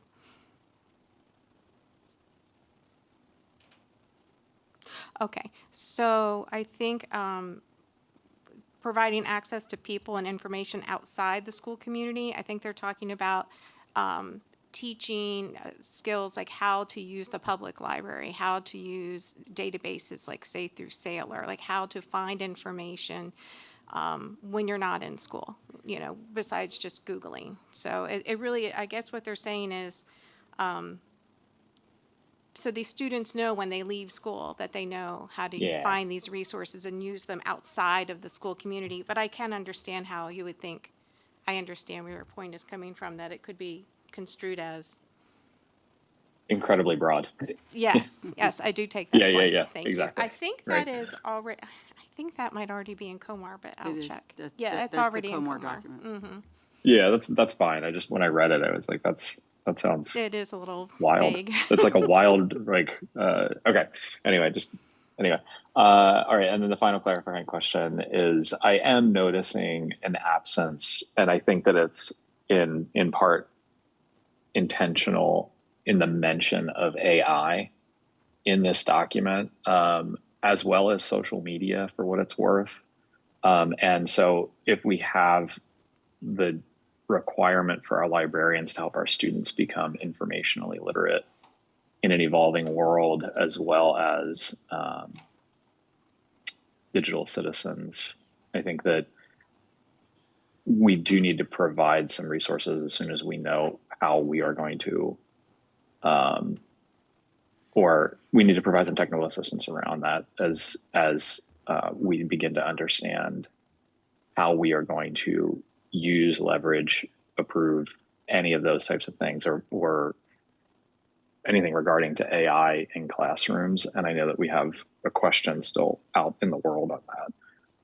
So I guess my direct question is, was that intentional to leave out something as specific as AI and or social media in here? No, and I think we put in the language around information literacy, media literacy, and digital literacy. And so I find that social media comes under media literacy. It falls under that. Right, Okay. it falls under that. Yeah.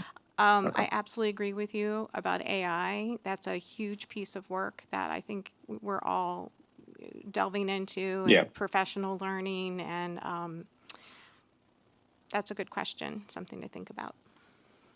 Yeah, I think it's just worth once we have a set of recommendations or regulations on the use of AI in schools, I think we should consider bringing this back to make sure that this aligns with that, just so that there's some form of alignment. But I imagine we have more work to do once that comes out anyway.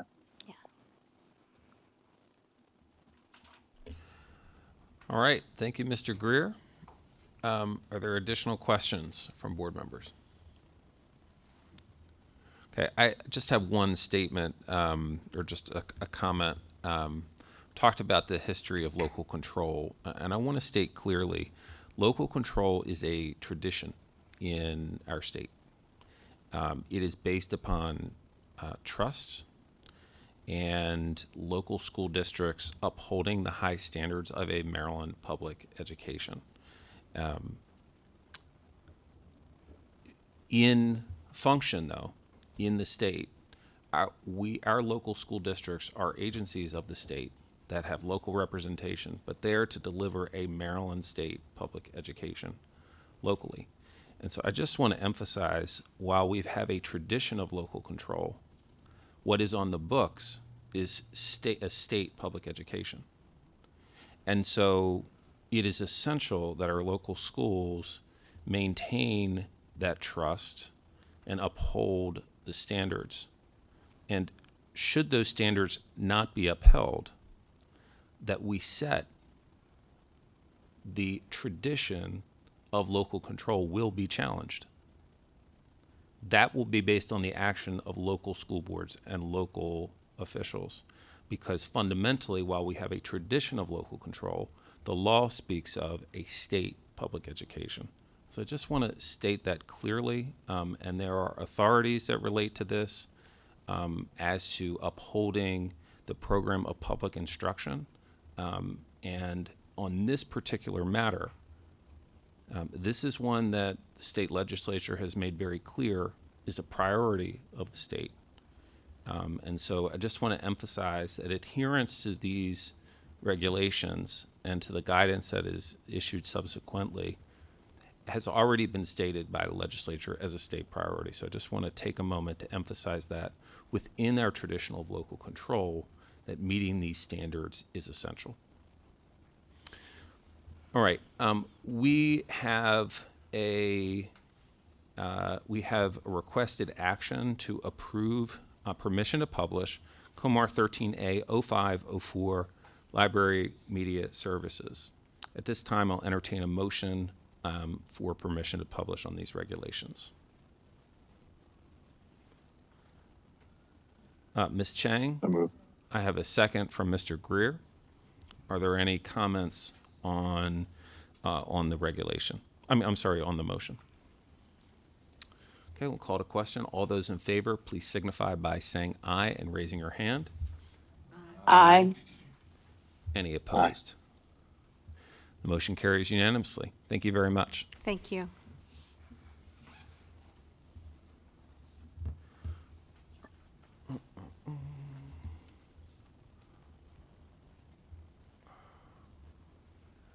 Let's take a quick 4-minute break, and then we'll come back at 3:30 on the nose. Sound good? All right.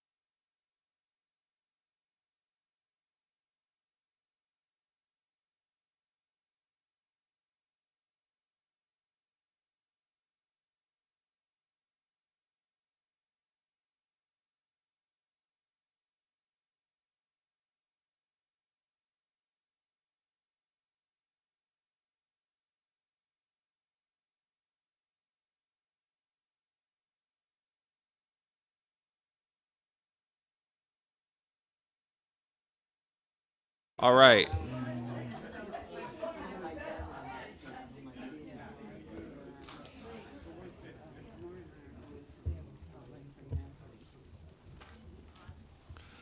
All right, at this time, we are going to move to the next item on our agenda, COMAR 13A 010201, State School Administration. This is a permission to publish emergency amendments. So we will advance today both the emergency amendments as well as the standard permission to publish. So we'll send out both processes at the same time should we move affirmatively in this section. This draft emergency regulation adds a provision to the existing stay authority granted to the state superintendent of schools that allows for the extension of a stay of a local school board decision beyond 60 days if the local board's action has been appealed to the local board or to the state board.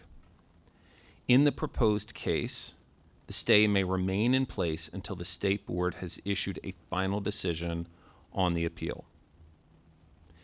This provision, the ability for the state superintendent to exercise a stay, was adopted in 1963 in our regulations as a measure to ensure continuity of operations while actions of local school boards implementing a Maryland State Public Education may be examined for consistency with the state education program as well as for legal sufficiency. As was customary in 1963, actions would be reviewed at the upcoming state board meeting within 60 days.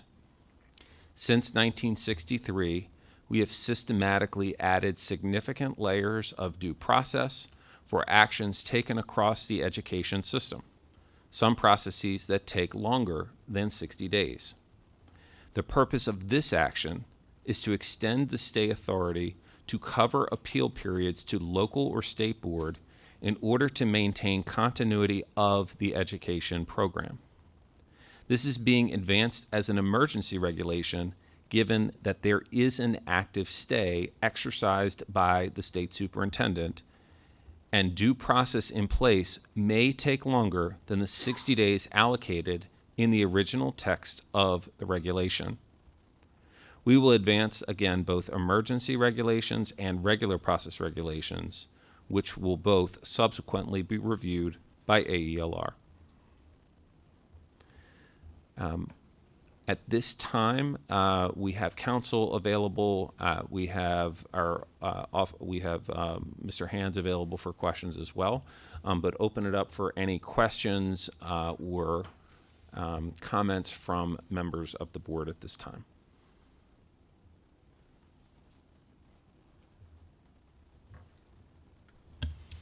Mr. Crawford. Thank you. I believe that the proposed regulations are reasonable. If you look at the original intent was to provide coverage during the appeal process. Well, things have changed a lot since '63. So merely from my perspective, what we're really doing is really updating or modernizing the regulation to make sure that it fits today's environment with the kinds of due process that people currently enjoy. So to me, it looks like we're not giving additional benefits or additional rights. We're merely updating the time frames to today's environment. So I'm in favor of that. Great. I do want to also acknowledge Mr. Hands was instrumental in ensuring that we reached out to key stakeholders to receive feedback on this potential change.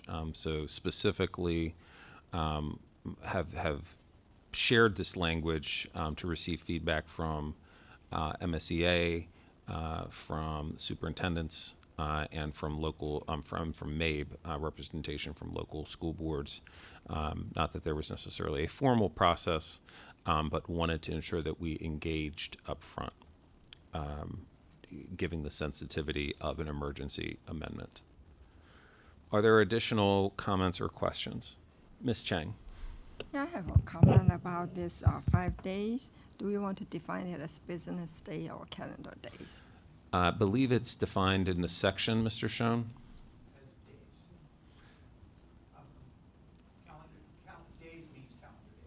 Oh, okay. Right. In this, at the top of the section, it typically defines, in this section, days means, and when we look at it in isolation, sometimes it's not as clear, but it is actual days. Cool, thank you. Good question. I had it too earlier on. Other questions or comments? All right. At this time, then, I would call for a motion to grant permission to publish emergency amendments to COMAR 13A 010201, State School Administration, if that is the will of the board. Mr. Crawford, is there a second? Mr. Paul? Are there any further comments? Question. Yes. Effective immediately? Great. So, good question. So these are emergency amendments. Actually, let me, Mr. Schoen, can you respond to the question? When would these take effect?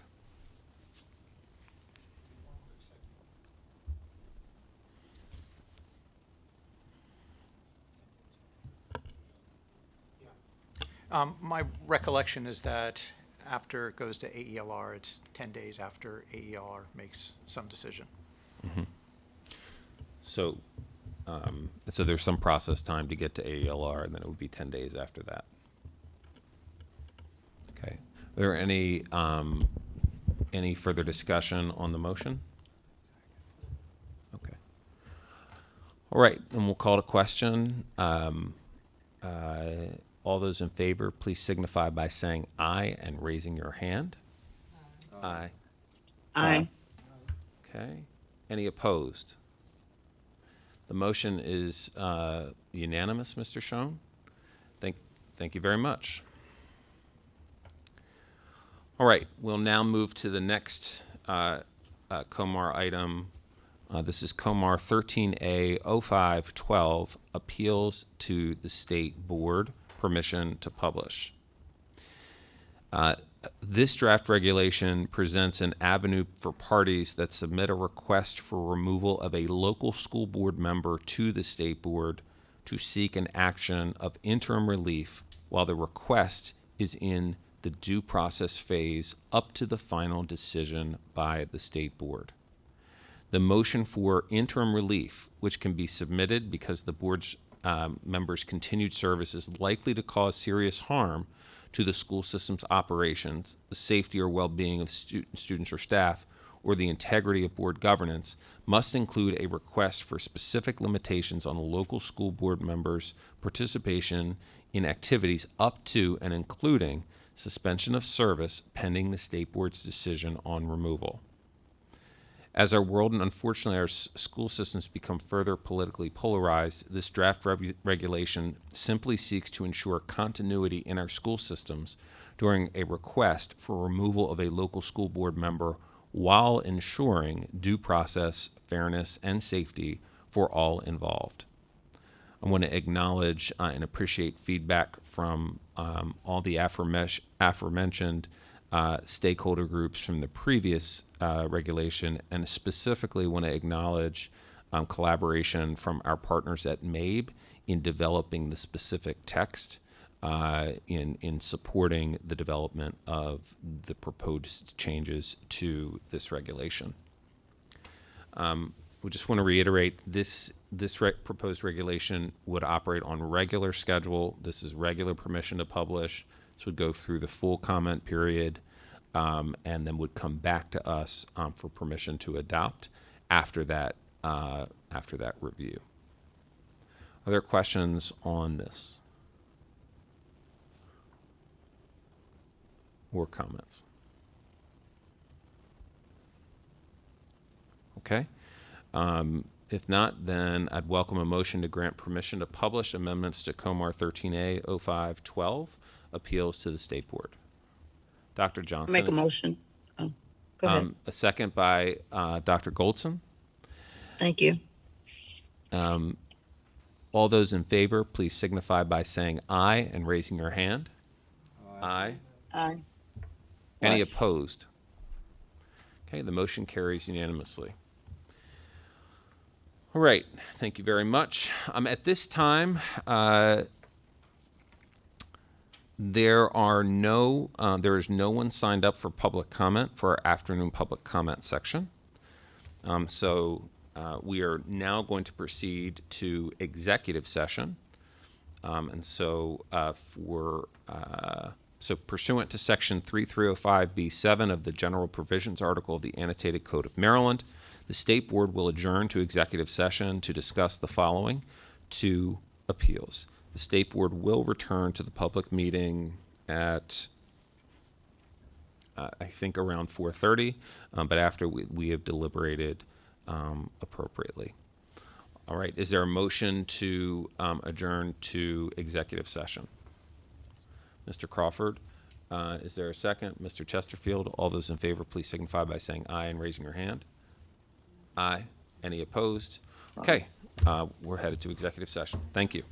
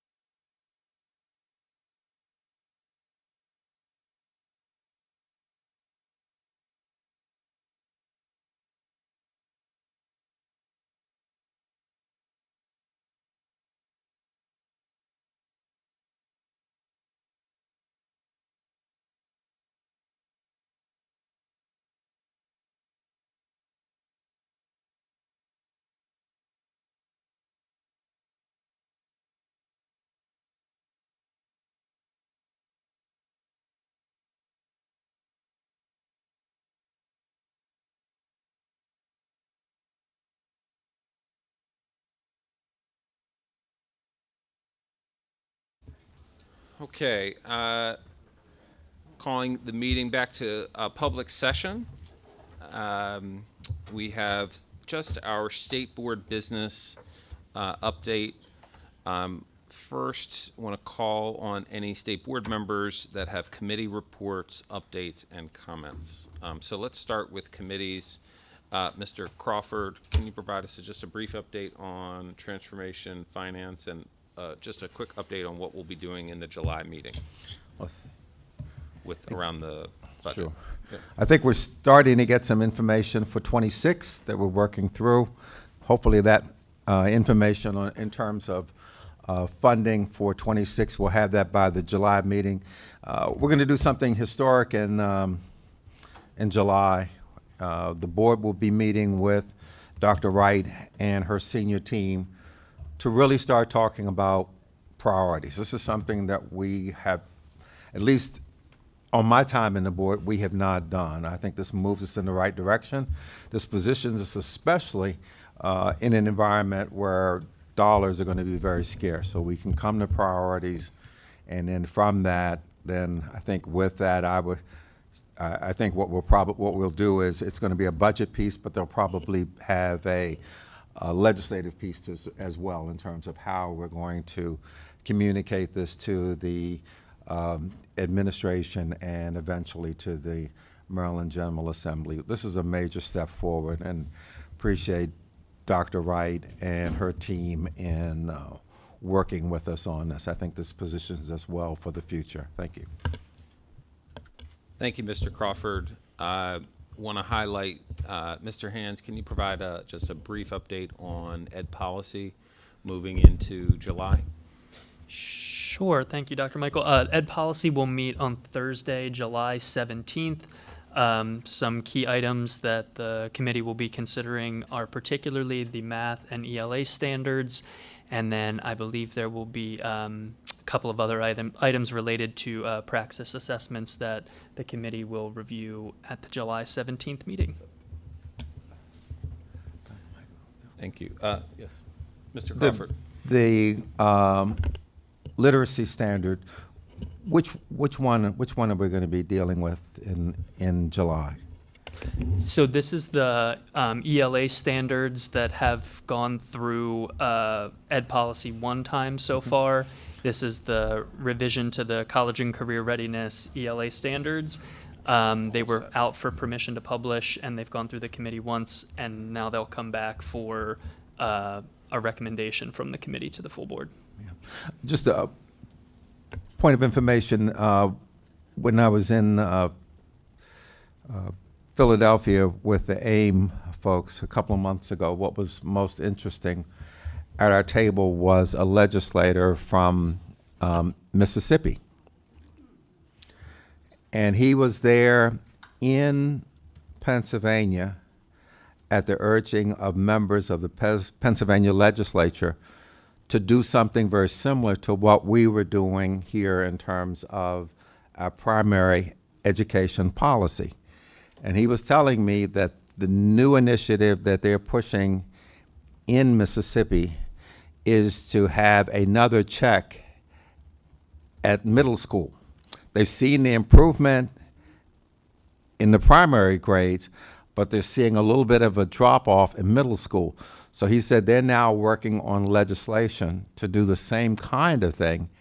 It failed this time in the legislative cycle, but he's hoping to bring it back up next year, and he thinks there's a good chance that that's going to go forward. So again, just reaffirms this is a legislator who was there urging the Pennsylvania legislature to at least do the first part, but was telling me that in Mississippi they are so convinced and so pleased that they want to take the next step, and this is an African American legislator. Thank you, Mr. Crawford. All right. Are there additional updates or comments from board members? Okay.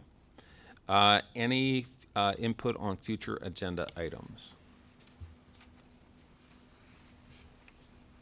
All right.